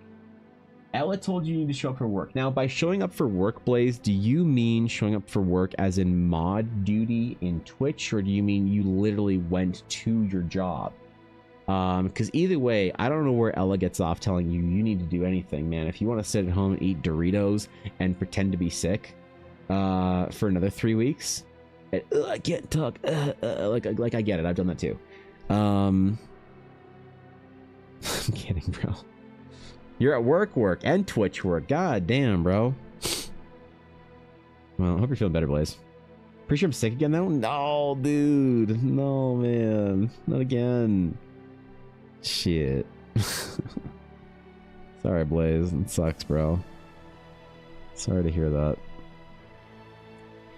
Yeah, I'm just not doing anything this year. Or except for the conventions I have to go to, I'm not doing shit. I'm not going to gatherings, events, birthdays, whatever. Dude, I had this whole rule where I'm not doing shit. I'm not going anywhere. I'm not talking to anybody because I didn't want to get sick. Because when I got sick with fucking COVID at Christmas, I was so mad because the play would have been to not see anyone and then you wouldn't get sick. Perfect, right? But I went over and I went to a family member's home recently. And one of them was like, ooh, I woke up with a really sore throat. I might be sick. Hope I'm not. And I'm like, then why are we here? Why did you invite us? Why did you let us come over if you're sick? God damn, fucking damn it. So I'm just done, dude. I'm not going anywhere doing anything this year. I got a couple conventions. I never got a con flu, thankfully, because I don't do any of the con activities like fucking after parties or whatever. I'm so antisocial at convention weekends. It's not even funny. But besides that, dude, I'm not going out anywhere. I won't get sick. And Demonic Glitch, thank you for the follow over here on Twitch. I appreciate that, dude. Welcome in. Thank you, thank you. Appreciate you stopping over. Over here now? What's up? Thank you. I try and be very attentive to both YouTube and Twitch chat, but I'll admit it's tough. I'm still new to this whole multi-streaming thing on YouTube. I started doing it so I could get my VODs over there. I did not think anyone would watch it. To be fair, I didn't think anyone would find my channel on YouTube. But my channel's been growing either a lot or not a lot, depending on your, metric or whatever, over on YouTube. So I'm surprised, but yeah, I mean, I guess that's really cool that people are finding the stream and stuff over there. I've really, really been enjoying posting YouTube videos and doing stuff over there. It's been really a lot of fun. So I appreciate you tuning in over there. Staying home can be lovely and valid, but an N95 can keep you safe to go out about and about a little more, something you actually want.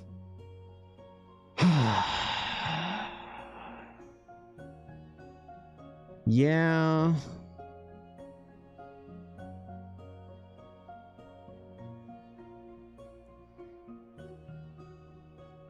I mean, the problem is I just don't want to go do anything. I just don't want to go out and do anything. I just want to sit home and work. All of my friends know that I am basically incommunicado for like X years until I do like Y goal. And so everyone's kind of really good about like leaving me to chill in my own like creative art filth. But like when I do the conventions, I kind of want to go out and do stuff and whatnot. It's kind of tempting. But then I finish the day and I'm just like way too tired. Like that's the problem with GameCon. The upcoming one is GameCon goes so late, we won't be able to do anything afterwards. Like maybe in the fall, in September, if you and I plan some shit heat, we could go out that one of those evenings or whatever and chill. Maybe, I'm not sure. Unless there's like a big fucking convention thing that I have to go do, which might be a thing because I know people from Alberta now that have convention in their blood. Fuck, obligations. Anyway, yeah. I don't know. GameCon ends way too late. I'm not a fan of that. I don't know why they make this show end so late, dude. I don't want it to end at like 7 and then have to drive all the way back home for like 5 hours. Come on, man. Can you see me pop over there on YouTube? Yeah, it's crazy, DC. My channel on YouTube is doing incredibly well, and I don't really understand why. Because, like, I mean, I guess it's up to your like some people would see like 3,000 subs or 3,600 subs in 3 months and think that's incredibly good. Some people would see 3,600 subs in 3 months and just laugh at you and say you're a loser.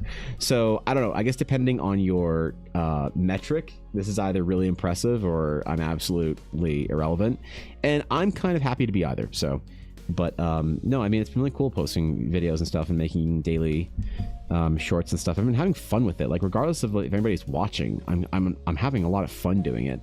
So this is just kind of cool. But the meme of me being 3.6% of the way to my silver play button is New real. Meta this time, find the scientific name for pine tree. That's not a meta. You can't just maybe go Google shit as a meta.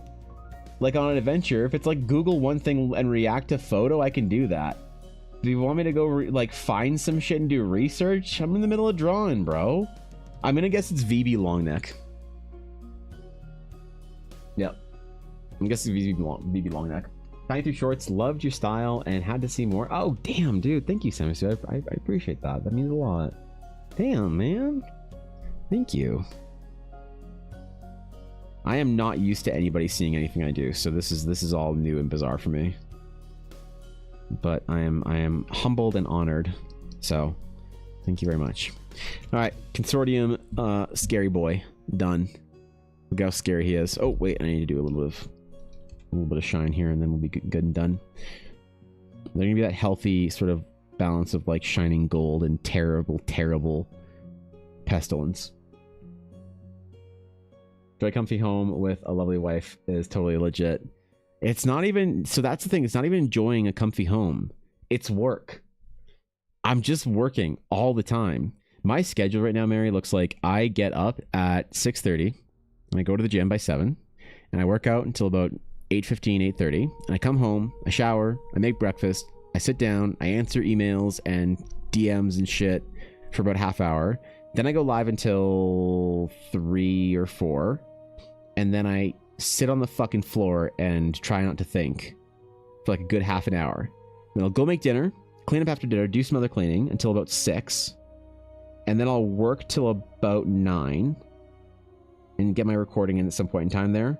And then from 9 till 10, I'll sit at my computer trying to figure out how to enjoy a video game and end up not enjoying the video game, going to sleep, and then doing it the next day. So that's the thing, dude. It's not even like I'm one of those like homebodies. It's like, man, I'd rather play video games at home than go out and see a movie. I'm like, man, I'd rather work all day instead of not. Which I gotta figure out. I gotta play some video games like my life depends on it. I gotta figure out how to play some video games and enjoy some time doing that. Rob bought me Monster Hunter, and I played 2 hours of it in like 2 weeks. It's atrocious. Living ignored by evidence why I'm here in YouTube chat. Shut up, Viddy. I wanted your opinion on fucking... man. There's no need to throw shade at the entire LOL community. Never mind. Quickly before I forget, are you exporting your TikToks in mono audio in one track? There is stereo desync sometimes, but I've forgotten to point it out until now.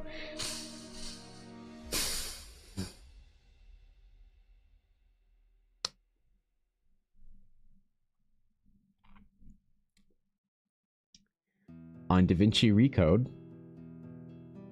Resolve, I go in and I click the TikTok export button. And I click render video. I'll check that video. Thanks for letting me know, bro. I appreciate it. Yeah, thanks, man. I'll go check that out because I have no fucking clue. If it has a checkbox or whatever, I will certainly try and figure out how to do that. So, thanks, man. Yep. YouTube is doing amazing considering where you were a month ago. Really? Shit, dude. Cracked through K before we got it, or quicker, I should say. Yeah, I don't know. I mean, I try to think about goals for like subscribers or YouTube followers or anything like that, because I think it's not really productive when I'm project focused. Like, I've never been focused on the numbers. If I cared about being a bigger streamer on Twitch or whatever, I would not be drawing my D&D art. I'd be drawing hot anime cat girl oiled up booba, and I'd have way more viewers, but I wouldn't like any of them because I like D&D players more. But regardless, so I don't like to think about numbers and stuff like that, but definitely the reach of being able to have a larger following to run the Kickstarter is definitely something that's tempting. So that's why it's like, it's weird to be able to post my original stuff while still getting people that like it. That's like really cool, man. Like you have no idea how cool that is. It is funny because I posted a video. I'm not sure if any of you guys see it, have seen it. Maybe you guys on YouTube saw it, but I made a video about the rudest thing anyone said to me at a convention. But TLDR, it was the convention story about the girl that wondered why I didn't make any good art or art people cared about. Malice, did I say that right?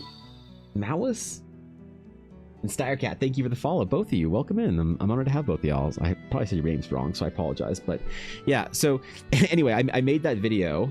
Malice, I got it right? Okay, sick. Welcome in. Honored to have you. Yeah, I made this video. I'm not sure if you guys have seen it yet. I don't want to play it on stream because I don't want to bore you guys if you've already seen it. Maybe I guess nobody on Twitch would have yet.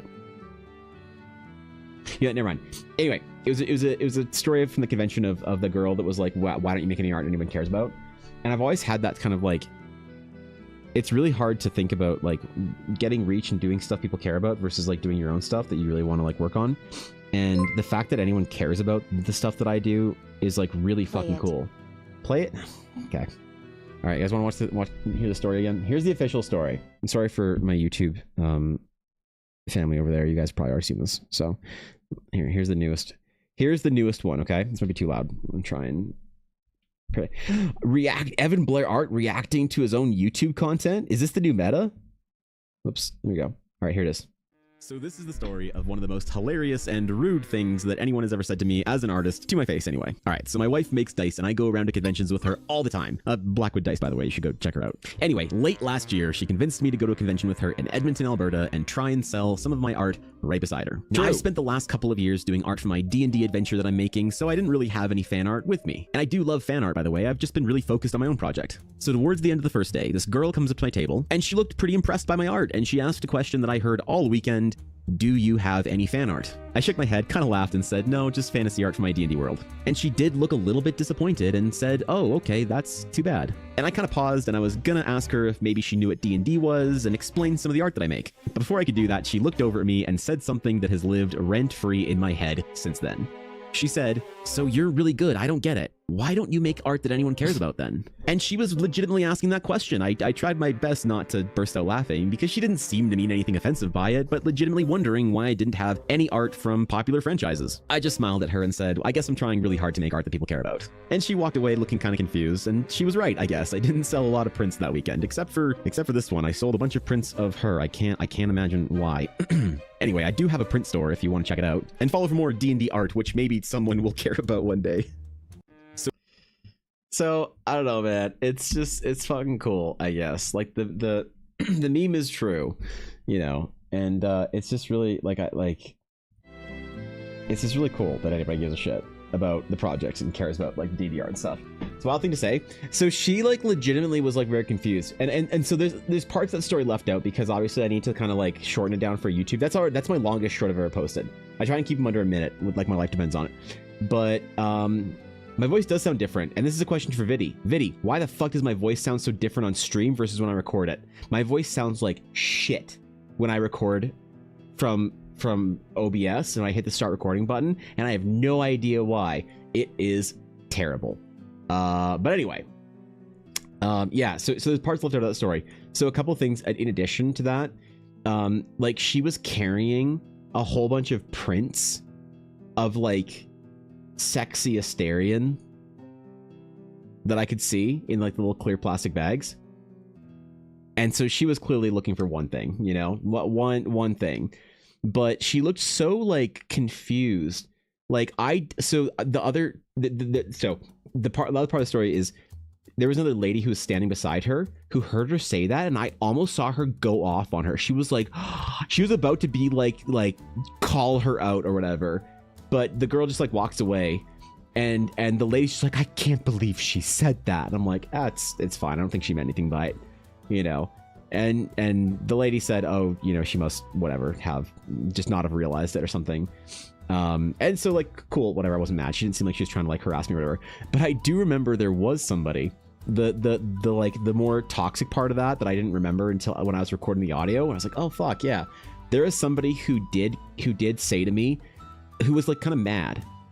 I mean, honestly, her opinion was irrelevant because I think she was like a teenager, and like nobody takes anything a teenager says seriously.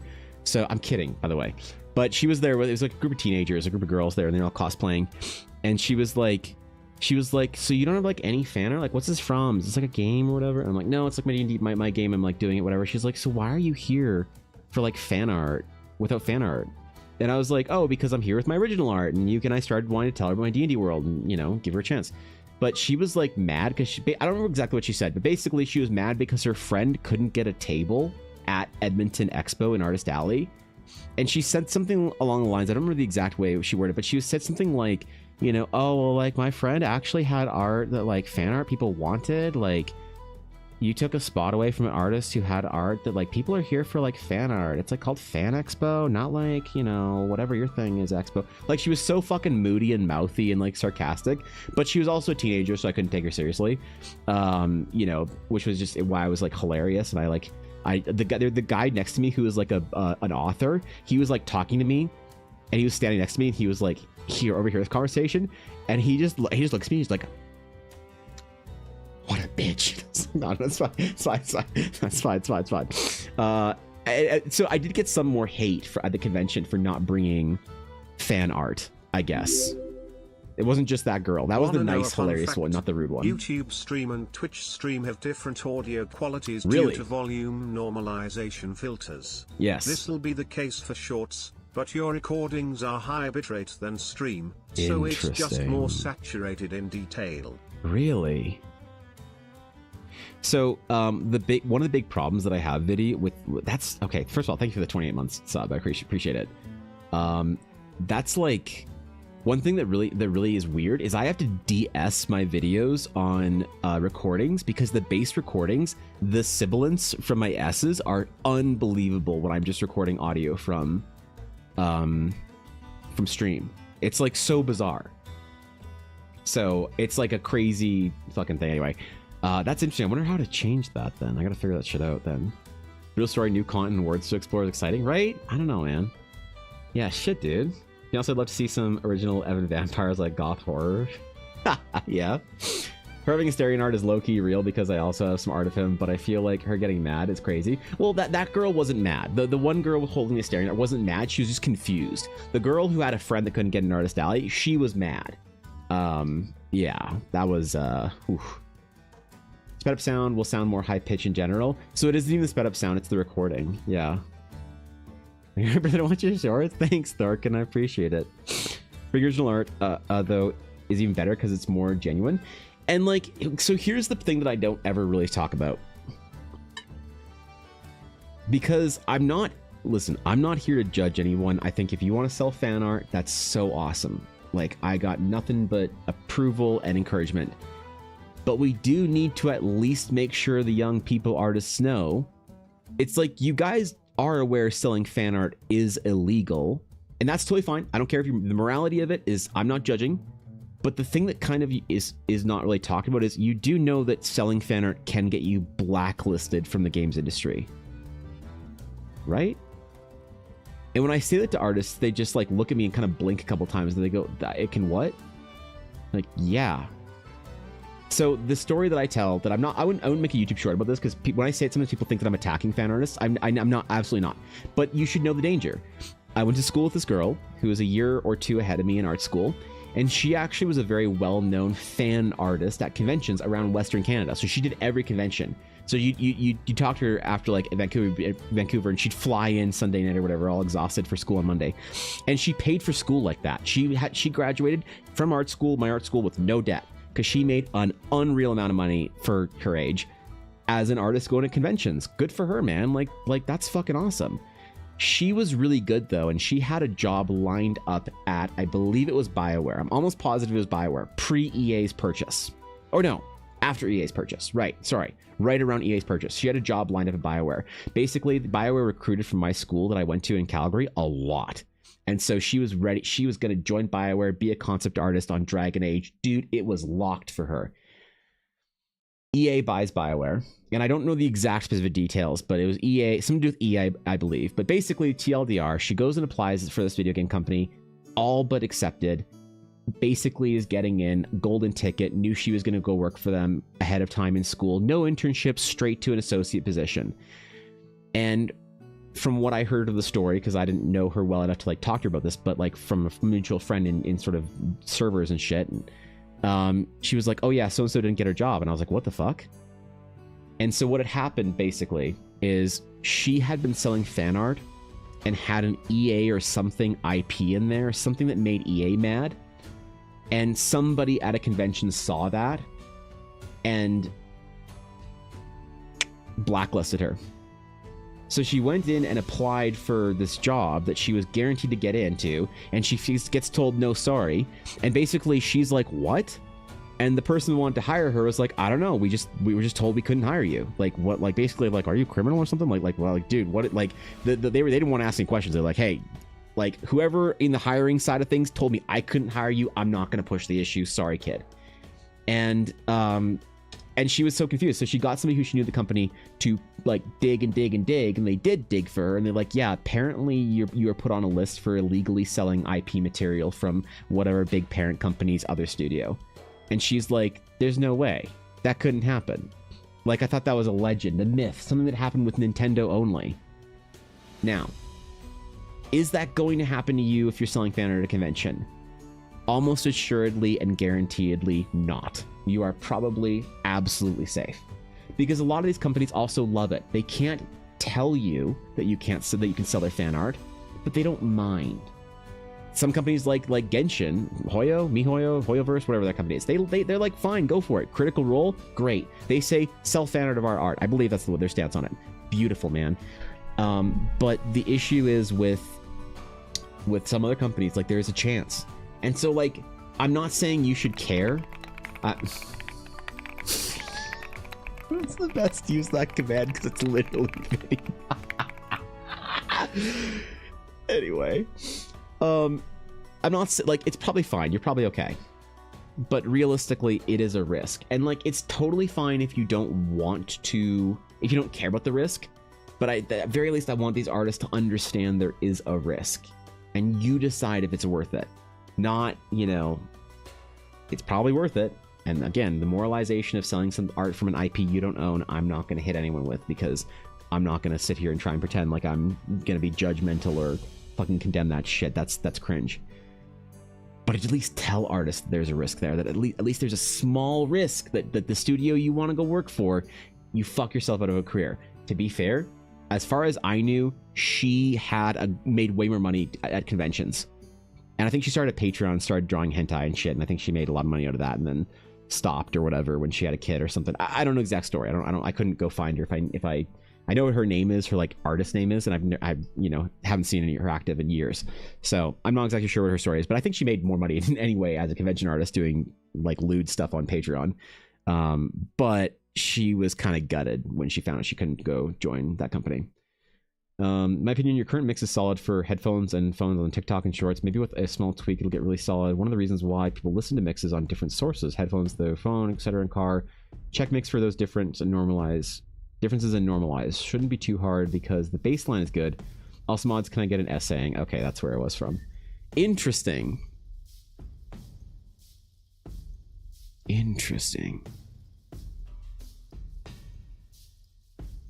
Yeah, I don't get it, man. I wish that my native recordings were way better.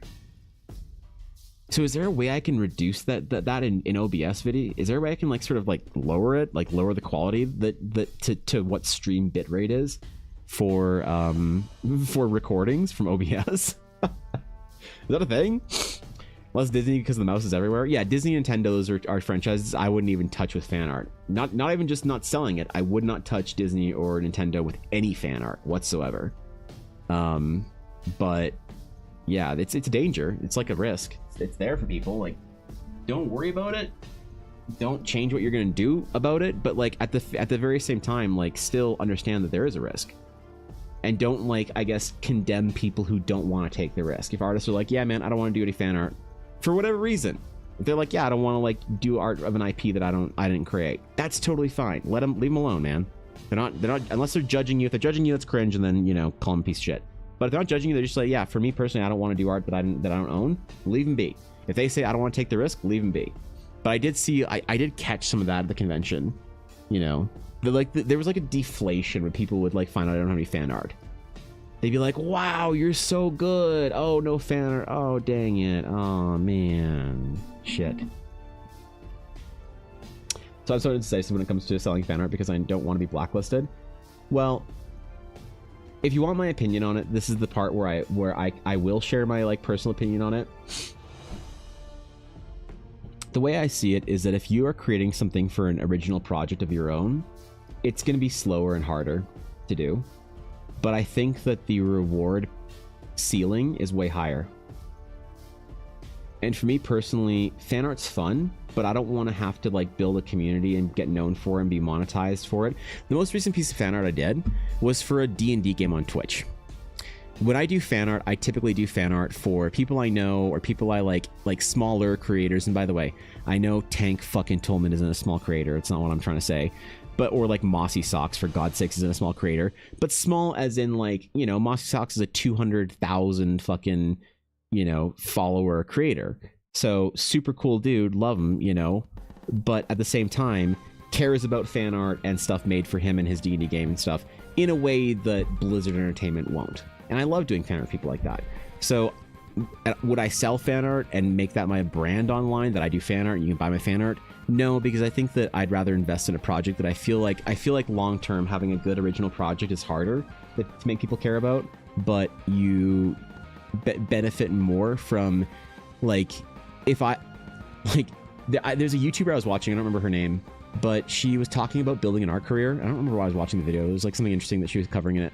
And she was talking about how she got famous or well known on Instagram from Overwatch fan art. But then she talked about how much she was struggling after Overwatch fell out of, like, society, basically. And how she went from getting like tens of thousands of views on Overwatch pieces to like a couple hundred or whatever. And like the dangers of basically like non-diversifying. But if people are here for your own project, if people care about Eldara and the realms and stuff like that, and you guys give a shit about, you know, any of the kind of stuff that I'm doing right now for my current project, or any of the adventure stuff, ideally then so long as I keep producing an adventure and talking about stuff that we care about, then people are still interested, and you gotta hope for that, you know. Harry brand myself as an Evan Blair and Orb fan artist. I mean, yeah, that got me. Reduce the match sample and sample rate since you want it to be a one-click thing. Be warned this might cause other issues. Oh shit. Okay. Is there better audio recording software that you would use, Viddy, that you'd recommend? Something ideally free that I could use that would be an audio recording whatever, because I don't care about using OBS. You know, it's just what I have. I just click record on it and go for it. But Audacity? Is that it? Let me get it up.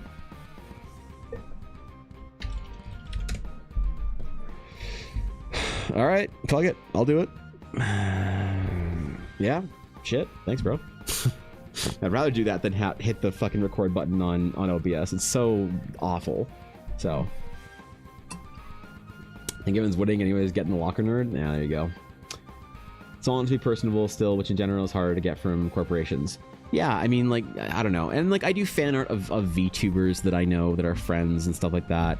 You know, Minnie and Ashy and stuff like that. And they appreciate the fan art. And it's fun. It's fun to do fan art to them, and it's fun because they appreciate it. Hell, Ashley made it her profile picture for like a fucking year or whatever. It might still be her profile picture on Twitter. I don't know.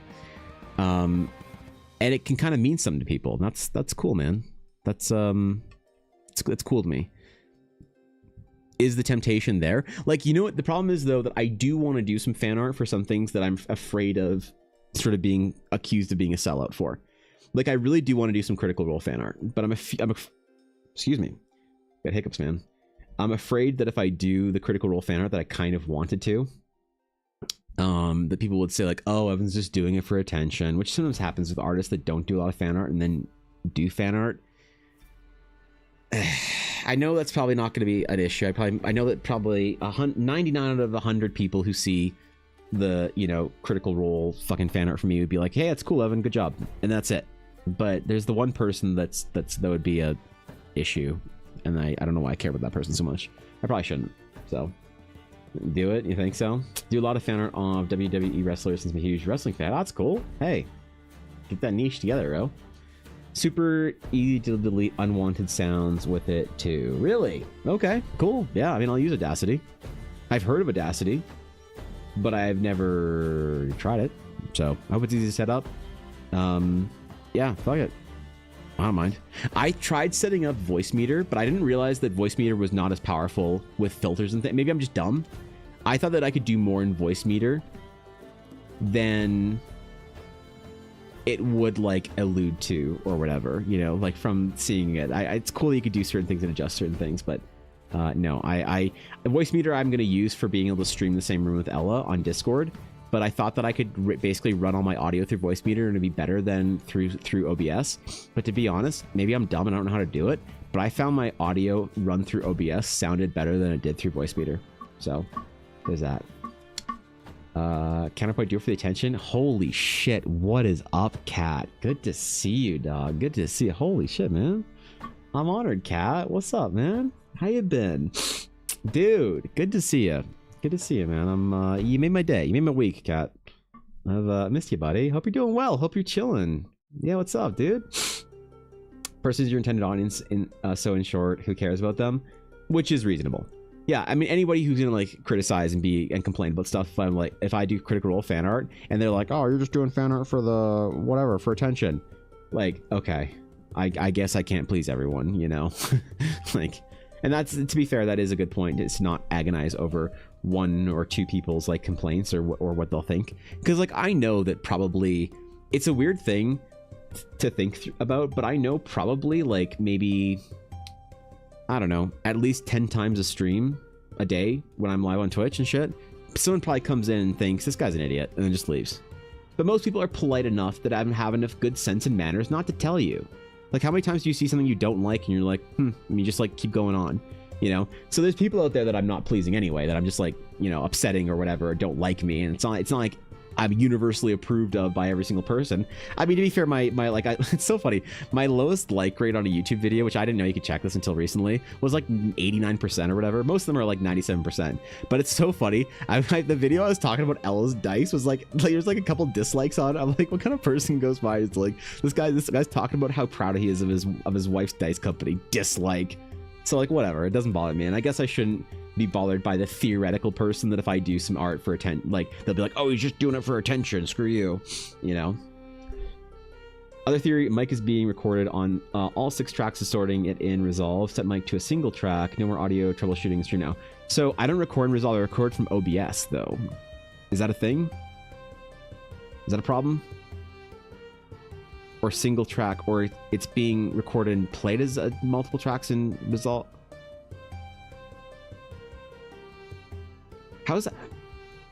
Oh, he's recording in 6 tracks. You know what? I can just show you. I'm drowning, but thanks for asking. I see that you're doing amazing. Yeah, Kat, the adventure's almost ready. I'm almost ready to publish the first adventure for Eldara. I'm working on a lot of art for it. So yeah, dude, it's good to see you, man. I really mean it. All right, so you can here, check it out. This is the sibilance. So I'm going to record this and I'm going to say some S words so you can see how bad it is on the actual recording. Okay, check it out. Going to my recordings. Here it is. Ready? Wait, what? Oh, whoops, there it is. Okay. So this is what it sounds like when I get into DaVinci. I'm going to record this, and I'm going to say some S words so you can see how bad it is on the actual recording. And you know what's weird is that actually didn't sound as bad as it usually does. I don't know why. But I'm not sure if you can detect the difference in sibilances and the aggressive S's. I'm going to record this, and I'm going to say some S words so you can see how bad it is on the actual recording. I don't know. Maybe like OBS's setting. Yeah, it sounds way better than, like, that kind of blew up in my face, didn't it? Because it sounds way better than it usually does. The S's are a little bit stronger, but normally it's way worse. Open your advanced audio properties in OBS. Edit. Where do I do that? Advanced audio properties. There we go. There you are. There you are, everybody. That's interesting. I wonder what does that. Yeah. So I have my desktop audio, which I know is hilarious, and my mic. And yeah. I don't know, dog. I don't know what I'm doing wrong. Do I just uncheck all these tracks? You like recording on 6 as well? Really? So what do I do? Do I just uncheck? Like, what do I... Am I supposed to uncheck all these to sound better? To just go down to 1? And also, will it break my stream right now? Because that'd be a hilarious way to end it, I guess. Because for me, both sound normal since I'm used to it. But okay, you know what? Honestly, sure. Here's a... Okay, let me show you some... this is going to be kind of embarrassing, but this is my audio recorded for my thing yesterday or whatever.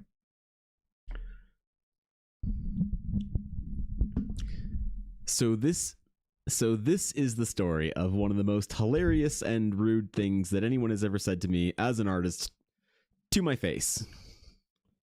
Like, this is gonna be embarrassing because I go through some takes when I like stumble, because I'm very conscious of myself when I'm speaking for the audio for the recording, and very conscious and nervous about my lisp and things like that I try very hard to fight against every day. So this is the story of one of the most hilarious and rude things that anyone has ever said to me as an artist to my face. And that's just me hitting the record button. To my face anyway. So, yeah. That's the tough part, man. That's the struggle. Do you do splitting? I'm assuming 1 is stream, but do you do track 2 as VOD? Nope. I don't do shit. I do not do shit, Viddy. I just stream and there you go. Hey, what's up, you know? Everything break? Ah, God damn it, I'm not. It's not gonna break. Samisu, thank you for the Prime. I appreciate it, dude. Thank you. Ooh. Whoops. There you go. Thank you for considering me your Prime option this month. I appreciate it. Uncheck track 2 to 6 for your mic. Okay. Will it break it? Wait, I gotta vote in my own poll. I'm gonna say yes. I'm gonna vote. Okay. I'm gonna uncheck everything else. And I'm gonna close it and we're gonna see if it breaks anything. Record again, check it. Well, the problem is it seems fine right now. All right. This is the test to see exactly how bad Viddy broke my stream. This is it, man. Okay. There you go. Let's see. This is the test to see exactly how bad Viddy broke my stream. It sounds fine. This is it, man. Hey, okay. Fucking Gravity. Galactic Sewer Carp, Ace Mod, League of Legends, Bot Champion, and it didn't even break everything. Thanks, Viddy. Appreciate it, bro. Should be softer in volume, but more 1-to-1. Interesting. It does sound better with the Viddy version. You're right about that. I'm still gonna record in Audacity probably. Well, I don't know, man. I really like not having like too much software on my computer. I really love having not too much software on my computer. That makes me pleased greatly. Keep your ear out for the next short and TikTok. Thanks, man. I appreciate it. Yeah. Shit. Okay. Hopefully it works. Audacity's pretty light software-wise. Yeah. It probably is, but I just want to not have as many things as I can on my computer because that's just not ideal. So I also, to be fair, Viddy, I also probably have my microphone set up improperly.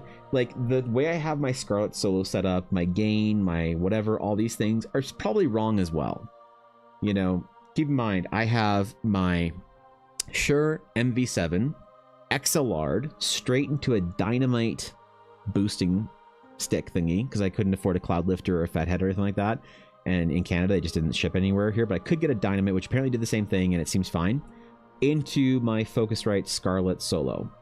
So I'm probably not doing anything right. And I'm just stumbling around here trying to make it not sound as terrible as I can. Why did 2/3 of you assume it was going to break my stream? That's not even faith in me. That's no faith in Viddy. God. Try this first, and if you need Audacity, I'll send you Audacity settings. Oh shit, okay, cool. Thanks, man. Appreciate it. Yeah, not an audio engineer, got it. Yeah. Never any issues with it, so I must be pretty close. I've never heard you IRL, so not through a mic. Yeah, I mean, how different is my voice to my computer, I guess, for like Ella and the mods that have been here? It seems pretty different to me. But I could be stupid because I'm not, you know, I listen to my voice a lot now, more recently, now that I'm like making videos and shit, but I don't know. More lack of faith in OBS in your computer than anything. Okay. I mean, I could try also going live on TikTok right now and seeing my computer explodes like I did last time I tried to go live on all 3 things. That was hilarious. Yeah. Chat hates you confirmed? Oh man. Sorry, buddy. People I can't rate on Twitch, apparently. VTubers and Gris Viddy. Everyone's voice sounds different to themselves. It does, obviously, but it also sounds different, of course, in different like scenarios and settings and stuff for myself. So that's more of an Ella question, or one of the mods who has been here. But then again, the mods were only here for a little while and probably don't remember super well the sound of my voice next to how it is on stream. But Ella would know. I don't know. Sir Cardia, thank you for the follow. I appreciate it. Welcome, my friend. Welcome in. Yeah, I mean, because I also wanted to do longer form videos for Allure. Like, I wanted to do a video that's more or less a discussion of like the Aerolace family trading company, for this piece for Luna, for things like that, where I can, you know, I can basically talk about like, important Realms of Eldara lore concepts while not having to make people go through the World Anvil. That's the ideal, is to not make people dig through World Anvil articles and read things for, you know, 3 years just to only find out that there's video for it anyway. So I think you sounded different in your shorts. Yeah, the shorts do sound weird though, comparatively. That's true. Yeah. Huh. All right. Well, thanks, Vidya. I appreciate it. Appreciate the help. Out of curiosity, have you read James Gurney's Color and Light? If not, definitely book recommended that I'm certain you'll enjoy. I think that was actually, if I'm not mistaken, that might have been one of the color theory books we had to read in school. That could have been one of them. I could be wrong and dumb, but if it's newer than that. But that the name is obviously familiar, and I think that there was something. I think we had to read that in art school, if I'm not mistaken. My color theory course in art school was the most intense course I had all 4 years, basically. Maybe not workload-wise. Well, maybe workload-wise, actually. Yeah, the most intense, worst, and most troublesome course with the greatest chance of failure and complete societal collapse came from color theory. So there's that. I mean, you know. The buttery quality of your voice is what originally drew me to your TikToks. Thanks, Chase. I appreciate it. You know, honestly, it's funny because on YouTube, I don't know where you can check it. I wish I could check it right now. There's this like thing, this like feature somewhere that you can check to see the tags and searches that people use to that like they used when YouTube recommended your channel, right? It might be an analytics. It's hilarious because the #1 tag when Ella was looking at this a couple weeks ago, like 2 weeks ago, was actually ASMR. Now, I did not think. Oh shit, Jesus, man! I went to my fucking thing. That's fucking sick, dude. A 1 of 10 video, PogChamp. Holy shit, dude. Okay, anyway, where is it? Would it be in analytics?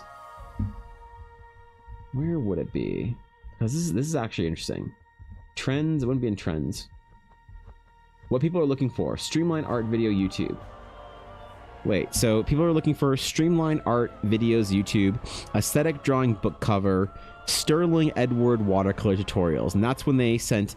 Okay, so these are the things that got people to my. Wait, what? These are specific people. Where's the simple tags though?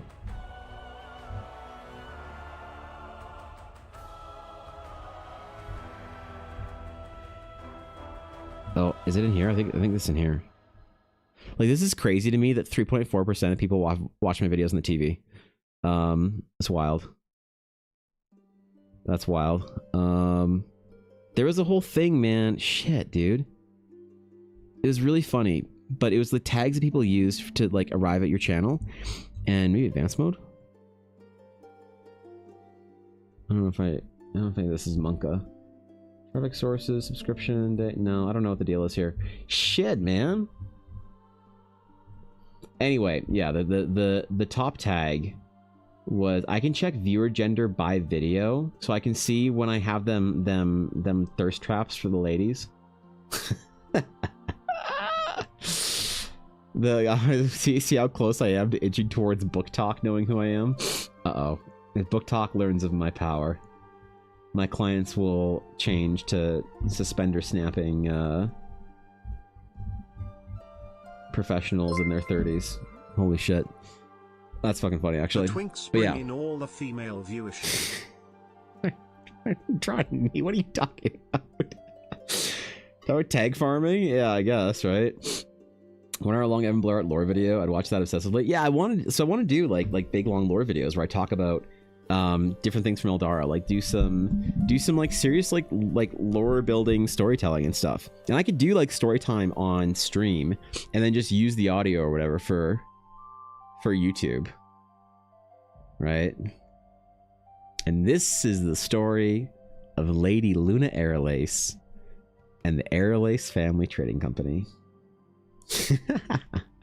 Watch most of your YouTube stuff on the TV in the early morning? Really? No shit, okay.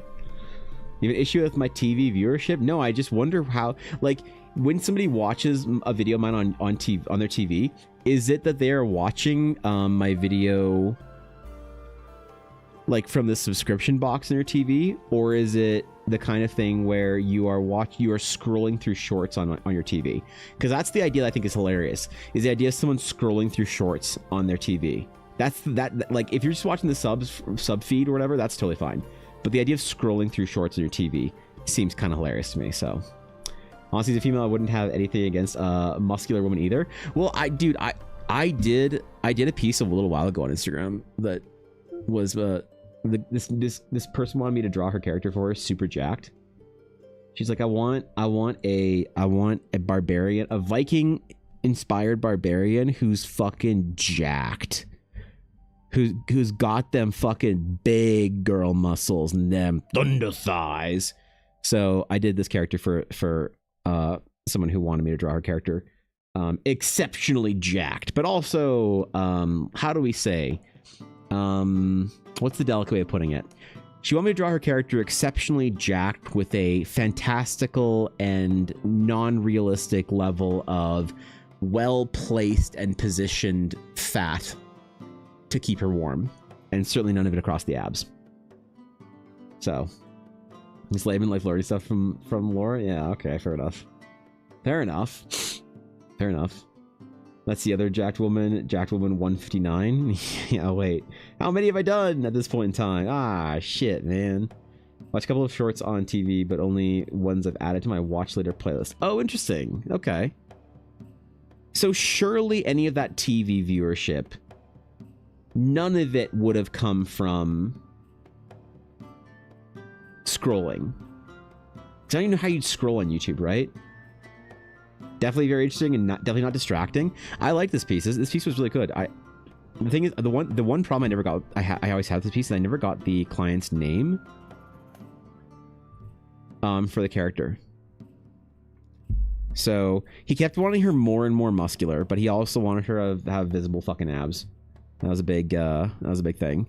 We want to have like Viking braid type thing going on, but she was also an elf, but she was like this like astral elf that had floaty space hair and some other things and whatever else, and it was cool. Yeah, it was a fun project, but no, I mean I could farm a thumbnail for a little while. Is this gonna farm me thumbnails on YouTube? Oh, wait, hold on. All right, every time I go AFK on, no, damn it. There, every time I go AFK from Twitch, I should just have this has been my thumbnail.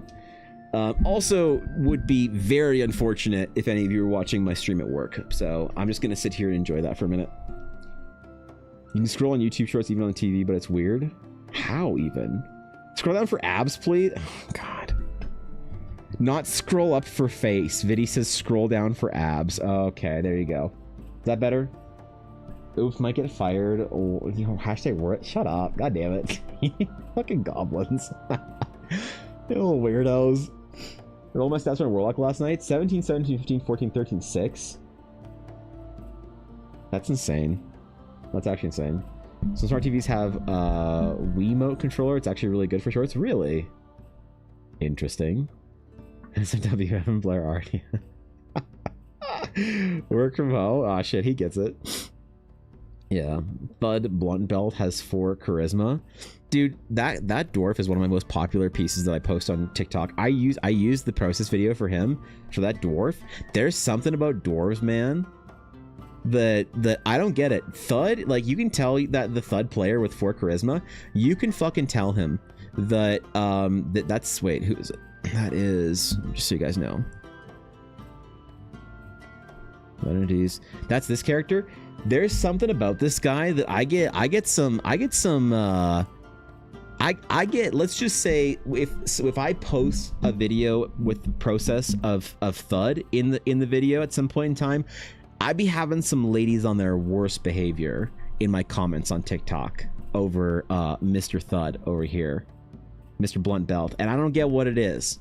There's a whole meta that I wasn't aware of TikTok girlies that see a big bearded dwarf man and say that's a video I need to be immodest in my commenting over, you know?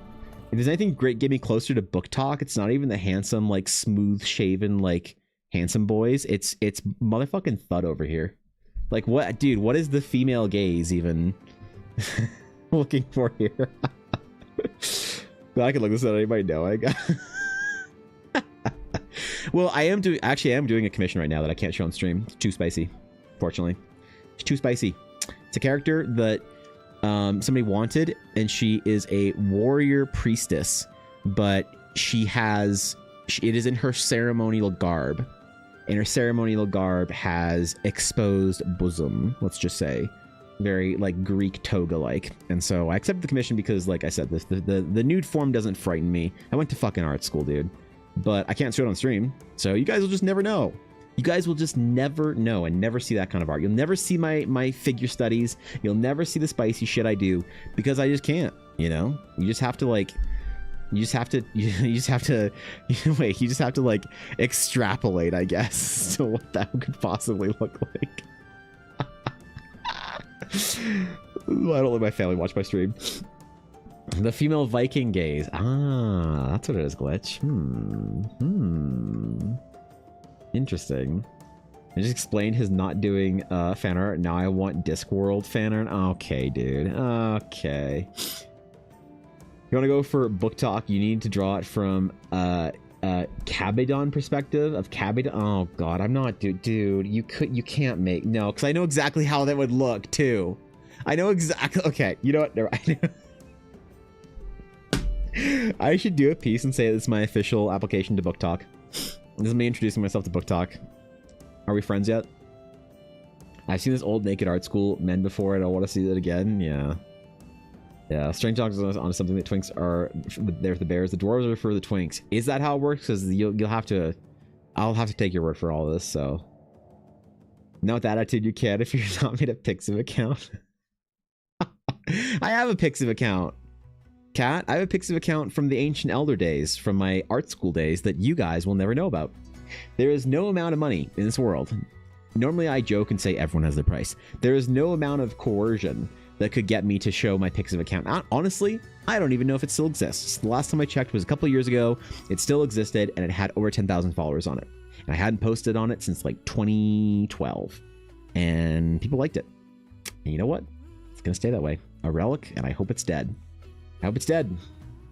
Yep. Vikings were known for keeping themselves clean and groomed. The better they looked, they took care of themselves. The easier women would take interest, apparently. Dangerous, half knowledge. Yeah, juice. Jesus, holy shit, man. Sheesh. Could you imagine? I don't know. This piece was really fun. It was kind of funny though, because yeah, I had to like gently explain to the client. I'm like, so just so you know, if you want certain things like exposed abs, that does mean that you can't also have like prominent cushion. The client was like, I see. Are we willing to do this anyway? I said, I'm willing to do it. I'm just talking about believability for this character, you know? Can I make another for dwarves? Oh, okay. Okay. All right. Yeah, you guys think you're funny. Y'all think you're fucking hilarious, man. Should I make my TikTok tonight about this? Should I make my TikTok tonight about why is it that I got ladies in my comments being on their worst behavior over this chick? Is that what my TikTok should be about tonight? Because they be on their baddest behavior, man. Come on, holy shit!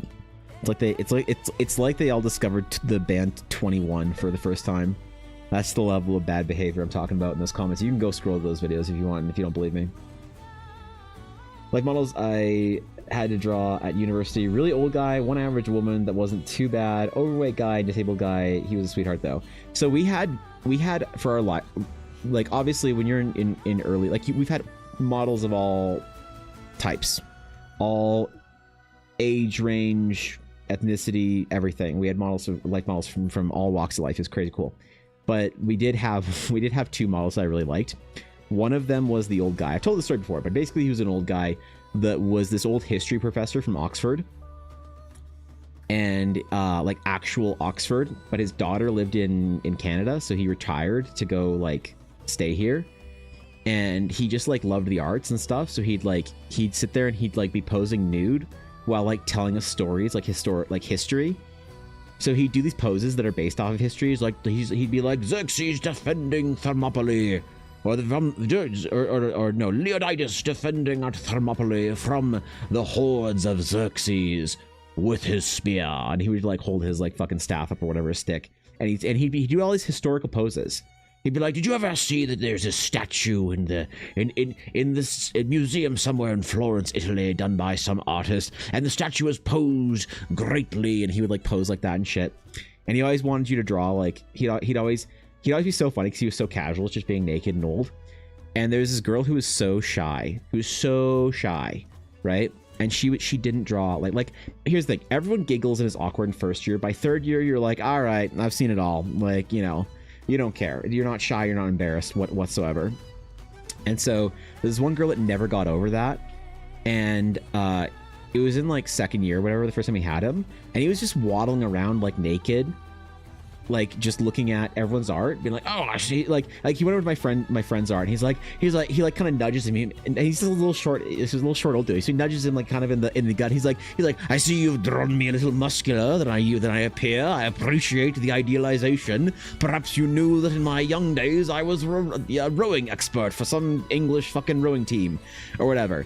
And then he walks over to her stuff, and a lot of first years won't draw genitalia. They'll just draw like kind of like leave it like a blank, like the anime sort of steam cloud, and that's kind of a thing that's like a bit of like, okay, you're a first year, you're like some dumb 18-year-old kid, like it's fine. But by second year, you're kind of expected to like be mature about it. And so she couldn't get over that. She couldn't do it. And he walked over to her, and he like looks at her and she's like sitting there like freaking out because this old naked guy is like right in front of her, and she's just so embarrassed. Her face is beet red. She's just trying to avoid eye contact.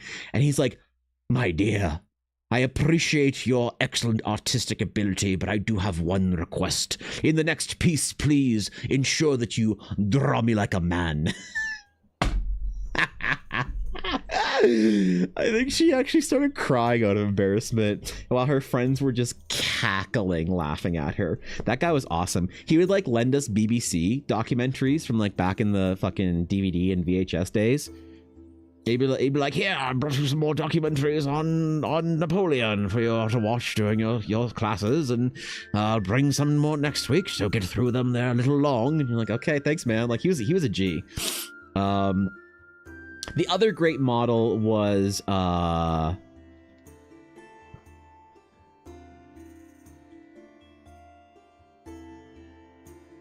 do I say this nicely? She was from Russia. And we don't know why or how she arrived in Canada. But we know she's happily married over here. And she used to be a actress over in Russia in a particular industry. And she maintained an unrealistic body standard, let's just say. And she was always funny because she'd always joke around with us. She'd be like, you know, she'd be like posing or whatever, and she'd like look over at like one of, because you get to know these models. You're there and they're like every week, and she'd be like, "Steven, just remind you, this is not how women look like. You know, they're more, they fall more to the side in real women." You know, she was so fucking hilarious, dude. I love the models that didn't give a shit. They just talked to you and they just talked shit and just like would walk around. She was so fucking funny. But yeah, she was not a realistic proportion of what one could expect from life drawing. But whew, man, yeah, goddamn, there were some great models we had in that program. It was a fun time. And now I need to go visit the Ufzi. Oh jeez. Okay. All right. See the statue of the Spartan guy, dude. No, he knew so much about like every kind of history. He'd tell us stories. We get entire history lectures while he's just standing up in the middle of the class, butt ass naked, just dangling around there. That story would be great as a TikTok. Would it? I don't know. I feel like I'd be worried that TikTok would like get offended by it or something, you know? And talking about naked old men offering BBC had me concerned when I heard documentary. Yeah, she was a corn documentary moderator. Yeah, something like that. She had a career, man. She didn't like talking about it. Clip for convenience. Oh, thank you, Entities. I appreciate that. Yeah, art school was the best, man. It was a lot of fun, especially on like life drawing days and stuff. Dude, that model, she threw the worst fucking shade. She threw the worst fucking like dude, like I had secondhand fucking burn wounds on me when we're doing this like life drawing. Like it was one of the I think it was the last one of like the year in third or fourth year, or it's like first semester fourth year, the last mandatory one.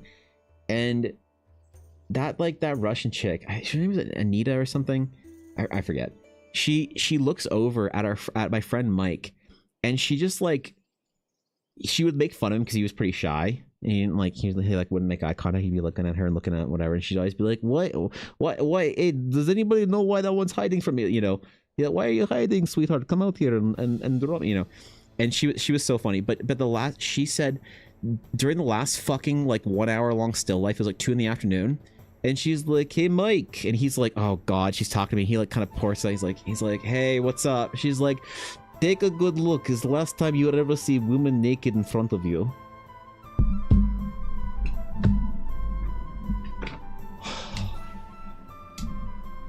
Oh, God.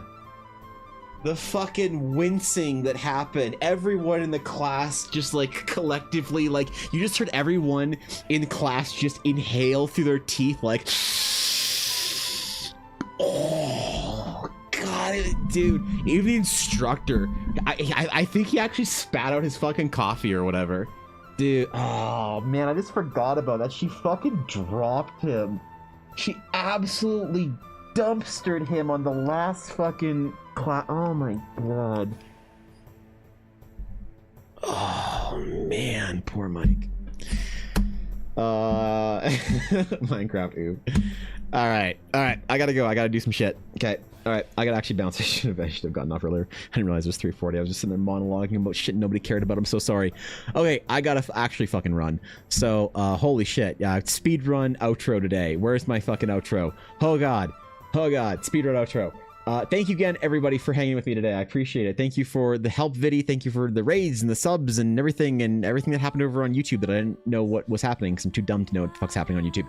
Anyway, you guys are all lovely, and I appreciate you. And I go full screen to say goodbye, but every time I try and go full screen, it does this. So, get bent, get wrecked. I need to reinstall everything from OBS from the ground up because that shit is broken. I didn't do it last weekend, so... I'll see you guys all tomorrow morning at 9 AM Pacific, the usual time, whatever that is in EU time, like 5-ish PM. I don't know. I don't know if you guys have daylight savings time yet over there, or if it's still normal hours. So thank you guys for hanging out. I really appreciate it. Thank you for participating in day 2 of the Eldara Sketchathon. We'll do probably some NPCs tomorrow, which will be Thursday. Will be character design Thursday. How do we say it? It's not it's character design Thursday. I don't remember. This from the guy who had to fucking fight against a lisp for 15 years. All right. Take care. Be good. I appreciate all of you. Thank you for the support. Thank you for the bits. Thank you for the subs. Without you guys hanging out. Oh yeah, the shorts and everything will process videos be over there. Without you guys hanging out with me, I wouldn't be doing this, and that's everything to me. So.